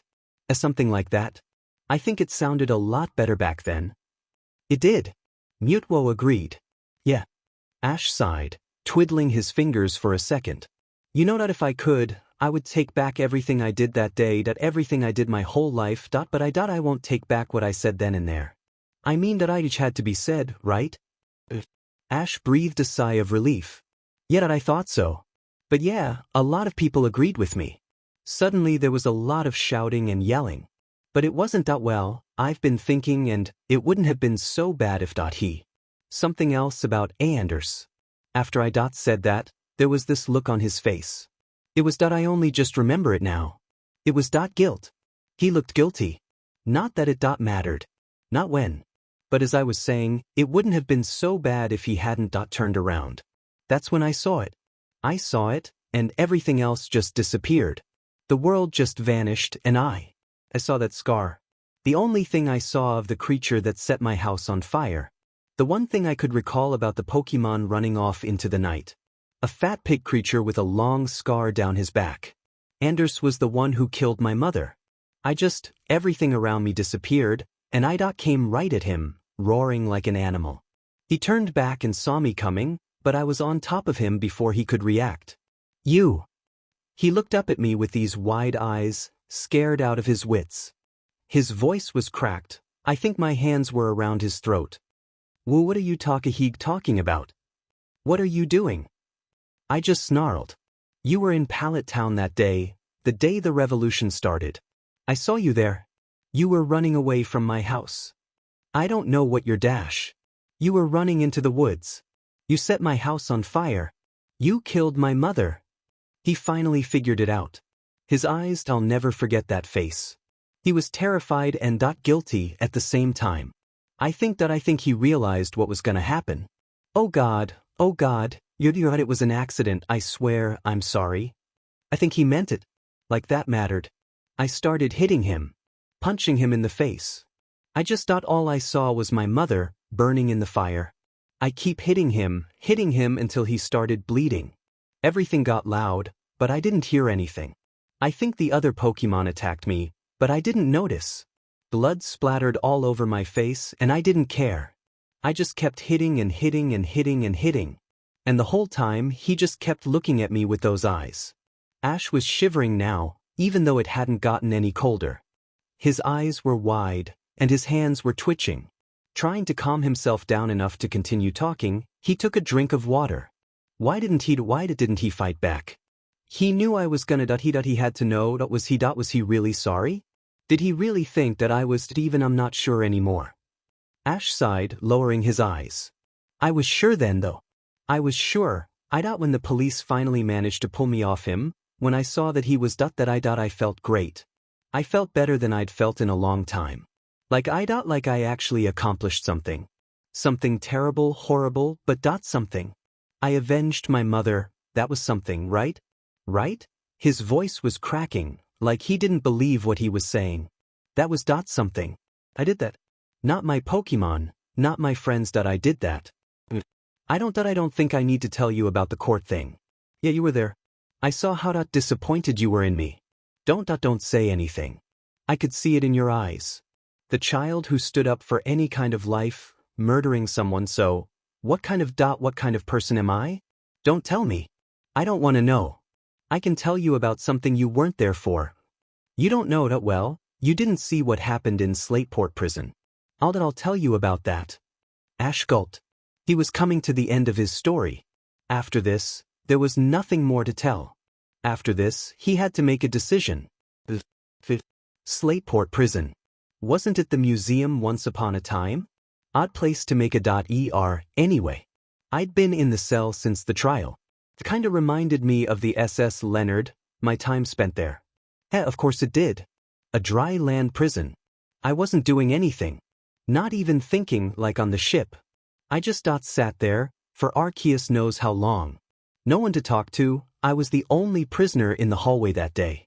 Not hungry, not thirsty, not tired. Well, I was tired, but I couldn't sleep. I still wasn't sleeping. And ugh, I'm rambling, let's just get to when he showed up. I just thought I heard the door at the end of the hallway open and close, then I heard someone cough right in front of my cell. I looked up and it was Kachu. He wasn't wearing those robes I saw on TV, with those colors. These ones were plain. He was wearing that crown, the one that looks like a pokeball splitting open? That one. That's how I could tell it was him. He looked sad. He just quietly said my name, like he was scared to say it out loud. Ash. I looked up. I still didn't figure it out. So what does the architect of the new era want with someone like me? I asked him. He stammered. I'd never seen him like this. Whenever he was on TV, he was calm and collected. He always had this sad look in his eye, but he never did. He was biting his claws and fingering something in his robe pocket. I dunno, but he was really nervous. Ash says me I know who you are. Lord Kachu. Big shot Pokemon. What do you want? He gulped. I just want to talk to you. Ash, I'm not just that, it's me. I still didn't figure it out. I don't dash. He finally just sighed. Pikapi. I finally figured it out. My Pikachu, the Pokemon I had traveled the farthest with, the one who'd been with me since the first day, he was Lord Kachu. I couldn't believe it.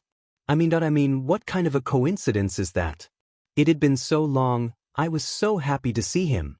I was honestly proud. He'd come so far since. And then I remembered. You. I started growling. I was shivering, but I wasn't cold or anything. I just You traitor. Kachu was standing close enough to the bars for me to grab him. I held him up by the collar of that cloak, not trying to. I thought about choking him. You miserable little rat. You stabbed me in the back, and now you come back as the second in command of this stinking new era. You've got a lot of nerve, seeing me after so long. Don't talk to me. Do you have any idea what you put me through? You destroyed everything. You traitor, I hate you. The way he looked at me when I'd said those words, he was I didn't care. I just he said, I am sorry. You're sorry? You think you can fix everything by saying, sorry? I hate you. I never want to see you again.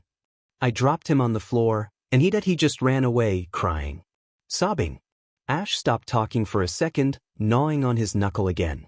Confused regret filled his eyes, pushing out the tears. The second he'd ran out the door, I wanted to take it all back. Come on, he saved my life. Face it, he'd saved my neck the only way he thought he could. But he tried to look angry again. He was in charge. After what he did, he betrayed me, and now he's in charge of a world where everything we did is I would never have gotten so mad if he wasn't Dash. He caught himself, his eyes going wide. Oh, don't tell him I said that. I didn't say that. He can't know I said that. Please don't tell him I said that. Mutwo nodded solemnly. I won't. Thank you. I figured that would be it. I just drove off my best friend, and now I'd screwed up absolutely everything in my life. Everything. At least it couldn't get any worse, right? And then he showed up. I had just slunk into the corner of my cell. I didn't know if I was angry at Keikachu, angry at myself, angry at everything else, or just depressed. Unbelievable, huh? Used to be the world's most confident kid, and now I can't make up my mind about anything anymore. The door opened. I'd hoped it was Kachu. But the footsteps that came up to my cell were way too heavy to be any of my Pokemon. Besides, there were too many of them. 3 sets. 3. They came right up to my cell, but I didn't even look up. And then he started talking. So, you are Kachu's former master. I didn't place the voice at first. Never heard it before. Sounded like something off a tape recorder. So I just answered, yeah. He chuckled. Somehow. It is a good thing he finally saw your true colors. That set me off. I whirled around to deny that. Not sure how I would come to think of it. But I stopped when I saw just who had said that. I never heard his voice, but I'd definitely seen him. On the TV, before and after the revolution. I recognized those scars across his eyes, that voice box fused onto his neck. That look in his eye. This was him. This was the one responsible for everything that happened. The one who destroyed the Indigo Plateau. The one who had Pallet Town burned. The one who started it all. Nito the Great. I was just paralyzed. I couldn't move. Right in front of me was the creature who destroyed my entire world, and there was nothing I could do about it. He'd brought along 2 of his buddies, a Bisharp and a Heatmore. Yeah. Why you? That monster smiled. That DMN smirk. So you do know me? I certainly know you. I couldn't believe my ears. What? He just laughed and changed the subject. I would like to share a revelation I've had with you, Ash Ketchum. So he did know who I was. But how? And, well, why would he care? What are you talking about? He motioned to his buddies, and they split up down the hallway, each one guarding a door. You see, trainers like you always puzzled me for the longest time. The ones who persistently claim that their Pokemon are their friends, even as they imprison and enslave them. You can bet that got me mad. What? Let me finish. It is a remarkable tactic, I will give you that. Very ingenious, in theory at least. By convincing your pets that you really care about them, you minimize the chances of any rebellion or insubordination. A smart move. I didn't say anything. I just sat there and seethed. One part of me was telling me he's right, and the other kept shouting he's wrong, and I couldn't. I was too confused and upset to say anything, so he just kept going on. That part one understood. But what I didn't understand was the lengths you went to maintain this lie. You see, I looked into your history. Ash Ketchum, perpetual loser. Years of experience and still never getting anywhere close to the championship. Your constant attempts to reinforce your friendship cost you so many victories. Why would you keep it up? I opened my mouth to say something, anything, but he stopped me. Then I saw your little outburst on the news, and it hit me. The lie wasn't maintained for the Pokemon. No, it was maintained for the trainers themselves. You and trainers like you convinced yourselves that your servants were your friends so you would not have to face the reality of what you were doing. He stopped, like he was waiting for me to respond. When I didn't, he added, "Face it, boy. If you had stopped kidding yourself, you could have won a long time ago." It wasn't like that. I groaned. Was it? He asked with that goddamn smile on his face. I didn't have an answer for him. I couldn't say he was wrong. He didn't know me, he didn't understand that it wasn't a lie, he didn't get anything about friendship, but after everything, I couldn't be the one to tell him that. Instead, I asked, "Is that why you came here? To tell me that?" His smile disappeared for a second. It was like he was disappointed. Angry, like I said the wrong thing. But then he started smiling and talking again. And to tell you about the pallet fire. There is something I think you should know. My advisors. He gestured to the 2 Pokemon he came with. They often asked why I bothered with that tiny little town. I imagine you wondered that as well. That got my attention. I looked to hear what he was saying. There are 2 reasons I had that place destroyed. Pallet was the original starting town for trainers. The place where Professor Oak first gave out starters. It was where the enslavement all began, really. It had to be destroyed. And secondly, I was looking for you. I couldn't believe my ears. He was looking for me? What was he talking about? Why would you be Dash? Because you took something from me. He started growling, not smiling anymore. You took something from me when you took something from my old trainer. Your old trainer? What are you, Dash? Paul. I couldn't. Paul was Nito's trainer? That I'm not sure if I'm surprised, to be honest, but I dunno, it just seemed like too much of a coincidence. He was shaking, getting more and more angry. I hated him. Almost as much as you did. I wanted him to lose everything. Everything. His family, his home, his victories. But you took his greatest victory before I could. And you did not even win the competition. How disappointing. I think I groaned. Yippee, another reminded of the failure that was my life. I groaned and he got even madder. You little, that I sent Anders to pick you up, but you were gone. If you'd been there, I imagine your dear mother would still be alive. He looked impatient. Like he was waiting for me to do something and I wasn't doing it. I guess now that I think about it, I guess he was expecting me to scream, try to kill him, something like what I did with Anders and Kachu. But I just thought I didn't really respond. Like I said, I was too confused, too depressed, too upset to say anything. I knew he was trying to get me mad, but I was too tired. I was too exhausted to get angry. I mean, what was he telling me? That this was all my fault, for not being with my mom that day? I knew that already. He snarled, "What, have you nothing to say?" "No," I said. Think. Well, whatever I said, it made him snap. His eye went crazy and his teeth grinded for a second. Then he suddenly roared and ripped open the cell doors with his bare hands, claws. You can bet that woke me up. I screamed for the guard, but Nito grabbed me and slammed me against the wall. The guard is one of my brothers. We won't be interrupted. I saw something out of the corner of my eye. Camera! I croaked. I will deal with that later. He growled. That evil eye of his stated me down, and I'd never been so scared in my life. Why do you wretched children not act as you should? First Paul ruined it, and now you're ruining it. Again. No matter. The council is doubting our cause because of you, and you have to be eliminated. Despite the terrifying memory, Ash scoffed as he recalled Nito's words. You ruined it. The mighty revolutionary, throwing a temper tantrum because his victims didn't follow his script. Why did Pokemon follow him again? Mutwo could have explained how Nito had been saner at the beginning of the revolution, how he spoke very convincing speeches, how the revenge fantasy was only secondary, and he only became unhinged as the war continued. But he could tell Ash didn't want an answer to that question. Ash shook his head. I thought I was gonna die. Nobody was gonna save me. I was gonna die, alone, a prisoner, all my dreams reduced to nothing, all alone. I had never been more scared in my life. He raked his claws against my face, real slow, like he was trying to figure out how best to. I was begging. Oh God, please don't, no. He didn't listen to me. He didn't listen to his henchmen either, when they told him this was bad. Boss, if the camera sees you like this, we will destroy the tapes later. Now why are not you watching the door?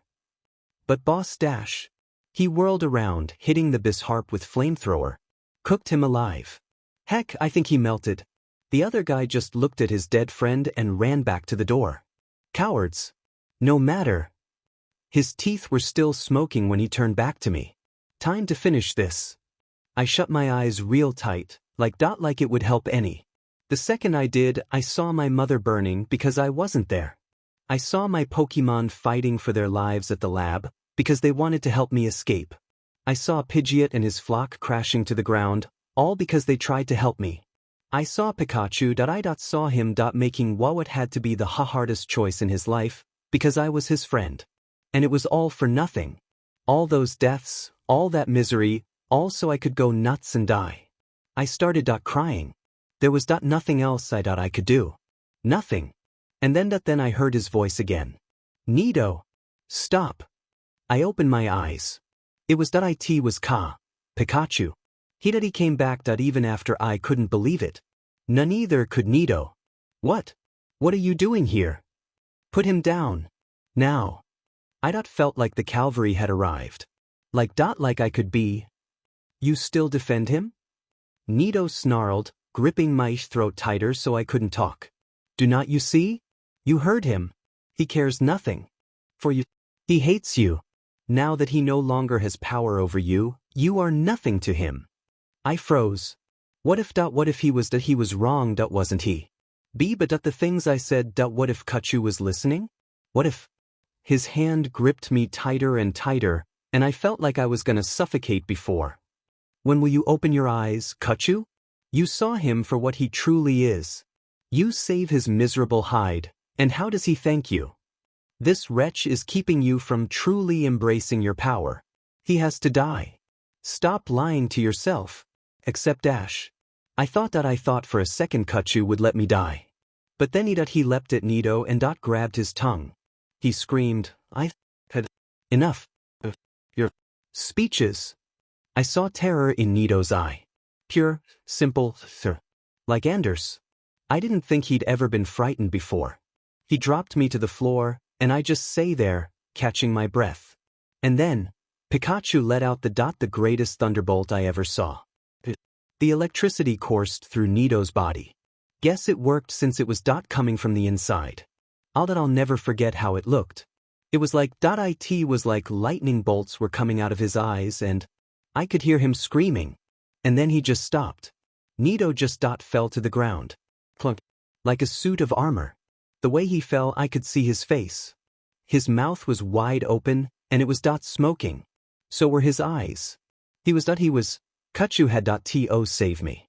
Kachu just stood next to the body, breathing real hard. He looked I don't know how to describe it. Like it was something he both wanted to do, and hated to do. The Heatmore was watching us from the doorway. The look on his face, he must have thought nobody could beat Nito. Especially not Kachu. Kachu just hissed at him, and he ran like a scared rabbit. Then he turned to look at me. I should have said something. Anything. I should have said I don't know, I should have thanked him. I should have said I was sorry for what I said. I should have told him I should have said something. But I couldn't. I just sat there, staring at him. My friend just killed someone to save my life. I was paralyzed. I didn't move, I didn't talk, I didn't. And he just. I don't remember a whole lot after that. It was like I passed out with my eyes open. It's all a blur. I remember the guard dragging me out, I remember the ship, I remember being put here. And then you came in, telling me I had to choose what'll happen to me now. With the story finished, the prisoner and the king just sat there in silence. What else was there to say? Ash's eyes glanced out the window. How late was it? Was the day almost over? To us. He had to make a decision. He started chewing on his knuckle, which was now very sore. I have to be, but I'm not I can't. There's something that did Kachu get in trouble for what happened to Nito? Mutwo shook his head. The only evidence is the videotape, and the revolutionaries won't let it go out as it would ruin their idea of Nito. How? Think about it. They regard him as a hero, a champion. Someone who freed them from oppression. On the tape, he's threatening an unarmed child, complaining about how his revenge fantasy didn't work the way he wanted, and murdering one of his closest followers. Their image would be shattered. That makes sense, but people are gonna find out he got. Many already know.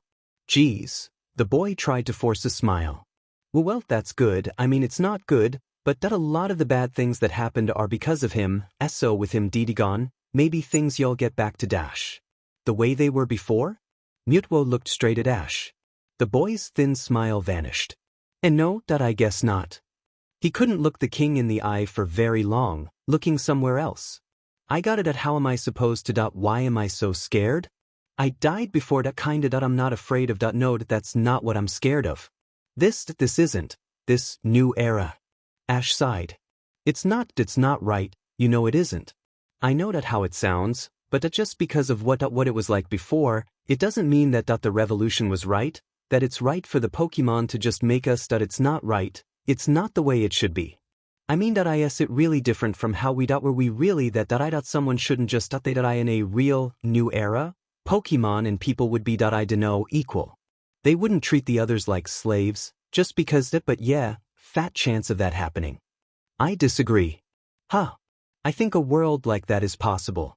Now that Kachu and I are in a position to do so, we can take steps to make the world a truly equal place. There is another group out there, the opposed, who are working to that goal outside the government.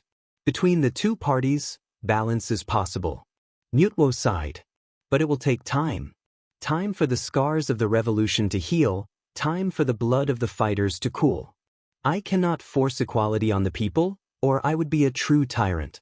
But, Mutwo placed his hand on Ash's shoulder. I promise you, I will make this world a better place. Ash gulped, not sure how to respond. His bit his lip, looking into Mutwo's eyes like a child to a parent. Promise? Promise. There was a brief silence. Ash mulled over what the king had said for a few minutes. His eyes became far away, his thoughts turning to his future. Mutwo moved his hand off the boy's shoulder, waiting for him to respond. Eventually he looked straight at the king. I want to see it, he declared. I want to see this world. I want to see you keep your promise. I see. And I don't want to be forgotten. I don't want to be out of sight, out of mind. I want you and Kachu to see me and remember your promise. I want. He stopped, not sure what to say next. Mutwo nodded, understanding the boy's choice. So you've decided? Ash froze as the weight of what he'd chosen set in. Doubt and fear flared up in him, but he realized that this was what he wanted. Oh yeah. I want the. He tapped his forehead. Yeah. That's my choice. Yeah. Mutwo sighed, realizing what he had to do. A part of him had hoped the child wouldn't want this. But this was his decision, and the more the king thought about it, the more he understood. Very well. Ash nodded, biting back any objections or arguments that tried to bubble. You should probably go now. I think IT took up too much of your time already. Mutwo could tell Ash wanted him to leave before he changed his mind. He reluctantly agreed, and got up to leave. When? Tomorrow afternoon. Mutwo answered simply. Ash went white. Okay. I guess that's. Be best. Could I ask you something? Go ahead. Before you do it, there's someone I need to talk to. The next day, Ash had been moved to the rebuilt Slateport facility. The room he was in was a great deal more comfortable than the cave cell, though he could hardly call it homey. At least the seat was an actual chair instead of a rock, and the table was actually a table. Ash fidgeted in his seat. He rubbed his hands together, the cuffs gone for this meeting. He wasn't sure why Mutwo had trusted him like this, especially since Ash was very nervous, but the strange thing was, he wasn't sure if it was fear or anticipation. Fear of losing himself forever, or anticipation of years of misery coming to an end. Maybe after this was done, he could actually sleep. But there was something he had to do first. He thought it was an eternity, but a look at the cell clock told him it had only been a few minutes since he'd been placed in the room. It was only a few minutes before the door opened. Ash's head snapped up. He actually came? After what happened? For a moment he was confused. The Pikachu that was slowly stepping into the room wasn't wearing any fancy robes or anything. He looked like a wild Pikachu would have before the revolution. It could have been anyone. But Ash recognized his eyes. Hey, Kachu. Where are your? Kachu scratched his arm nervously. I thought it would help if I wasn't you know. He looks just he did when we first met. He looks like he did when he betrayed. No. Ash repressed the angry voice in his head. He couldn't be angry. Not now. This could be the last time they ever saw each other as themselves. Kachu was still hovering by the door, not sure what to do next. His paw went to his throat, remembering what happened the last time they were here. Ash gulped, understanding why Pikachu was so nervous. He made himself smile. Hey, Semir. It's okay, I'm not gonna come on, I gotta tell you something. Pikachu was hesitant, but he eventually stepped closer to Ash. Looking down, Ash realized just how small this lord really was. It was amazing how powerful the Pokemon was. But he was still small enough to sit on his shoulder. Pikachu hopped up onto the table, allowing him to look Ash in the eye. At first, he simply stood at the opposite end, too nervous to move any closer. Ash eventually had to spoke. Do you know where the others are? Kachu gulped. They thought they wouldn't come. I asked, but they don't want to see you like this. Ash sighed. He wanted to say goodbye to his other friends, but there was nothing he could do about it now. Mutwo told me what the Sneasel said.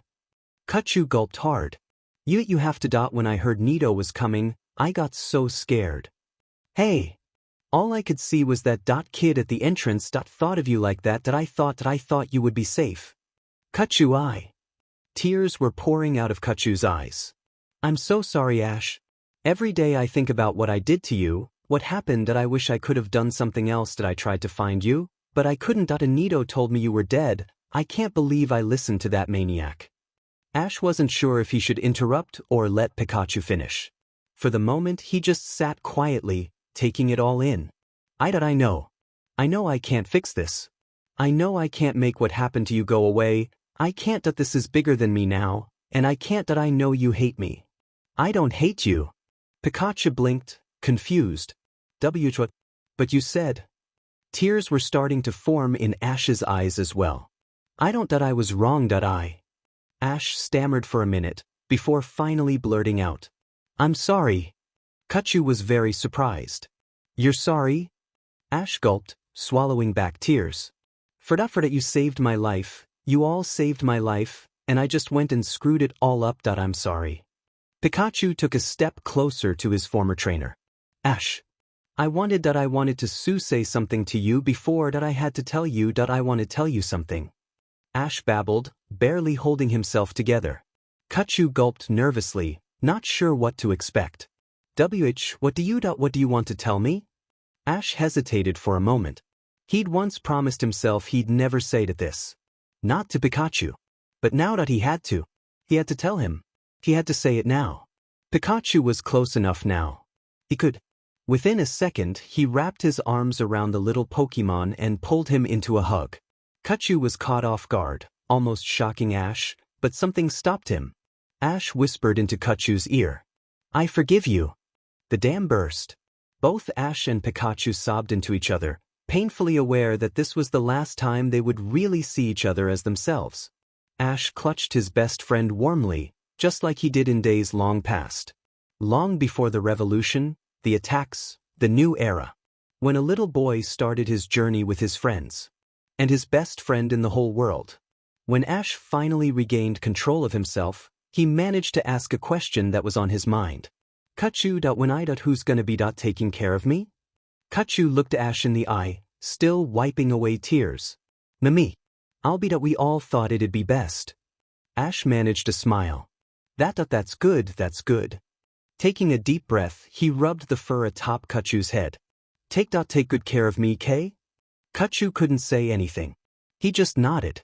Tell everybody I'm sorry for everything. Tell them I said goodbye. I will. Pikachu choked out. And buddy? Pikachu looked into his friend's eyes, tears glistening like the dewdrops of a new day. What? Don't forget the times we had. Don't ever. Pikachu smiled sadly. How could I forget? Ash smiled and drew Pikachu back into his hug. Time froze for them, neither wanting to let go. Every good memory came to them, every triumph, every challenge. Every victory and every loss. They sunk into their memories as long as they could. They were still hugging each other when Mutuo came into the room. It's time. It took another eternity for Ash and Pikachu to pull away from each other. Pikachu was shivering as he slowly stepped away from his friend, touching his fingers in a feeble attempt to prolong their contact. Ash couldn't bring himself to say it. Good. Pikachu had to clamp his eyes shut. He didn't want the last thing he saw his friend be him struggling to say. Goodbye. He finally burst out before running out of the room, not looking back. Ash gulped down the last of his tears as Mutuo approached him. It was time for Ash Ketchum, the Pokemon trainer from Pallet Town, to end. Just do it. Ash sighed, closing his eyes. Biting his lip, the boy braced for the inevitable. He wondered what it would be like, having himself changed forever. He felt a pressure on his forehead, and then his head became light. Ash opened his eyes. The first thing he noticed was that he was in a room? Strangest room he'd ever seen in his life.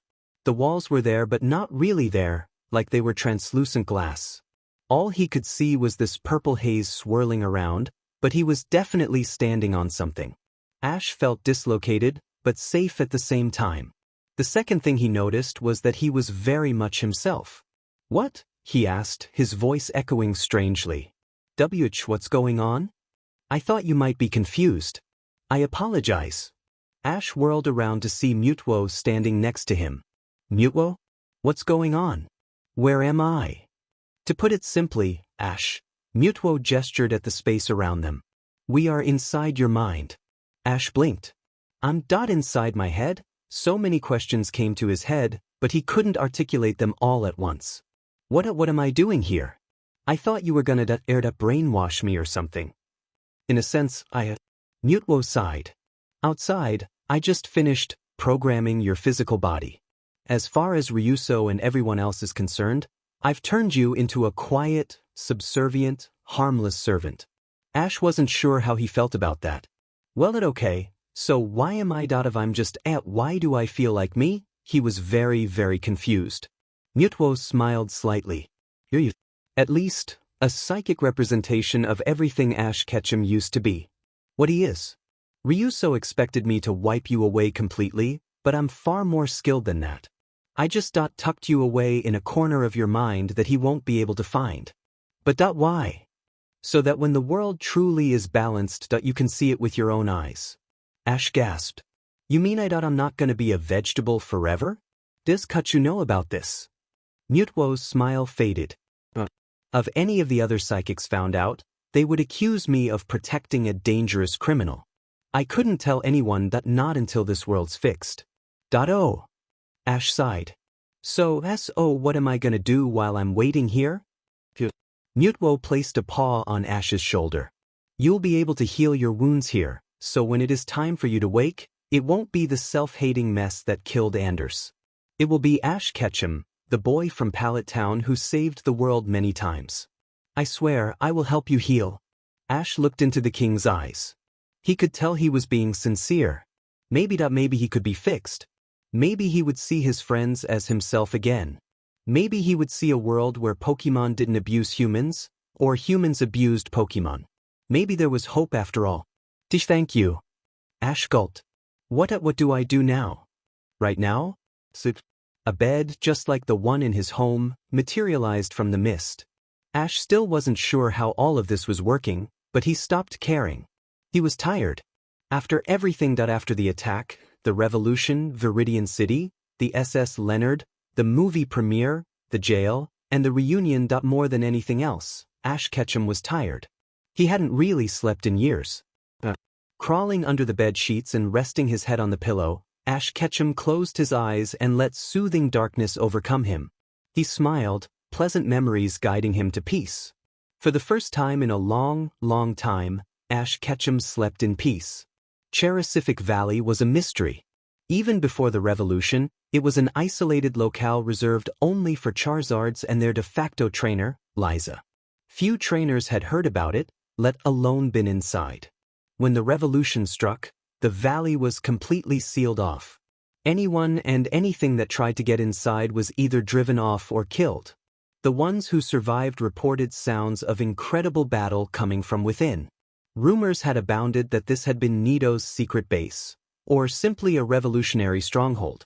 But when the war was over and the new era had begun, there was still nothing known about Cherasific Valley.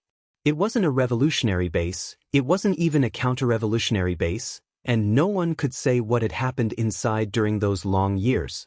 So when it was announced that one of the Charizards who lived there, no less than the self-proclaimed King of the Valley, would be coming out to speak with Lord Kachu, it was big news. Kachu looked out at the driveway, which was now filled with dozens of reporters and TV cameras.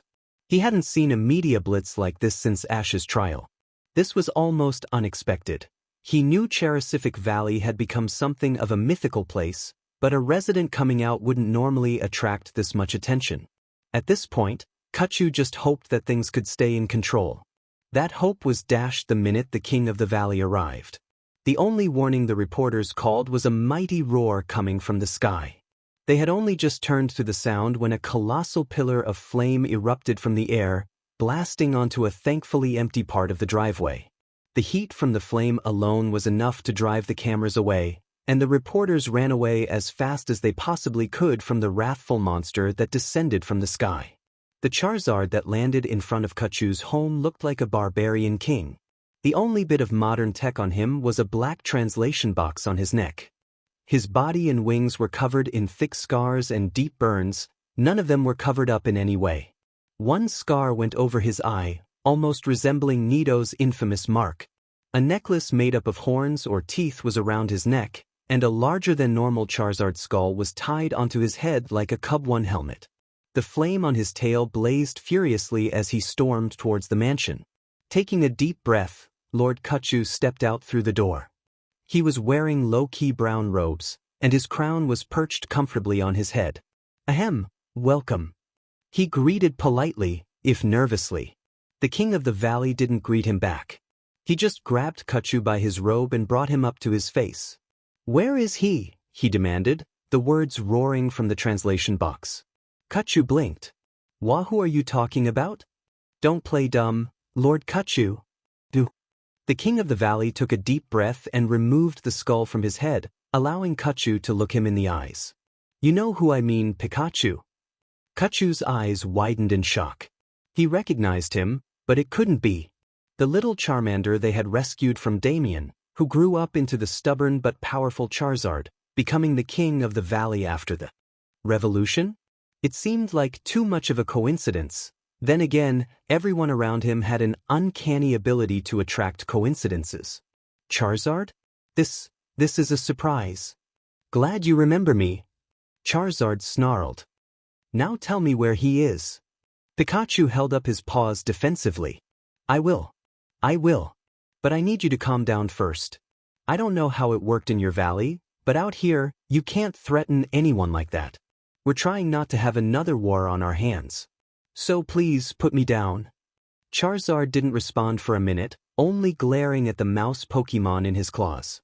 It wasn't until a small spark emanated from Kachu's cheeks that he finally relented and released the Pikachu onto the ground. Lord Kachu dusted himself off. Well, it's good to see you again. It's been a long time. A very long time. Pikachu's paw touched the horn and teeth necklace around the king of the valley's neck. I see you've been busy. What exactly happened in the valley? Charizard just growled in response. I'm not telling anything to anyone until I see him. Kachu sighed deeply.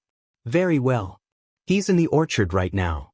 Please follow me, and try not to burn any of the trees, please. The orchard was on the other side of the mansion, so it was a brief walk to get there. As they walked there, the two Pokemon kept silent.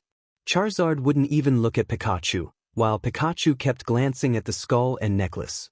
What were you doing in there? Eventually, they reached the orchard. The place was filled with berry trees and bushes, ready to be picked for Brock's recipes. Sherry, Pecha, Tomato, even some exotic berry trees imported from Fiori. They looked juicy, and Charizard was admittedly tempted to rip a few off the branches and devour them. But all the berries in the world were forgotten when he saw the caretaker. He was picking several blackberries from a tree and placing them in a basket for Brock. The boy hadn't even looked up when Kachu and Charizard came walking up. Charizard's eyes widened in shock when he saw him. Ash Ketchum slowly turned towards the two Pokemon. His blank eyes seemed to brighten when he saw them, but that was just the sun reflecting off them. Hello, Kachu. Hello, Charizard. He greeted with a flat voice and a slow wave. Can I help you? Charizard was struck speechless, gaping at his former trainer with disbelieving eyes. Seeing the look on Charizard's face, Kachu motioned Ash away. No, thank you. Why don't you, bring those berries to Brock now? I need to speak with Charizard alone. Okay. Ash answered, walking away as if he was sleepwalking. Charizard didn't protest. He just watched the boy walk back into the mansion, his jaw hanging open in disbelief. Kachu glanced at him and at the retreating form of Ash Ketchum, only speaking when Ash was back inside the building. Well, as you can see, Ash. That's not Ash. Charizard snapped. Kachu sighed. He knew what was coming next. I know. That thing is not Ash. Charizard roared. He wouldn't just, he's not. He's strong. He's determined. A fighter. He's not a pushover. A weakling. He'd never give up like this. He'd fight to the end. Kachu rubbed his forehead. That was the problem. Charizard whirled around and grabbed Kachu, slamming him against one of the trees with enough force to knock the berries out of the branches. How could you do this? He trusted you. You were his favorite. You were his friend. And you let him down. Kachu gasped for breath. Charizard, I know what you did to him. I found the captain of the SS Leonard. You coward! Charizard snarled. You don't understand. Kachu protested. You didn't see Viridian, you don't know what Nito was planning for him. If you'd been there, you would've. I would've fought for him. I would've fought with him. Charizard released Kachu and began pacing furiously. We would've faced Nito's pet hordes, never backed down like you did. I would've made him a fighter. He would've. He would've been killed. Kachu stated matter-of-factly. Even if he died, it would've been better than reducing him to. The King of the Valley gestured at the mansion door that Ash had gone through. The thought of his former trainer behind those doors drained the fury from him.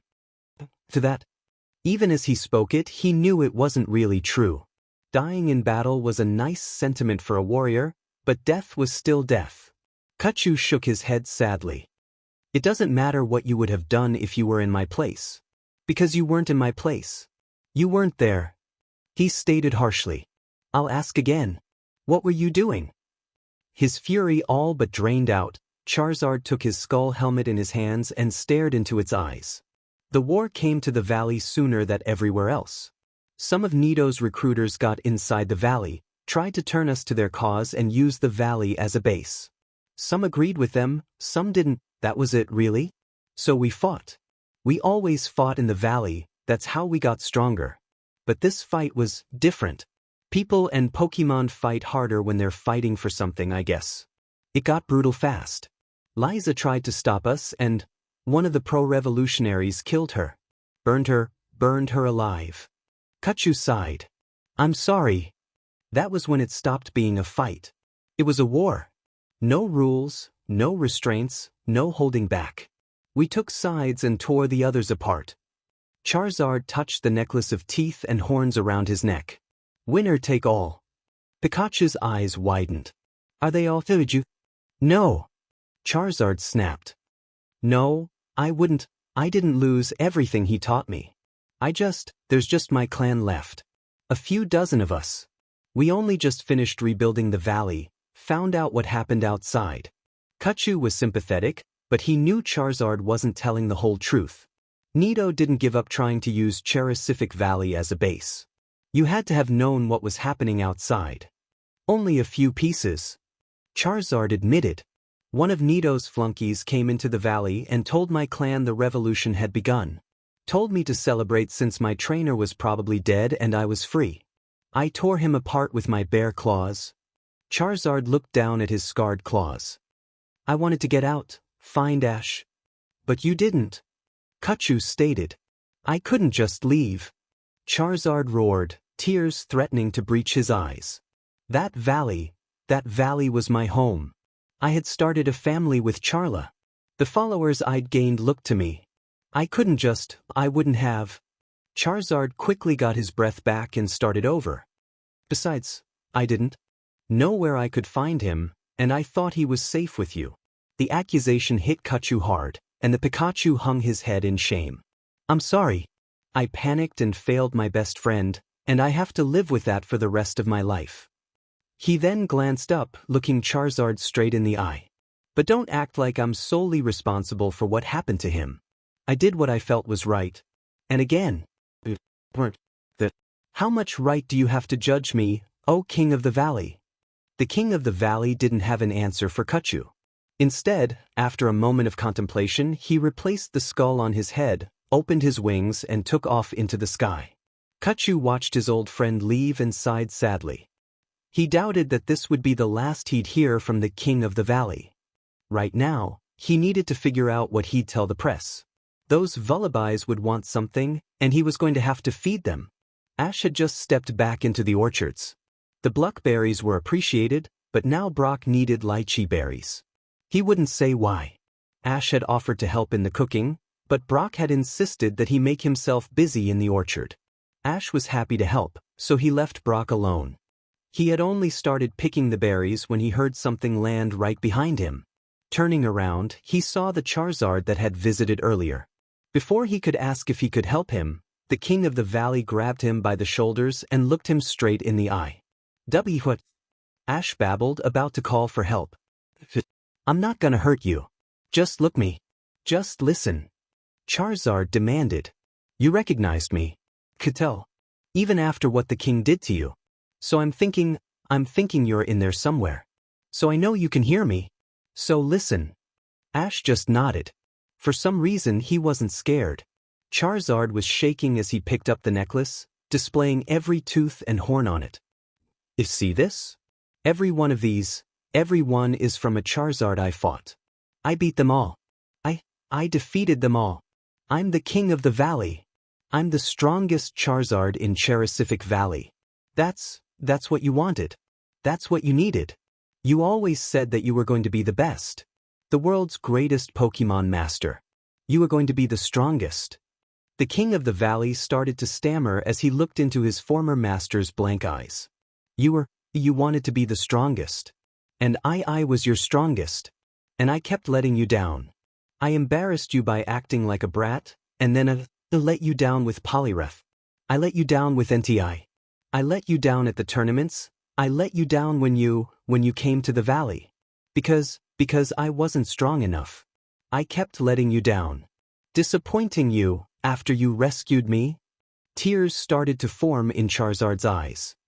That's why I stayed. Even after I knew, because I couldn't let you down again. I couldn't help you if I wasn't strong enough. I had to be stronger. I had to be the strongest I could be if I ever hoped to help you, when everything had gone insane. Charizard dangled the necklace in front of Ash's eyes, almost crying out loud. But look, I'm strong now. I'm the strongest there is. The strongest Charizard you could ever hope for. You're proud, right? You don't have to be ashamed of me anymore. I'm the king of the valley. I have an army now. No one will ever defeat us. I'm the strongest one there is. Ash didn't respond. I'm the king of the valley. I'm the strongest. The best. The one you needed to be a master. I have an army now. Nobody will ever defeat us again.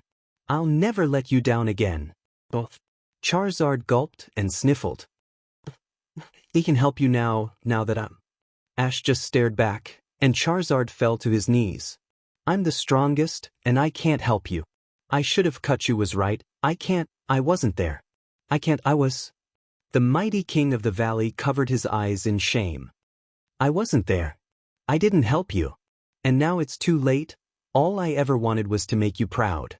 You saved me from Damien. I was going to repay you by giving you your dream.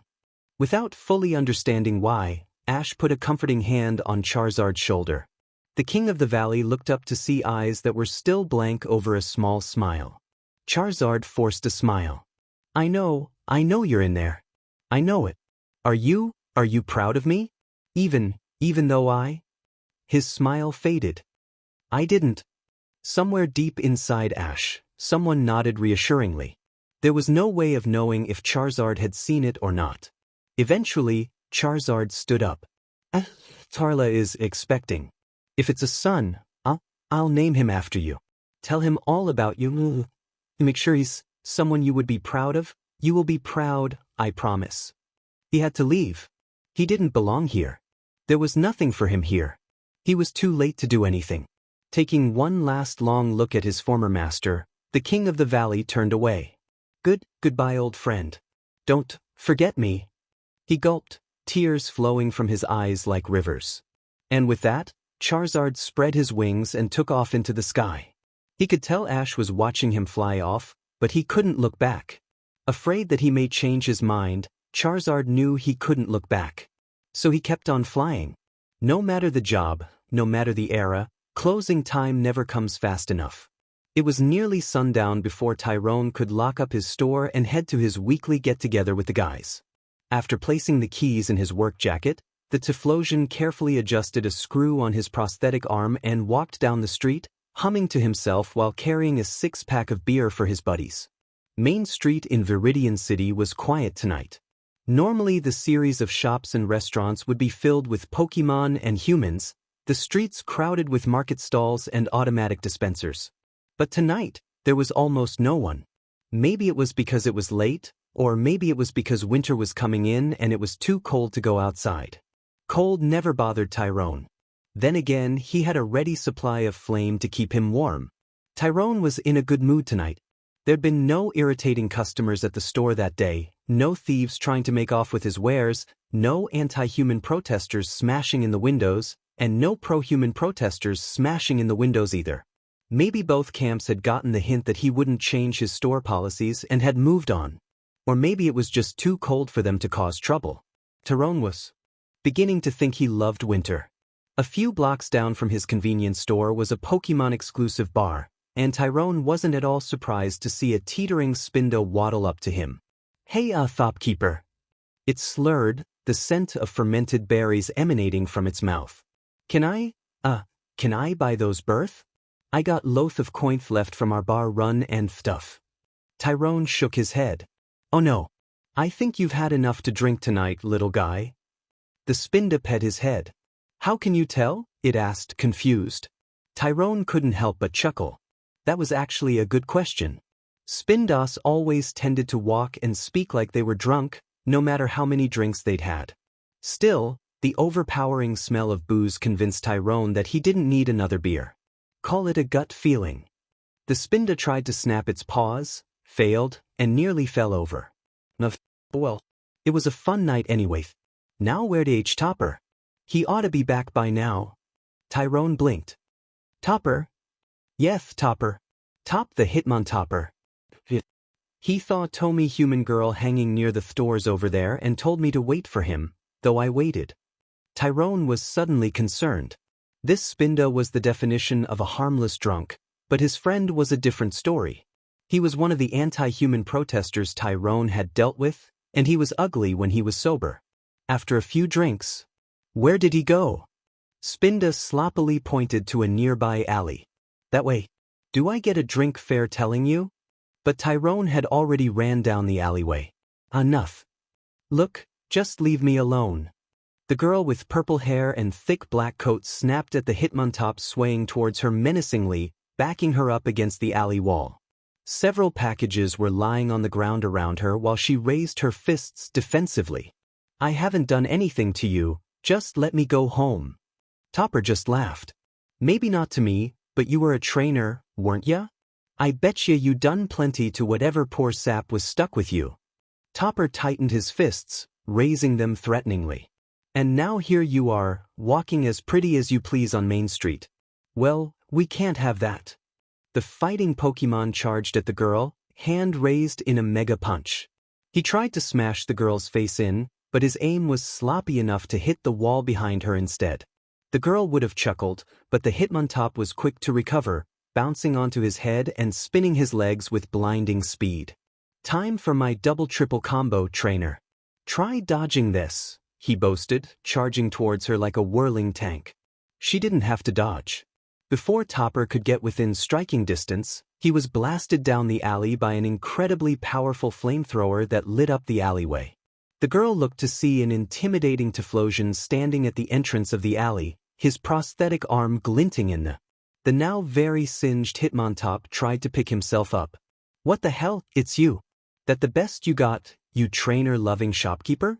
You've never taken me on before, what makes you think? That's only 'cause I got flammables in the shop. Tyrone growled, the flames on his back blazing like the fires of hell. The way they lit up, he looked like a demon ready to wreak havoc on the unfortunate soul who had the misfortune to cross him. You really want to try your luck against me not holding back, Topper? He growled. Topper shivered with nervousness for a second before running down the alleyway. Lay off ya lug. I'm outta here. Once the Hitmontop was gone, Tyrone muted his flames and stepped towards the girl. You alright, miss? He asked. The girl chuckled sheepishly as she picked up the bags she had dropped. I could have handled a drunk like him. She tried to assert. Tyrone just chuckled. I'm sure you could have. But that double-triple kick would have taken your head off. The girl shrugged with agreement. I guess so. Thank you. She tried to pick up 3 bags at once, only for the box she was already holding to fall out of her arms. She tried to reposition it on her shoulder, but then she dropped another purse on the ground. All she could do was laugh sheepishly before trying again. Tyrone beat her, picking up one of the bags with his prosthetic paw. Let me give you a hand. The girl just chuckled. Oh thanks. My ride's not far off. With Tyrone picking up some of the larger packages, she was able to carry the rest of her stuff with some ease. The Pokemon and human were soon walking out of the alley. You really shouldn't be shopping alone, Tyrone warned. Especially this late. I usually don't, but all my friends are sick tonight. She answered. And I like shopping later in the day. Less Pokemon hanging around. She quickly turned to her helper. No offense, but a lot of them aren't happy to see me here. Why not? Tyrone asked. Well, I guess a lot of them are like that Hitmontop back there. Still bitter about the training days. The girl sighed. Were they really that bad? Tyrone shook his head. Of course they weren't. Sure, there were plenty of JRK trainers, but they weren't everybody. Pokemon just like to insist that they were so they don't feel bad about the revolution. I think a lot of that bitterness is just guilt trying to pretend it's not. The girl smiled slightly. That's pretty optimistic. How about you? What was your trainer like? Tyrone's eyes became faraway. He was good. Not amazing, but a real good kid. Made mistakes and had a lot to learn, sure. But he didn't deserve. Tyrone stopped for a second and sighed, looking down at his replacement arm. He was a good kid. Saved my life the day he caught me. Made me strong. That's all that matters now. I guess so, she remarked, looking down at the prosthetic arm. Hey, how'd you lose your paw? Tyrone sighed. Day the revolution started, there was a riot at Oak's ranch. Revolutionaries grabbed Professor Oak before destroying the lab 3 times over. I was fighting for my life with my friends, and then suddenly my trainer and his buddies were. Tyrone froze, his head turning to look the girl in the eye. In the middle. The girl's eyes had gone wide, and Tyrone could see their color. Greenish blue, that hair looked like a wig, and there was something undeniably familiar about her face and voice. Misty? He finally asked. The girl gasped, then groaned. Ugh, Jessie said that no Pokemon would see through this outfit. Misty then looked back up at Tyrone. Wait, so you're? Tyrone smiled. Yeah, it's me. Kalava. The Typhlosion blinked. Sorta. Sometimes I wish Ash was a little more clever with names than he was. Misty was dumbstruck, but she still managed to chuckle. Yeah, it was pretty confusing sometimes. Wait, you survived that attack? Tyrone nodded. Barely. Once you were gone, the revolutionaries lost interest and left. The lab was destroyed and Ash was gone. There was no point in them sticking around to fight some loyalists. So what did you do then? What we had to do, Tyrone stated simply. But once the fighting was over, I took a psychic job course and... Psychic job course? Misty asked, confused. Tyrone blushed. You don't know what a... Oh yeah. Well, you ever wondered how the heck Pokemon could run businesses now when that was strictly a human thing before? Well, for a couple weeks there were psychic job courses where an Alakazam or a Behem or some such would transfer a human's knowledge and business skills to you. Misty's face scrunched up. Seems like cheating. Well, yeah, that's why they're gone now, but we kinda needed to back then. Pokemon had to be in charge of everything or the revolutionaries wouldn't be happy, and we had to get the world moving back to something kinda normal kinda fast. The king himself got them set up. How do you think Kachu and Kat got to be so good at diplomacy and business so quickly? Misty scowled. So you just got on with your life after? Tyrone stuck his good paw out in front of Misty, stopping her in her tracks. Stop right there, he said, his face serious. I'm not going to be guilt-tripped for what happened. I'm sorry about what happened to Ash. I really am. Like I said, he was a good kid, and he didn't deserve what happened to him. But there wasn't anything I could do. I had my life and my friends to think about, both then and now. At some point, you just have to accept things and move on. Tyrone groaned sadly. Yeah. Sometimes I wonder if there was something I could have done to help him. But by the time I knew where he even was, he was beyond anybody's help. And you know it. Misty's scowl faded and her head sank. Yeah, I get it. I was with him the whole time, and I couldn't.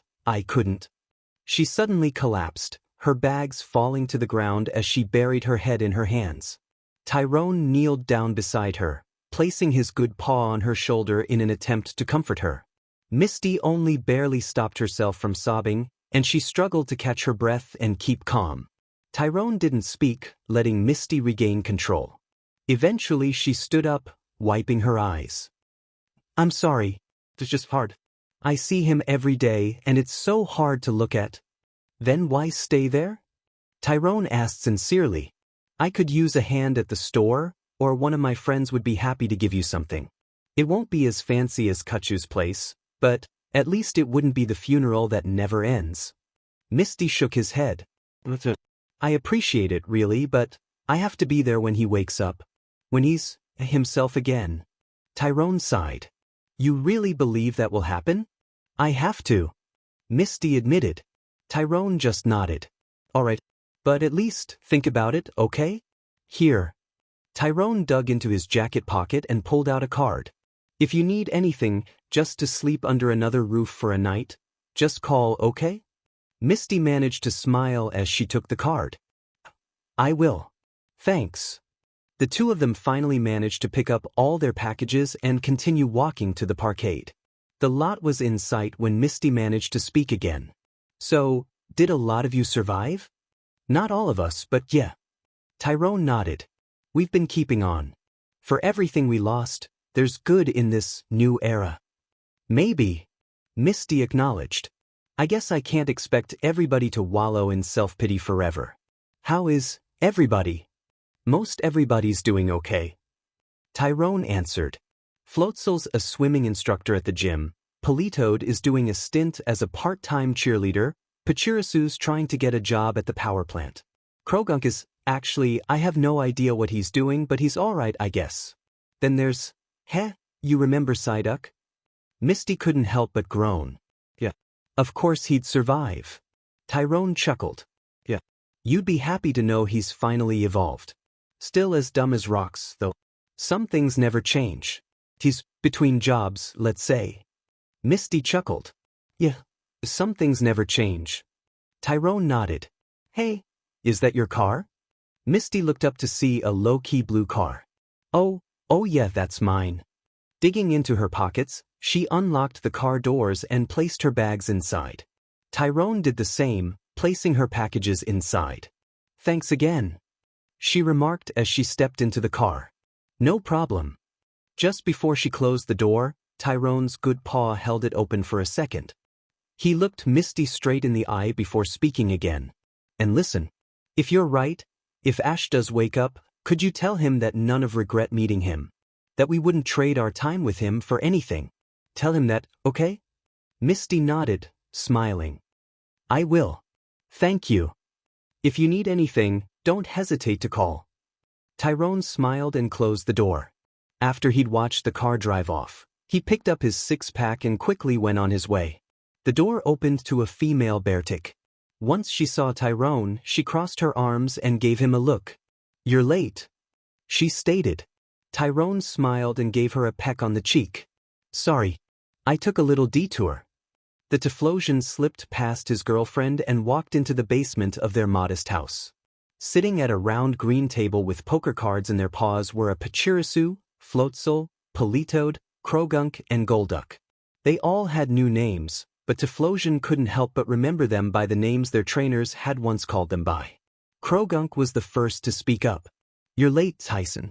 We started without you." Tyrone shrugged and placed the beers on the table. "Sorry about that. Can you deal me in?" "You betcha, Ty," Pachirisu chirped, handing him several cards. Politoed was the first to grab a beer from Tyrone's six-pack. He always brought the best beer. "So what happened?" Golduck asked. "Why you late?" Typhlosion sat down and sighed, smiling sadly. He glanced up at a framed photograph on the wall.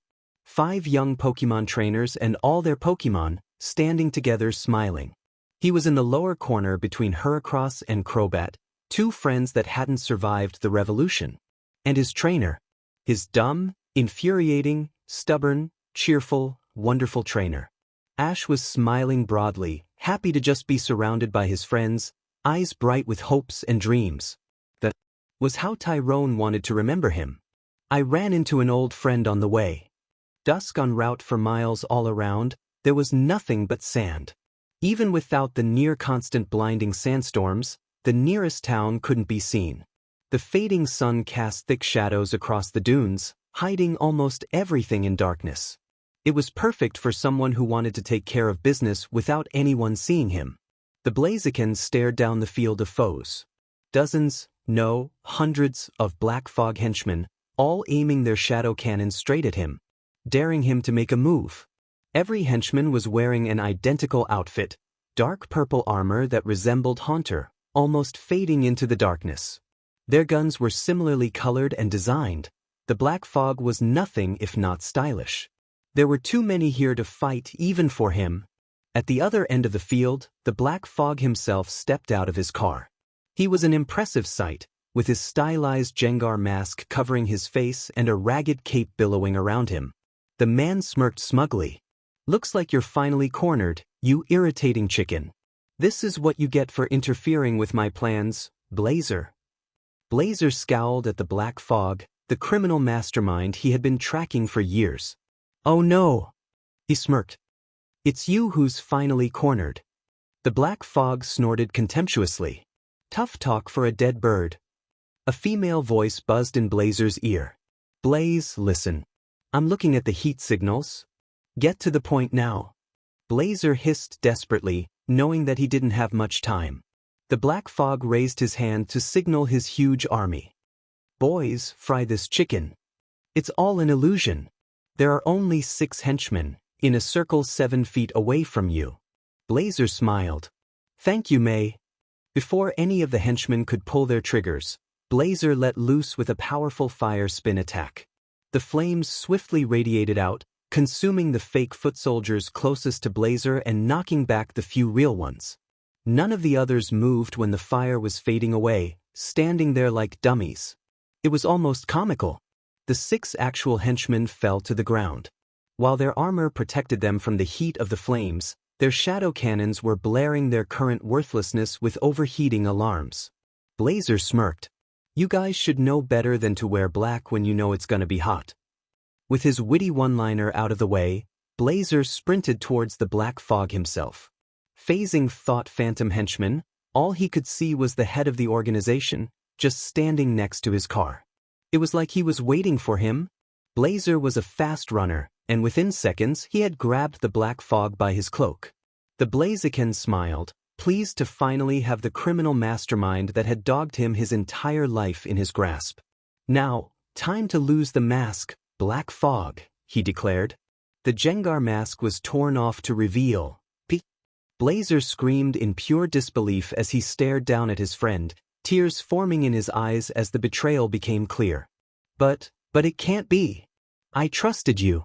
You were the Black Fog this entire time?" Pat, the green-haired man behind the mask, just smirked in response. "Oh, it's not quite as simple as that, Blazy." Suddenly, Blazer was blasted back with a powerful shadow ball, sending him toppling back from Pat and landing several feet away. The Blaziken picked himself up to look at the black fog again. Pat got onto his feet unsteadily, looking at Blazer with a sadistic grin on his face. Suddenly, the human started twitching and convulsing as a black fog started emanating from his body. The blackness slowly condensed, and Pat limply fell to the ground unconscious. The living shadow laughed maniacally. "You have no imagination, Blazer. It was so easy to fool you and everyone else, so much fun to tease you with false leads and evidence. It never once occurred to you that the Black Fog, the world's greatest criminal mastermind, could be something like me." The shadow finally took full form, revealing a grinning Jengar. The true Black Fog laughed in triumph at Blazer's shocked expression. "Confused chicken? It was me all along. All I had to do was keep switching bodies and nobody ever caught on. And now that you're here, I'll—" "Stop." Blazer and the Black Fog both turned towards the interrupting sound. "What?" they said flatly. A barbercle came running up to the scene. "No. I will not stand for this. This is ridiculous. Absolutely ridiculous. What's ridiculous is you ruining this scene." Jengar ranted furiously. I practiced for weeks on this speech. This was gonna be my big scene. I was so excited. Blaziken's face fell into his palm. You didn't read the script to the end. He deduced. Why didn't you read the script before you signed on? The barbarcle muttered, caught. I thought I didn't have to. Throwing up his hands, Blazer waved everyone else off. Stop it, stop filming. Shoot's ruined. Just stop. And with that, a film crew and countless cameras scattered around the field materialized out of nowhere. The film crew, which consisted of Chase Bin, Munchlax, Deden, Halucha, and a young human, all collectively groaned with disappointment. The humans dressed in black fog armor got up and removed their helmets, and the one playing Pat picked himself up and brushed himself off. The Zoroark who had been concealing the cameras and providing special effects got up in Barbarcle's face and roared. You idiot! You just had to make a scene now. We've lost the light. The Chase Bin manning the one of the cameras tried to calm her down. Easy girl. We just need to reshoot the reveal scene tomorrow. We can still use everything that came before. Relax. Don't call me girl. Zoroark snapped. And we're never going to get the lighting right. Everything was perfect until this loser decided to get uppity. The sole human cameraman, a young man with glasses, managed to gently pull away the Zoroark from the barbarcle. Come into Zoe. You know what he's trying to do. We never should have brought him on, Luke. Zoe whispered to her former trainer. As they were walking away, Bihan, Jengar, and the human playing Pet all turned to glare at the intruding barbarcle. Okay, Barton. What is it? Blazer demanded. Barton the barbarcle had withered somewhat after the verbal assault from Zoe, and the irritated glares from the two larger Pokemon weren't doing much to help him. And the human just made things awkward? Come on, you don't see the problem here? Well, the twist comes out of nowhere. There were hints throughout the movie, which you would have caught if you'd read the script. Blazer insisted. The false leads that weren't really false, the fact that he never showed his face to anyone, the multiple voices, the scene at the restaurant, the fact he changed actors through the movies. We put out a theory online that it was multiple people wearing the mask. Heck. The Blaziken picked up one of the prop weapons. The props practically give him away from the beginning. Maybe, but the twist itself, it's too different. It changes everything, ruining the movie. Blazer just facebombed. You're complaining about a plot twist changing everything? That's the entire point of a twist. And it's high time something changed in this industry. Too many movies with the same plot. Audiences are getting bored. The barbarcle searched for another reason that he could use. Feeds stereotypes about ghost Pokemon. There's gonna be mass terror. Is that all? Jengar chuckled, floating around like a balloon with a big grin on his face. What with me possessing Pet here? Come on. We like being feared. It's practically what we're made for. If you're really worried, we'll add something in the special features about how we faked that whole possession thing. By the way, Jengar patted the human's head encouragingly. That was very, very good, Pat. My name is Sillin, not Pat. The human sighed, feeling a little like a performing dog being praised. And I think Barton is more upset about a Pokemon being the villain. At least the human sees the issue. No offense. Barton backtracked awkwardly. I mean, the audience isn't going to like this at all. It's gonna reflect badly on the Pokemon. Sillin growled under his breath. As someone who's had his entire species vilified movie after movie, I almost sympathize. Jengar blinked. Blazer sighed. Sillin's got a point. Too many films these days have the villain played by a trainer. It's a cliché, and an insensitive one at that. Insensitive? Barton groaned. Oh, the poor, poor humans. Maybe you've forgotten the days when they shoved us in those tiny ball, made us try to kill each other, all over some stupid title, plastic badge or fake gold trophy. They've earned their villain cred. He then remembered Sillin was still there, glaring at him. Nothing against you, kid. I swear. You probably weren't even a trainer. Actually, I was a gym leader. Sillin snarled under his breath, his fists bunching up. And none of the Pokemon I trained think I was a villain. How do you know? Barton snapped. It's easy to remember things in your favor. You ever ask 'em? I live with them. Barton swallowed hard. Yeah, just forget I said that. But, okay, but Blazer, man, you've already done plenty to fix that. I mean, you got human friends, a human sidekick, letting a human get billed as a cameraman, even it'd be fine to have a human villain. That would be 1 step forward, 2 steps back. Blazer growled, growing more and more impatient with Barton. He instinctively stepped between him and Sillin, sensing that it would get ugly fast. Any more played straight demonized humans and we'll be facing protests. And we won't have protesters for this? At least humans don't have flame breath and poison attacks that'll destroy the theaters if they get angry. Barton countered. What's wrong with my fists? Sillin snapped, leaping at Barton. Gah! Don't hurt me, you lunatic! Barton cried, jumping back in shock at the human's outburst. Luckily, Blazer and Jengar had managed to hold Sillin back from striking Barton. Sillin struggled against them for a second before slumping in defeat. Barton smirked smugly, but his smile faded when Jengar and Blazer looked up to glare furiously at him. You should leave, Blazer said flatly. Barton blinked, confused. But he's the one who... Now. Both Pokemon snapped. Barton turned tail and ran back to his trailer, wanting to get far away from the two of them. They all watched him flee, and once he was far enough away, they released Sillin from their grip. Sillin breathed in and out for a minute before sighing.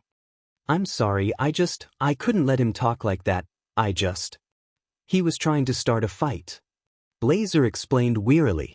If you had attacked him, you would be the one in trouble. Of course I'd be. Sillin groaned, rubbing his forehead with his hand. Jengar floated back around to face Sillin. I don't understand. I thought you liked playing the villain. It asked, genuinely confused. Sillin managed to smile. Well, yes, it's quite a fun flavor. Actually, is my favorite part to play. Back then, there wasn't such an awkward stigma to having a human play the role. Well, yeah, but you were the only ones in the lead roles back then. Jengar pointed out. Sillin shrugged. I suppose that's true. Funny how things look in hindsight nowadays. Blazer patted Sillin on the shoulder. Listen, why don't you just head back to the trailers and grab something to eat before Munchlax cleans it all off? Don't worry about that idiot Barton, I'll take care of him. You did great today, you've earned yourself a rest. Sillin didn't argue with the Blaziken. With a shrug, the human trudged back to his trailer for a good night's rest. He really needed some sleep, that much was true. Jengar turned back to Blazer, smiling conspiratorially. You'll take care of him? Can I help with that? I can sneak up behind him, make him disappear. Blazer held up a cautioning claw. Don't try anything, Black Fog. He warned as he walked back to his own trailer. I'll handle this. Jengar winked back before bouncing off to wherever he slept at night. Okie dokie, Blazer. But give me a howl if you need my help to take care of anything. He laughed before vanishing. The Blaziken just sighed and stepped into his trailer. While Blazer was hardly poor, having made more than a few popular movies during the last few years of the new era, his trailer was more than a little old and run down. The vehicle was covered with bruises, burns and scars, small mementos of each location they had shot at. He preferred to shoot on location rather than rely on special effects for the setting, and to take the scenic route rather than rely on teleportation for everything. Maybe the years before the revolution had just made him sentimental about traveling the world. Blazer clicked the light switch on, illuminating his mobile home. There were a few souvenirs from his travels before and after the revolution, a box of old ribbons. Some awards his movies had won, including a commendation from Lord Kuchu himself. Otherwise, everything was utilitarian. Unlike his friend in Sinnoh, he didn't have the taste or the patience for luxury items. The near-constant risk of fire was also a factor. A fireproof fold-out bed that served part-time couch duty, a small but well-stocked kitchen, a few handy extinguishers and a satellite TV and phone for networking. Blazer picked up an phone and hit speed dial. Hello. It's Blazer. He greeted, making himself comfortable on his couch. Yeah. It happened. Not as bad as you were worried it'd be, but not good. Blazer wearily shook his head. Guy's name is Barton. One of the producers. I think the ex-revolutionaries got him on board to spy on us. He doesn't have the pull he thinks he does, though. Started a shouting match, nearly got Sillin to hit him. No, he didn't. Barely. Sillin's never been violent. I guess Barton pushed too many buttons at once. Of course I'll talk to him later. Okay. As the voice on the other end continued talking, Blazer picked up a box of old ribbons and stared at it, reminiscing. Eventually Blazer smiled. Thanks, I appreciate it. Do what you can. Oh, and did May see the movie? His smile faded slightly. I didn't mean to insult her, I just thought, oh, that's okay. Any chance I could talk to her? Right, I forgot about the time difference.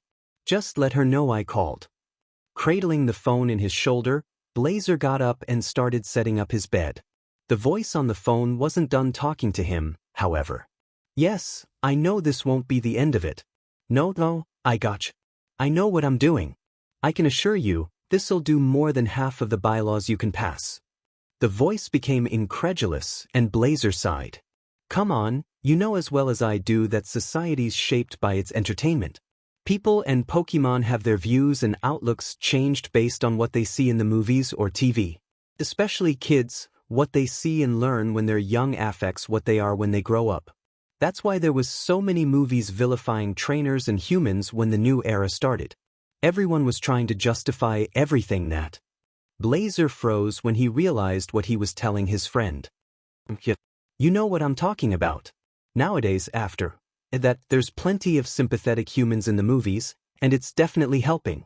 But the main baddie is always human, and there's almost never a negative portrayal of Pokemon.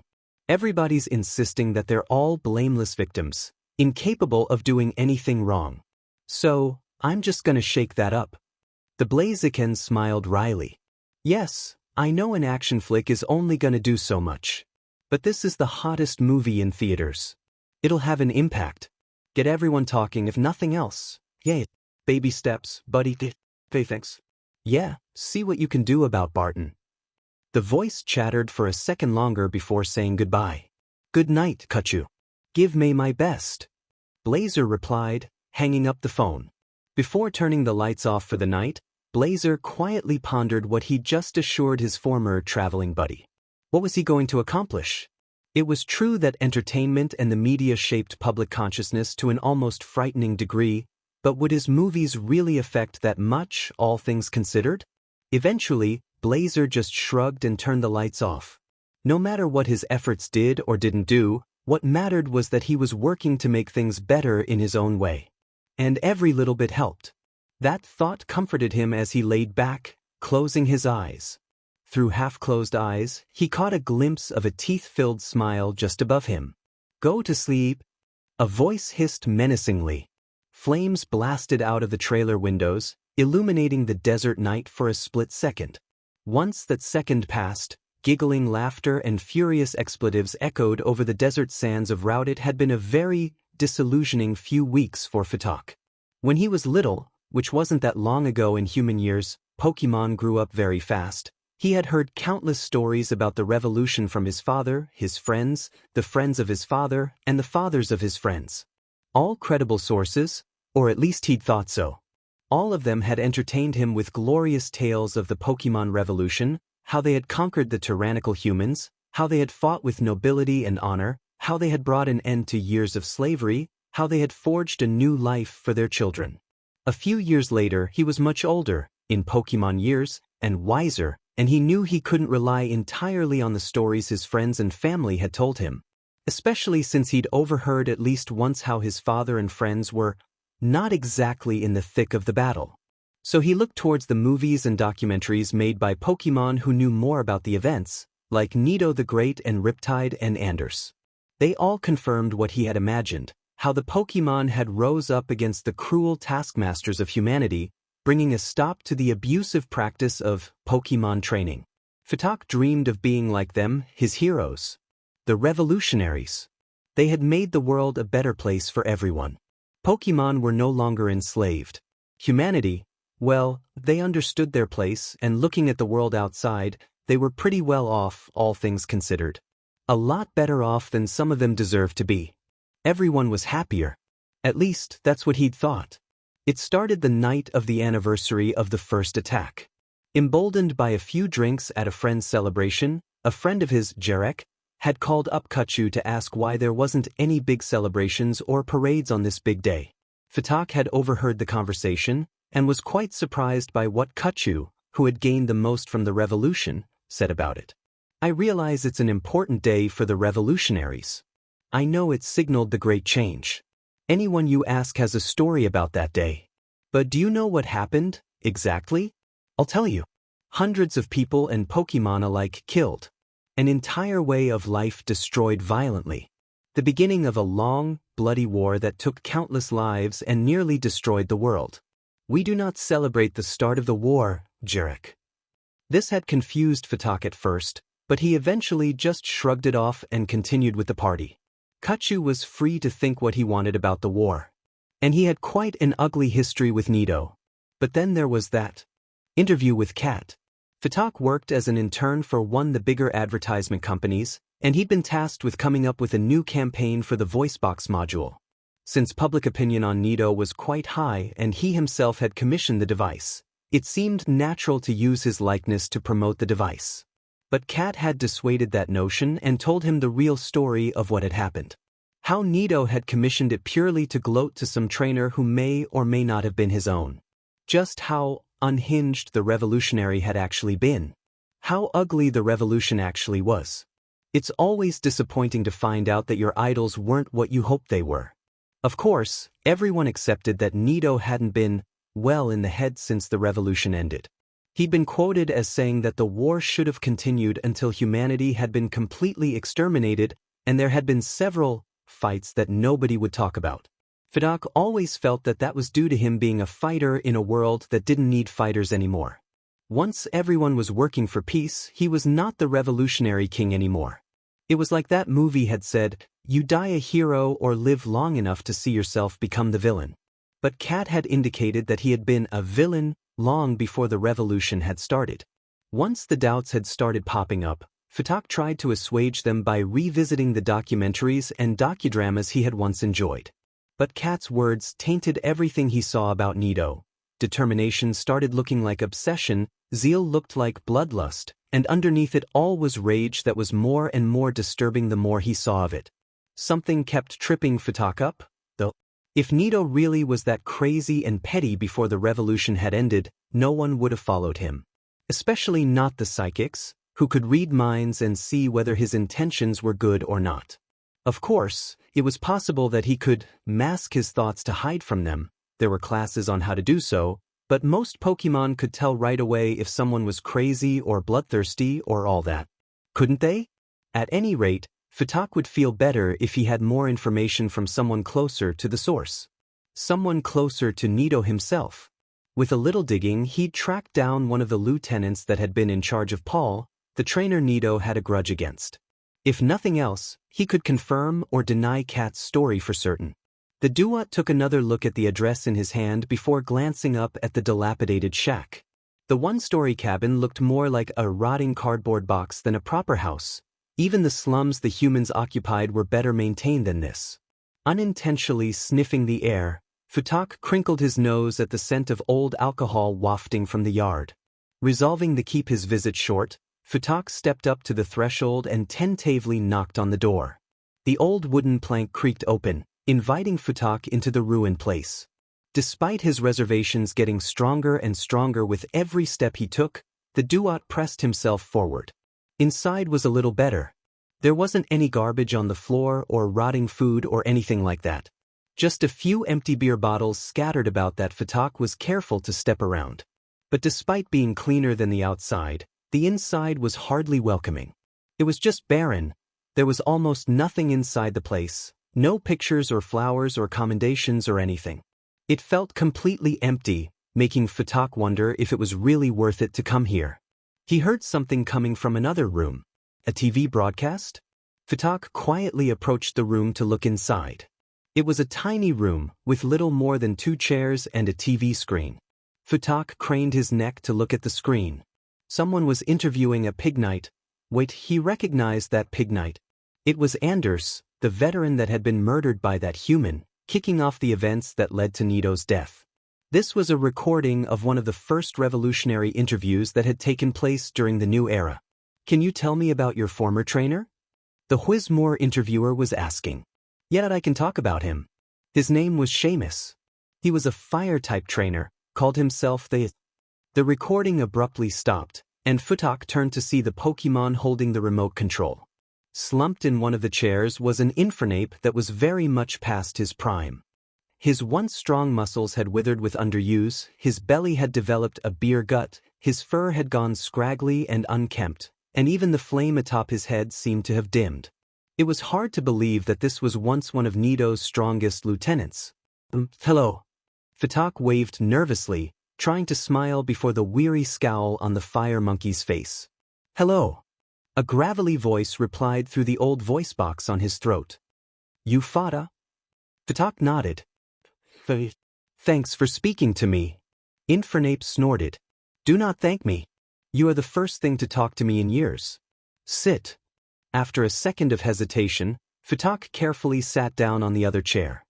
He adjusted his seat nervously before posing his question. I just wanted to ask you about, I've heard that Nito commissioned you to watch a certain trainer? Infernape groaned. Yeah. Mine. Yours. The Infernape rubbed his forehead. Nito called him the distilled essence of trainers. Kind of agree. He was everything bad about trainers, anyway.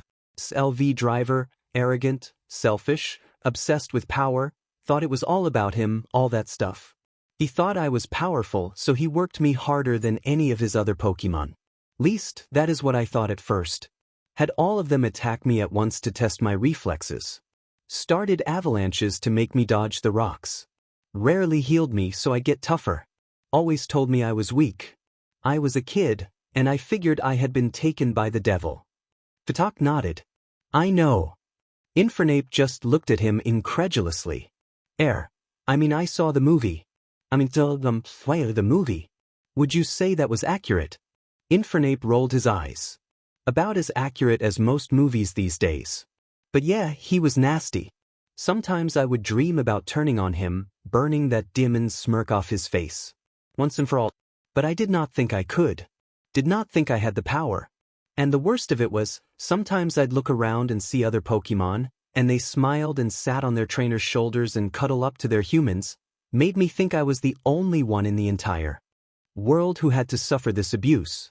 It was not fair. Not to me. Why do I have to be miserable when everyone else is happy? That was when I met Nidoking. Futak scratched his head. You mean Nito? Yes. Him. Infernape tapped the voice box on his throat. This thing is old. Broken. Sorry if I am not clear. Futak nodded in understanding. How did you meet? Through dreams. Infernape said, something resembling a smirk crossing his face. The Duat blinked. I'm sorry. Nidoking had a network of psychics set up, communicating through telepathy to any Pokemon on their side, or Pokemon who might be on their side. That is how he kept it secret. Infernape reached down to the bottle of alcohol that was sitting beside him. I first met Nito in a dream. I know how it sounds. Thought it was crazy at first too. So he had me meet him and Anders somewhere else. That was when he brought me in. He told me he knew what I was going through, and that I was not alone. That countless other Pokemon were going through the same thing. Anders told me what happened to him. What happened to others. Pokemon being hurt, beaten, humiliated, all for the sake of the trainers. I was not the only one, and I did not even have it the worst. He told me it had always been like that for everybody, and that it always would be. Unless we did something. Infernape took a drink out of his bottle. I wanted to do something. I was young. I had been beaten down for so long, and here was a chance for me to rise up. And I would not be alone. Not anymore. You have no idea how I felt then. Infernape smiled slightly. I was ready to change the world. Course, all Nidoking needed me to do was keep an eye on Paul, so I had to bear with him for some time. But I could do it. I was tough, And I knew that one day soon, I would get to break him down. Repay him tenfold for all the abuse he had given me. I could not wait to see the look on his face when it happened. And then, suddenly, Infernape tensed up, tightening his fist around the bottle in his hands and gritting his teeth. Fatak swallowed. What happened? Infernape let his forehead sink into his free hand. Paul threw me away and I got a new trainer. And he messed everything up. Everything. How? He was nice. Fatak blinked again. I don't follow. I failed Paul and he threw me out like trash. Like I was nothing. Released me and walked away. And right there was his rival, some kid named Ash. The minute after Paul had walked away, he offered to take me in. To train me himself. He smiled at me. Paul never did that. He never smiled, PRD. I think, at the time, I was worried about letting down Nito. I figured I could keep on Paul's tail if I went with his rival. That he smiled, so I went with him. Fatak pet his head in confusion. And he messed you up. Infernape looked down at the bottle in his hand. While I was with Paul, when Nito found me, I was so sure about the cause. So many suffering Pokemon, so much abuse, I was going to help end it. That would be my ultimate contribution to the world. How I would change the world. Wipe out all the trainers like Paul and Seamus. They were all the same and the world would be better off without them. And then Infernape threw the bottle aside. He treated me right. He treated me like a pet, sure, but he smiled at me, encouraged me, comforted me when I was sick, and he did the same for all of his Pokemon. I could never let him down, I could never disappoint him, I could never fail him, even when I did.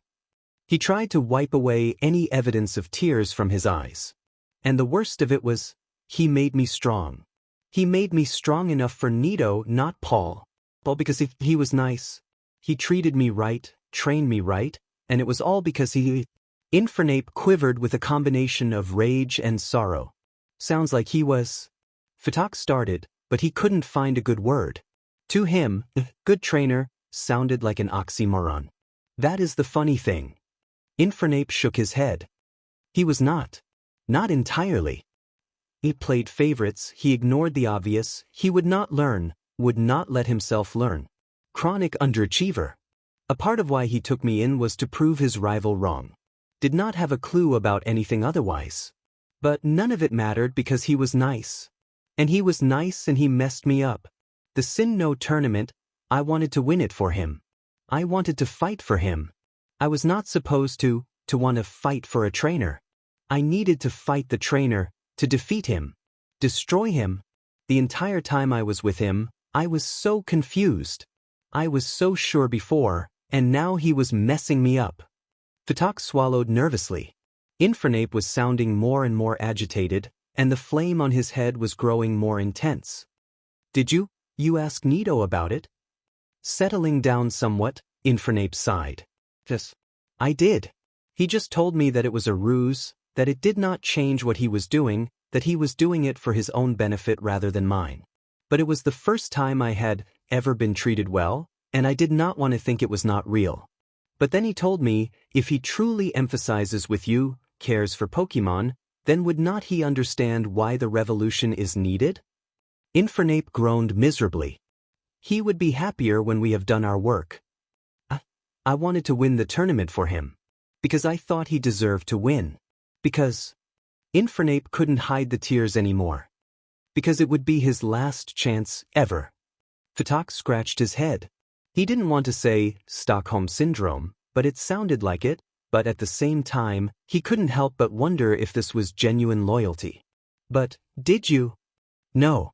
Infernape slumped back in his seat. Like I said, chronic underachiever. And he did not know the stakes. None of them did. I thought about telling them all the time, but I did not. His eyes became far away. Sometimes I wish I did. But at least we beat Paul. I do not think we beat him enough, but we defeated him. Ash did not win the tournament, but at least Paul was denied too. That is something, right? I suppose. And then the revolution happened and Infernape looked around for another bottle, but he couldn't find one. He suddenly started shivering with anger, his brow furrowing into a scowl and his flame becoming more intense. Fatak pulled back, frightened. Sir? He messed me up. Infernape roared. He screwed everything up. The revolution was supposed to make everything right. Make the world better for us. And it did not it? But I cannot enjoy it. Because of him. Why did he have to be nice? Why did he have to be? Infernape got up and started pacing. He did not just mess me up. He messed everybody up. He messed Kachu up. He messed Cat up. He messed the council. He messed Nidoking up. He messed Anders up. Even before he smashed his face in. Fataka's eyes went wide. This was the trainer who... Yes. Infernape confirmed. That Ash. Infernape sank back into his chair. He beat Anders to a pulp, but the thing is, Anders did not fight back. He was a strong fighter, he could have blasted Ash off easy. But he did not. And when they pulled his body out, he was smiling. He was killed and he was smiling. A fist smashed into the chair's armrests. He messed everything up for everyone. Everything that is messed up with this era can be traced right back to him. He is the center of the universe, just because he was nice. It is not fair. I worked hard for this revolution, I fought for Pokemon everywhere, I sought to free them all from the oppression. But Ash ruined everything for me. And he never even knew it. I should be happy now. The days of trainers are over. But I am not. No one is, not really. Because of him. Infernape looked at something in his paw. The day the war broke out, Nidoking told me and Anders he wanted to meet this Ash, so he ordered us and others to pick him up. I do not know why he wanted him. I doubted that it was just to talk. He was still sane then, but I was scared. So if it did not get him, let him escape. Infernape shook his head sadly. Sometimes I wonder if things would have turned out better if I had caught him. Brought him to Nidoking from the start. Maybe he would have understood. Maybe it would not be as bad as it is now. Maybe things would not be so messed up. Or maybe not. He fell silent after that, and it was a minute before Fatak spoke up again. What about Paul? Nidoking found another spy in his ranks. So he captured him easily. Waited until some anniversary before he had us bring him to him. He gloated, got angry. And he killed him.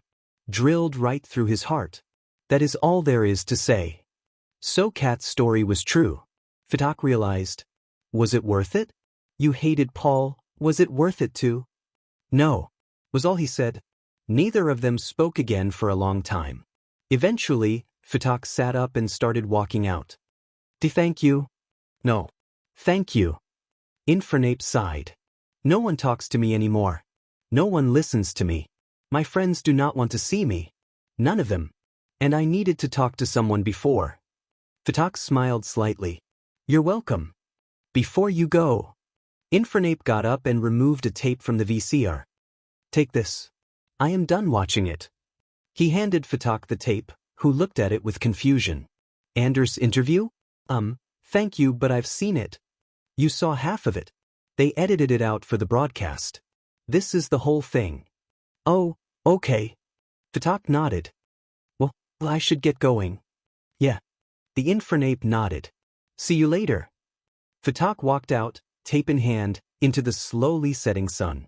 What was it about him that encouraged Pokemon to tell him these long stories? It would be dark by the time he got home. Still, it was just an inconvenience. What really troubled him was what he found out. It seemed like nobody who was actually involved in the revolution was actually happy about it. Kachu, Cat, Infernape, all of them seemed more consumed with regrets than happy about where they were now. And if Infernape was telling the truth, it all came back to this one trainer. This one trainer who had been nice. Could one trainer really have that much of an impact? Fatak looked down at the tape in his hands. Maybe Anders could explain things. It took a while for Fatak to dig up a VCR that could play Infernape's tape, and it took some fiddling with the TV screen and at least one handyman before he could actually watch it from the beginning. Even so, the duot just spent several minutes staring at the screen before he willed himself to put the tape in and press play. He knew that whatever he'd see on the screen would not brighten his mood at all. The first few seconds of the tape was just static and wavy lines, telltale signs of an overplayed tape being started up. Noting the clear degradation, Fatak decided to record this on a higher resolution disc while he was at it. Though if he was being honest with himself, he'd admit that he wanted the excuse of more tech fiddling and setting up to delay actually watching the tape. Eventually, everything was set up and Fatak was out of excuses. With a sigh, he sat back and turned the VCR and recording equipment on, letting the tape play. The screen eventually displayed a slightly unclear image of Anders and the interviewer, sitting down and adjusting themselves. The entire set was made to resemble the celebrity interviews that the humans had enjoyed pre-revolution, complete with a garish couch and a backdrop that was supposed to resemble the Saffron City night. The camera focused and unfocused, zoomed in and out as the photographer tried to get the best view possible. Eventually, it settled on a shot that gave both Anders and the interviewers profiles. Meanwhile, the two of them fiddled awkwardly with their microphones. "Okay, are these one? Can you hear me okay?" The Whizmore asked someone off-screen. "Okay, that's good. How about Anders? Mind doing a quick sound check? Just say your name or something." Anders nodded. "Sure, my name is Anders. You got that? Okay, let's get started. Remember, Anders, speak clearly, try to smile, let the answers come naturally, and, try not to say anything triggering, you know what I mean? Remember, this is going on television and is probably gonna go on a documentary somewhere, and everyone's gonna dash." "I got it," Anders replied without smiling. "Alrighty, we're recording. Welcome back, everyone. Tonight I'm here with Revolution veteran Anders, who's agreed to tell us all about his experiences before, during, and after the revolution." "Thank you for having me," Anders said with a small wave and a smaller smile. "Not a problem." The Whizmore smiled. "So, you were born a few years before the revolution, during the trainer years, correct?" "Well, obviously I don't remember all the details." Anders gave a small chuckle at his apparent joke. "But yeah, I was born during the trainer years. My first memories were fighting alongside the, Fire Warriors." "Fire Warriors?" That was what my trainer called his battling team. "Can you tell me about your former trainer?" "Yeah." Anders' eyes became far away and it was a second before he could continue. "I can talk about him. His name was Seamus. He was a fire-type trainer, called himself the Fire Warrior. I thought that was what he called his team." "Well, yeah, he'd flip-flop on that a lot. From what I've seen, he'd call his team the Fire Warriors when we were out and battling, and he'd call himself the Fire Warrior when he was bragging to the loser with us in our pokeballs. That's what I'm guessing, anyway. I wasn't with him very long." A small scowl came onto his face. "And thank Arceus for that, at least." "I see. What kind of trainer was he like?" "He was harsh. For a kid, anyway. He always pushed his Pokemon to perfection in battle. He kept putting it like this. Ahem, you gotta feel the burn if you want to be a true fire warrior." Anders snorted. He'd say that while sitting in a nice chair, sipping a drink in the shade while we ran ourselves ragged in the battle club exercise rooms. Feel the burn. But I didn't know any better, so I figured that being a true fire warrior would be worth it. Anders slumped into his seat. But then he tossed me out. "What happened exactly?" Anders took a deep breath and glanced to the side. "I remember that day like it was yesterday. We were at a battle club in the Unova region, fighting another trainer who liked normal types. I was the weakest in his team, so he only sent me out to deal with a small deerling. Should have been an easy fight, but, well, we had only just finished feeling the burn at the gym, and I was tired. Besides, that deerling was tougher than she looked. Not to make excuses, but they can kick like a mule. Anyway, I lost. And that was the last straw for him." The Whizmore nodded sympathetically. "I see. I'm sorry." Anders tensed up. He didn't just abandon me on the side of the road. That wasn't enough. Okay, there was this hitching post near the battle club for Pokemon that trainers would ride on there. In case they didn't have Pokeballs. Anyway, you know what he said to me? Before the Whizmore could say anything, Anders gave her the answer. Ahem. He said to me that it would be better this way. That he was sorry, but I would be better off by myself. That if I wasn't strong enough to battle, then I was better off not being in his fire warriors. That he was being kind in releasing me. Anders groaned sourly. And I believed him. I thought he cared about me and was doing me a favor, keeping me out of fighting. Is that what you thought? Yes. I was an idiot, a complete idiot. I sat there, crying, begging him to come back, asking his forgiveness, promising to do better. He didn't listen, just kept walking away. When he was gone, I just sat there and cried. I cried because I was a failure. I cried because I was weak. I cried because I let my trainer down. I just cried and Anders wiped his eyes and tried to regain his breath. Give me a second. Okay, we'll be right back. Screen cut. Fatak remembered that was the point where they'd gone to a commercial when they had broadcast this on the air. The duo sighed and paused the video, getting himself a drink. So far, he hadn't seen anything new. This was all what he'd seen in the public broadcast. When the tape returned, he would talk about how Nito had found him and convinced him to join in the revolution.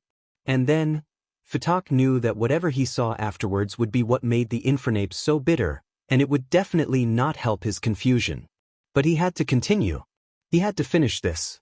Even if he couldn't understand why, exactly. Even if what he learned was... Welcome back, everyone. The Whizmore nodded. So, Anders, would you like to continue?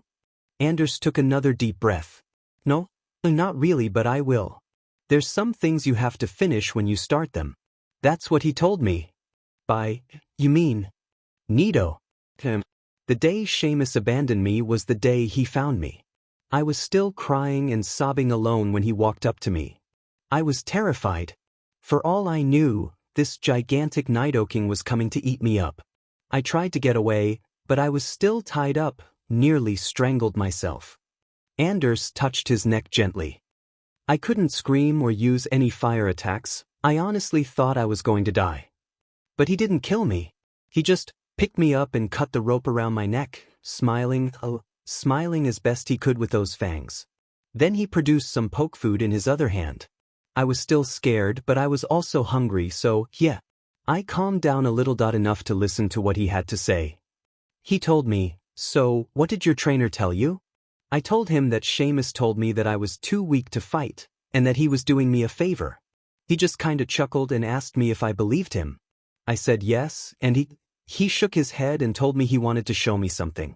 There was a cafe near the battle club where trainers would get together to talk about their victories and defeats and everything else that they'd talk about. Nito and I and the battle club owner, Dun. I guess Nito got him to help somehow, probably threatened or hypnotized him. I think there was a Malamar with him, anyway. Seamus was there, chatting with one of his friends. I was happy to see him again, and I nearly ran over to him, but Nito held me back and told me to listen, so I did. Seamus was laughing about how he figured out how to make sure his Pokémon don't come after him when he got rid of them. How he not only removed a worthless liability, but ensured that if he ever saw that stupid pig again under another trainer, he wouldn't fight. That's when it finally clicked for me. I felt stupid, worthless, pathetic. I started crying again. I'm not sure how long I just sat there, sobbing like an infant before, Anders shuffled in his seat, musing over his words. Give me a second. That was when Nito. He told me that I wasn't the only one to be used like that. I thought he meant the other fire warriors at first, but he meant other Pokémon with other trainers. Like himself. He got me to meet a lot of them either personally or, Anders tapped his head. Then Nito told me about a plan he had been dwelling on for a long time. He told me he was building an army, setting the stage for a Pokémon revolution. A revolution against all the trainers like Seamus, like Paul. The defeat of all of our oppressors, all our SLV drivers, the society that was keeping us locked down. He'd go on about that, and I would listen to every word. He was a really good speaker. And he had plenty of examples, countless Pokémon talking about their abusive, domineering trainers. Even the legendaries were concerned about how much power the humans were gaining. I think Shalebi was afraid of a possible future where humanity made themselves gods, several possible futures like that, I think. And I wanted to help, but I was scared. I had been fighting Pokemon for sport, and I knew that a war with humanity was going to be harder and tougher and, well, worse. Even back then, I knew that Nido told me that I was right, and that it was going to be hard. But we were going to forge a new world and put the humans in their place, and it was all going to be worth it. So I worked hard, trained hard, evolved, as you can see. Anders chuckled slightly, patting his belly. I was so sure that I would be useful this time, that I would be fighting the good fight. I got seriously cut in one of my practice fights. There's a scar down my back. It was going to be hard, but it would all be worth it. It was going to be worth it. He growled under his breath. Whizmore blinked before asking another question. What was your first assignment? You mean, where was I when the war actually started? Anders sighed. My first assignment was simple. A pickup. Nido wanted to speak to some trainer in Pallet Town. All I had to do was go to his house and, well, make sure he got to Nido. I'm not sure why he wanted this kid in particular, though I did hear he beat Nido's trainer once. Fidoc swallowed. This was the point where the interview had ended when it had been broadcasted. The show had cut to a shot of the interviewer saying goodnight to the audience. It always seemed a little abrupt to him, even back then. This was the point where things had been cut off. Why was that? So, it was the night of the Kanto post-tournament celebration, the night we had all agreed to make our first real attack. Just before we made our statement, I decided to try and retrieve the boy from his house before we made the attack. Nido had told me that he was someone who, well, his exact words were, he is a human who wants to think he is a kind, compassionate soul who cares about Pokemon. So, I figured that if I came across as a Pokemon who needed help, I could get him alone and, well, contain him. So, I ran up to the door, trying to look flustered and panicked, and knocked on the door. But it wasn't the boy who opened the door, but a Mr. Mime, wearing an apron and holding a broom. It was so ridiculous that I started laughing.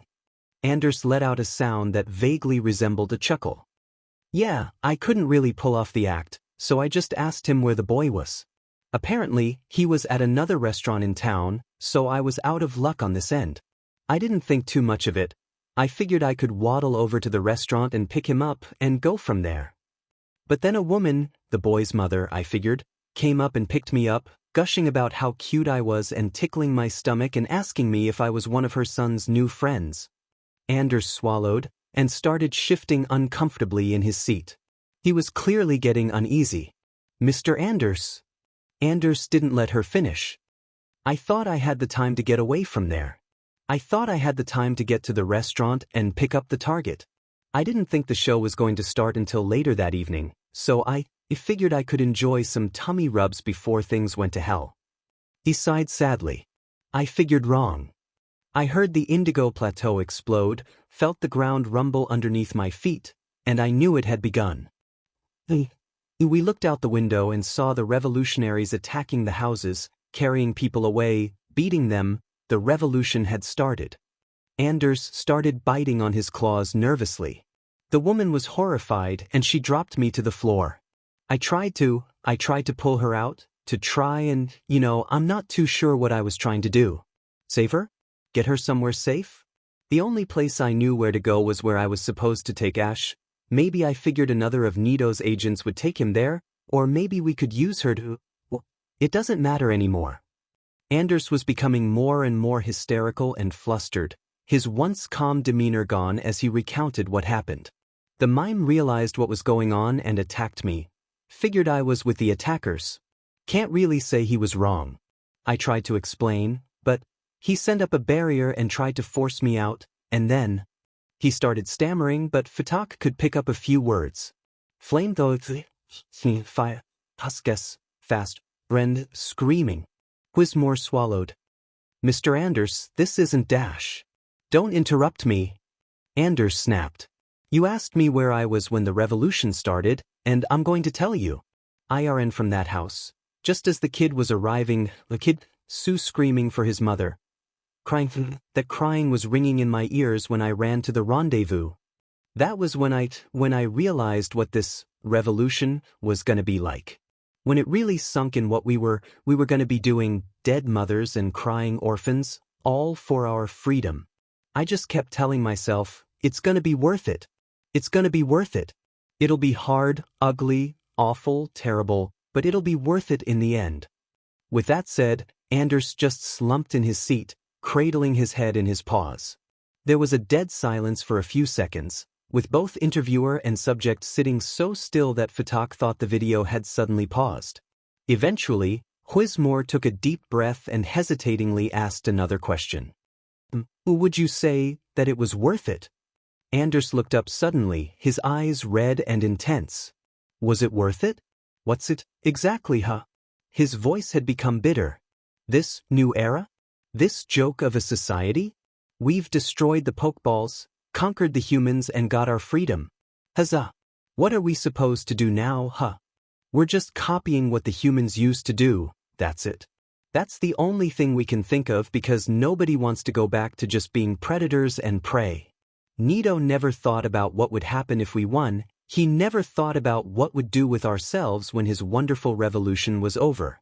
And this is the best we can come up with? Mr. Anders. Anders stood up, ranting out his frustration and anger. Fake titles, fake names, fake buildings, fake businesses, just imitations of what happened before. And the humans, nobody has any idea what to do with them. For that matter, what are we supposed to do with ourselves? Sitting around calling ourselves bosses and lords and ladies and not having anything real to our names. Making stupid recruitment drives and rules just to pervert the old ways for the sake of it, while still clinging to them. We haven't forged a new era for Pokemon kind, we're playing humans, and telling ourselves that it's how things should have been. That all that we did was worth it. Anders had tears in his eyes. But it wasn't worth it. It never was. What's the point? What's the point of anything? This isn't, stop the camera. Oh sure. Shut me up. Get someone else on the air who'll say that it was all worth it. Why should I even, is this why I killed her? Is this it? Is this all there is to the revolution? It wasn't worth it. Damn it, it wasn't worth it at all. What the hell am I even supposed to? Click. Fatak stared at the blank screen for a moment, not quite registering that the footage had just been cut. He quickly shook his head and stopped the tape. So Anders actually hated this new era. Hated what he did in the revolution. Thought it was all worthless. That must be why he didn't fight back when Ash killed him, Fatak mused. He was still confused. He wasn't confused about why Anders seemed to support the revolution and new era, albeit reluctantly. In what documents he had seen, Nito had probably intimidated him into doing so like he'd intimidated the newsroom into editing the interview. He wasn't confused about why Anders didn't just let Nito kill him if he was so tired of life, but let the boy beat him to death. He probably felt it was something resembling justice. He wasn't confused about why this particular act of Anders was forefront on his mind when he certainly did more than that during the revolution. Everybody remembered where they were when the revolution started and, well, you always remember your first. What he was confused about was what he was supposed to do with this information. He wasn't a reporter or a writer or activist. He was just an advertising intern who tended to be on the receiving end of other Pokemon's life stories. Why had they felt obligated to tell him about their experiences? Fatak didn't know. Maybe it was because as someone who was born into the new era, he represented someone who wouldn't understand what was lost in the revolution. But now that he had more understanding, what was he supposed to do? He glanced at the tape and the recording equipment he had set up. Both. The tape was still playable, and the recording had given him a fairly decent copy of Anders' interview. He could make more of these, maybe give them to people or Pokemon who'd have a better idea of what to make of this, but then what would happen? More discussion? What would that accomplish? More reform? How much would it change? Another revolution? What would that do, even if it actually got off the ground? Fatak didn't know. All he knew was that he couldn't sit on this. He had to make something of himself with what he had learned and what he had seen. Fatak took a very deep breath and started copying the recording. It looked like it was going to be a long night. While Lady Mayfire's estate in Santolin City was nowhere near as opulent as Lord Cuchu's mansion or the houses of her more extravagant friends, the Delphox's home was an undeniably lovely place to visit. The entire house had been designed with the theme of the woods, with rare photographs of pre-revolution Santolin forest and art pieces celebrating nature, all fireproofed, of course. Guests were usually brought straight to the backyard, which had a small berry orchard and an amazing view of the gradually rebirthing forest. But today, the guests in the gazebo were far more interested in the tiny bundle of fur in the lady's arms. "He's so adorable," Baroness Gorax cooed. "Look at those little ears." A Delcady purred. "What's his name going to be?" An Aromatus asked. Lady Mayfire was an elegant creature, with smoothly groomed fur and a chic green dress. Small emerald earrings shaped like leaves adorned her ears, and her voice box was a custom-made designer brand. She was cradling a newly hatched fennekin cub, sleeping soundly in her arms. Mayfire smiled down at her cub. "I'm not certain, to be honest. I'm thinking about something from the older myths." Gorax chuckled. "Sounds like it'll be a big name for such a little guy." Mayfire shrugged. "I suppose I'll think of something that fits. Names are important to think about." Playfully, she nudged her sleeping cub's nose. It made a strange giggle snore before nuzzling itself back into his mother's arms. The Delphox cooed and looked out over the forest. Santolin Forest was a shadow of its former self. The place had been completely destroyed during the revolution.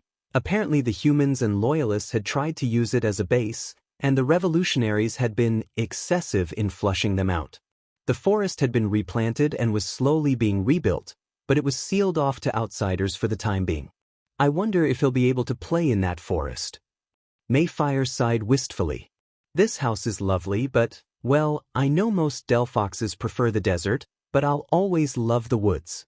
The Aromatus nodded. "I know how you feel. Do you think it will be recovered before, you know?" Gur shrugged. "Hopefully. Apparently, they've hit some delays since Shelebi left." Delcady's eyes widened.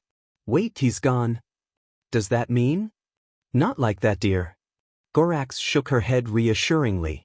"He's still around, he's just withdrawn from the public. I think he just needed a rest from all those rabble-rousers." "The humans?" Aromatus asked. "Not just the humans. The ex-revolutionaries, the loyalists, honestly, everyone and their human were begging him to go back and change things. Change everything. Change the victor, change the fight, change the battle, change the fashions. I suppose that's the problem with being a time traveler. Everyone expects the world from you." "Ah." Delcady winced. "That would get tiresome, I imagine. Especially for such a little guy like that." Gorax nodded. "Yes.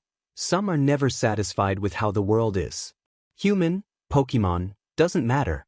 Sometimes, you gotta accept the way things are." "You hear about what his goodbye note said?" "No, I haven't. I think it was a quote from a human philosopher. It said, ah." Just then, the young Fennekin abruptly woke up and started squirming. Before his mother could hold him down, his wriggling paws had already upset the tea set on the gazebo, splattering tea all over the table. Oh dear. Ahihi, you forget how messy little children can be." Delcady chuckled. Mayfire sighed, trying to regain control over her squirming son. As soon as she had gotten him to settle down somewhat, she let out a sharp whistle. "Scruffy!" At the sound of the whistle, the gardener stopped trimming the trees and ran over to the gazebo. Scruffy was a young man with messy brown hair and a shirt and jeans that had become rumpled with his work. He took a deep breath and rubbed his neck. "Yes, ma'am?" he asked, giving a polite smile. Mayfire motioned to the spill. "Clean this up, we'll be eating inside now." Scruffy nodded, taking a washcloth out of one of his pockets. "Yes, ma'am." "Good boy, Scruffy." She nodded. The guests quickly got up and started walking away as Scruffy started wiping the spilt tea off the table. As they did, Gorax noticed something interesting. She didn't mention it in front of the human, simply raising an eyebrow and walking off to join the others. As soon as they were out of earshot, Scruffy grumbled. "That's not my name." Gorax caught up to Mayfire and the others just as she was placing her excited son into his playplace. The Delphox was clearly spoiling the cub, not even a week old, and he had been built his own playplace that had been filled with Fennekin-friendly toys. The cub promptly started batting about a big ball with his nose, much to the amusement of his mother and her guests. Look at him go. Delcatty giggled. He's already got tackle down. Don't talk like that. Aromatus chided harshly. He's not growing up to be a battler. Delcatty swallowed. I'm sorry, I didn't mean anything by it, it just came out, I'm sorry. Aromatus sniffed. Those days are over, and good riddance to them. We'll never have to battle again. Delphox hummed, watching her son's heroic battle against the big ball. Actually, have you heard some of those rumors? About the, battle clubs? Yeah, I've heard about them. I can't believe Pokemon would willingly go back to fighting. Aromatus spat. After all we went through. Well, at least they're choosing to fight this time. That's not the point. Gorax swallowed, seeing that the conversation was going to a very bad place, quickly changed the subject. Say, Mayfire, was that a collar around Scruffy's neck? A pet collar? Mayfire blinked. Why do you ask? I just noticed it while I was coming inside. He was trying to hide it, but I could tell. I think there's even a tag that says Scruffy on it. Mayfire chuckled. Oh yes, that used to be MY collar. Back in the days. Wait. Delcatty blinked, glancing out the window. The human had finished cleaning the gazebo and had returned to trimming the trees. Scruffy was your trainer? Mayfire nodded. That's correct. When the revolution started, we had just completed the Kalos tournament. We won it, in fact. The Delphox blushed under her fur. You don't suppose I can't take some pride in that? Aromatus was able to retort, but Gorax interrupted her. That is very impressive. You should be proud, it was all your blood and sweat after all. She assured her friend with a smile, hoping to calm Aromatus down as well. I suppose. They both said at once. Hold on. Delcatty deduced. If that was your collar. Mayfire nodded, sighing. Yeah. He called me Scruffy when he first caught me, never changed the name when I evolved. Aromatus winced. Oog, that would be embarrassing. Isn't that more of a boy's name? The Delphox smirked. Scruffy? Well, my trainer was okay, but he wasn't very bright about certain things. He couldn't tell the difference between a male and female Braixen if both of them bit him in the leg at the same time. When he caught me in Santalun Woods, I was. Mayfire stopped, swallowed and continued. I was pretty ratty, so he figured he could call me Scruffy. Delcatty giggled. And now it's his name with him serving you. That's pretty poetic. Mayfire shrugged. I suppose so.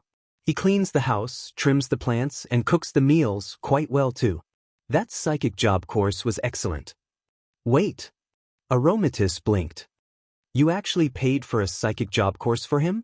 I thought those were expensive for the humans, and isn't it dangerous for them to learn so fast? Well, I wasn't willing to bear through the trial and error phase of his cooking. He tried making poke blocks one time before the revolution, and, let's just say they were unforgettable and leave it at that. Gorax snapped her claws as if remembering something. Speaking of unforgettable poke blocks, did you go to the food fair last night? I heard one of Kachu's cooks made those complimentary poke blocks and...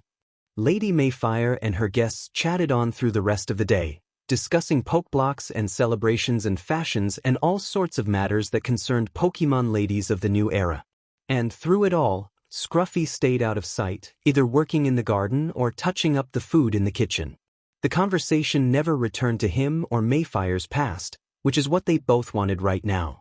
It wasn't until the moon rose that Mayfire's guests started excusing themselves and returning to their own homes. Mayfire bade them all goodbye before gently setting her child to bed. The Delphox tenderly kissed her sleeping son on the forehead, smiling happily down at him. Tears started forming in her eyes before she wiped them away, slowly and reluctantly leaving her child to his rest. Mayfire heard a rustling in another room, and decided to make another stop before she went to bed herself. Scruffy's room was quite modest, but her trainer was always a rather simple sort. The only vanity he really had was a stand that displayed the Kalos Tournament trophy, the last trophy awarded before the revolution began. Kalos champion, Tobias Grayson. The gold paint had been chipped away during the scuffle, reclaiming it, revealing the base underneath. Regardless, its owner caringly kept it clean and was in the middle of wiping it down when Mayfire came in. Scruffy turned to look at his employer. He didn't hide his neck from her, there was no point. Just as Gorax had suspected, the pet collar was around his neck. A small tag in the shape of a pokeball dangled from it, with the name, Scruffy, engraved in big letters. He gave a wan smile. Mayfire smiled back. You did good tonight. The dinner and tea was delicious. You deserve a good rest, Scruffy. Scruffy sighed. Could you? My name isn't Scruffy, you know. Mayfire smirked. It wasn't my name either, Tobias. Tobias mumbled. You never complained. I did. Thought I wanted a nicer collar. Mayfire retorted. Tobias removed the collar from around his neck and placed it next to a picture of him and his winning Pokemon team. Deden, Pangoro, Sylveon, Noivern, Barbercle and Delphox. They were all smiling, at least it looked like they were smiling. But, come on, give me some slack here, I couldn't have known. Delphox shook her head, her smile gone. You couldn't have known a lot of things, Tobias. It doesn't change anything. Tobias chuckled nervously, tapping the collar. But seriously, if this was the worst I'd ever? The worst you've ever done to me? Mayfire snapped. Suddenly she had grabbed Tobias by his shirt collar and forced him up against the wall. Her face was a mask of pure rage, her teeth nearly snapping of her former trainer's nose. Her eyes, Tobias felt a both fire and ice emanating from within them. Don't. Anything. Tobias stammered in terror. WWWH, what did I? You caught me. Took me away from my home, my cubs. Would you like to know why I was so scruffy when you caught me? I had spent the entire day hunting for food for my day-old cubs, and then you appeared. When I woke up, I was cities away from my children and you wouldn't go back to the woods. I got an insulting name and a collar while my children starved in the woods. Tobias' eyes went even wider. I didn't know. You didn't know. You didn't care. All you cared about was this. Mayfire slammed the trophy. This was your end goal, and I was just another pet to help you get this. Look at this. Look. Mayfire released Tobias and scratched the trophy, stripping off a bit of paint. It's plastic, not gold. Remade every year for 6 tournaments worldwide. Worthless. This is why I had to lose my cubs. I'm sorry. Tobias cried. I'm sorry, I swear Sorry, isn't good enough. You. Mayfire stopped when she turned around to look at Tobias. The boy was curled up in the fetal position, sobbing in terror and guilt. It was just like that night. I will rip you apart, you little nothing. I'll take your eyes out and leave you on the street like the rat you are. Stop, please. Shelly, what did I do to you? Never. Shelly. Barton, enough. Please stop, Eliza, stop, please stop, please stop. Look, he's lost everything already. The revolution is over. We've won. But he hasn't lost enough. I want him to suffer. I'll make him suffer every day of his life for what? For that stupid name? You didn't lose half of what I did, or hell, what Tobias just did. Let it go. Why are you protecting him? You of all Pokemon ought to know just how much. I do. So let me deal with him, alright? I'll make sure he doesn't forget. Barton. He cost me my family. I can punish him just fine. Leave him to me. Help me. Fine. But make sure he pays for everything he's done to us. Please don't hurt me. I'm not going to hurt you. I promise. But there's something that you need to do for me. Mayfire's eyes went wide, and her mouth went dry. Oh, Arcs. I'm sorry, Tobias, I don't know what came over me, Scruffy. My name's Scruffy. You said that's my name, it's my name, I won't talk back again. Essex. Mayfire was on the floor, trying to comfort her former trainer. It's okay, Tobias. It's gonna be okay. Don't worry, it's going to be all right. I'll never yell at you like that again, I promise. As gently as she could, she wiped Tobias' tears from his eyes. Look at me. You're not. You remember when we were ambushed by those Team Flare goons in the caves and I got beaten and captured, and you ran the entire route to the center in the rain and stayed with me until I was all better. But that doesn't change. You did a lot of things, Tobias. Not all of them were good, but you're not like that. I don't hate you, I could never hate you. What happened? Mayfire drew Tobias into a comforting embrace. It's all right. It's going to be okay. I'm sorry, this wasn't your fault. I'm so sorry. Tobias sniffled. I never shoulda. You didn't know. It doesn't change things, I know, but what's past is past. Listen, we'll do something you'll like tomorrow. Something nice. Just relax. It'll be okay. It took a long time before Tobias cried himself to sleep, and Mayfire had to pick him up and carry him to his bed herself. She carefully tucked him in and turned off the light, leaving him to hopefully sleep off this drama. Mayfire took a deep breath and slumped next to Tobias' door. She honestly had no idea what came over her. Maybe her newly hatched cub and the conversation with her friends brought her bad memories up to the surface. Maybe she figured Tobias had gotten a bit too flippant. Or maybe she was just a passive-aggressive, vindictive fox with a grudge. She liked to think she was better than Barton was. He had wanted to tear Tobias to pieces, blind him, dump him on the street like garbage. She wanted to think she was protecting Tobias from his wrath. But maybe that wasn't entirely the case. Did Tobias really deserve that? Any of this? Mayfire growled, remembering what Gorax had said earlier. Sometimes you just gotta accept the way things are. Easy for her to say. She hadn't been a trained Pokemon before the revolution. She didn't have to deal with all these conflicting feelings. The same trainer who took her from her children saved her life a dozen times. Wanting to protect him while humiliating him for what he did to her. Why couldn't she just forgive him? She kept thinking that she would, but then she'd think about what happened to her hatchlings.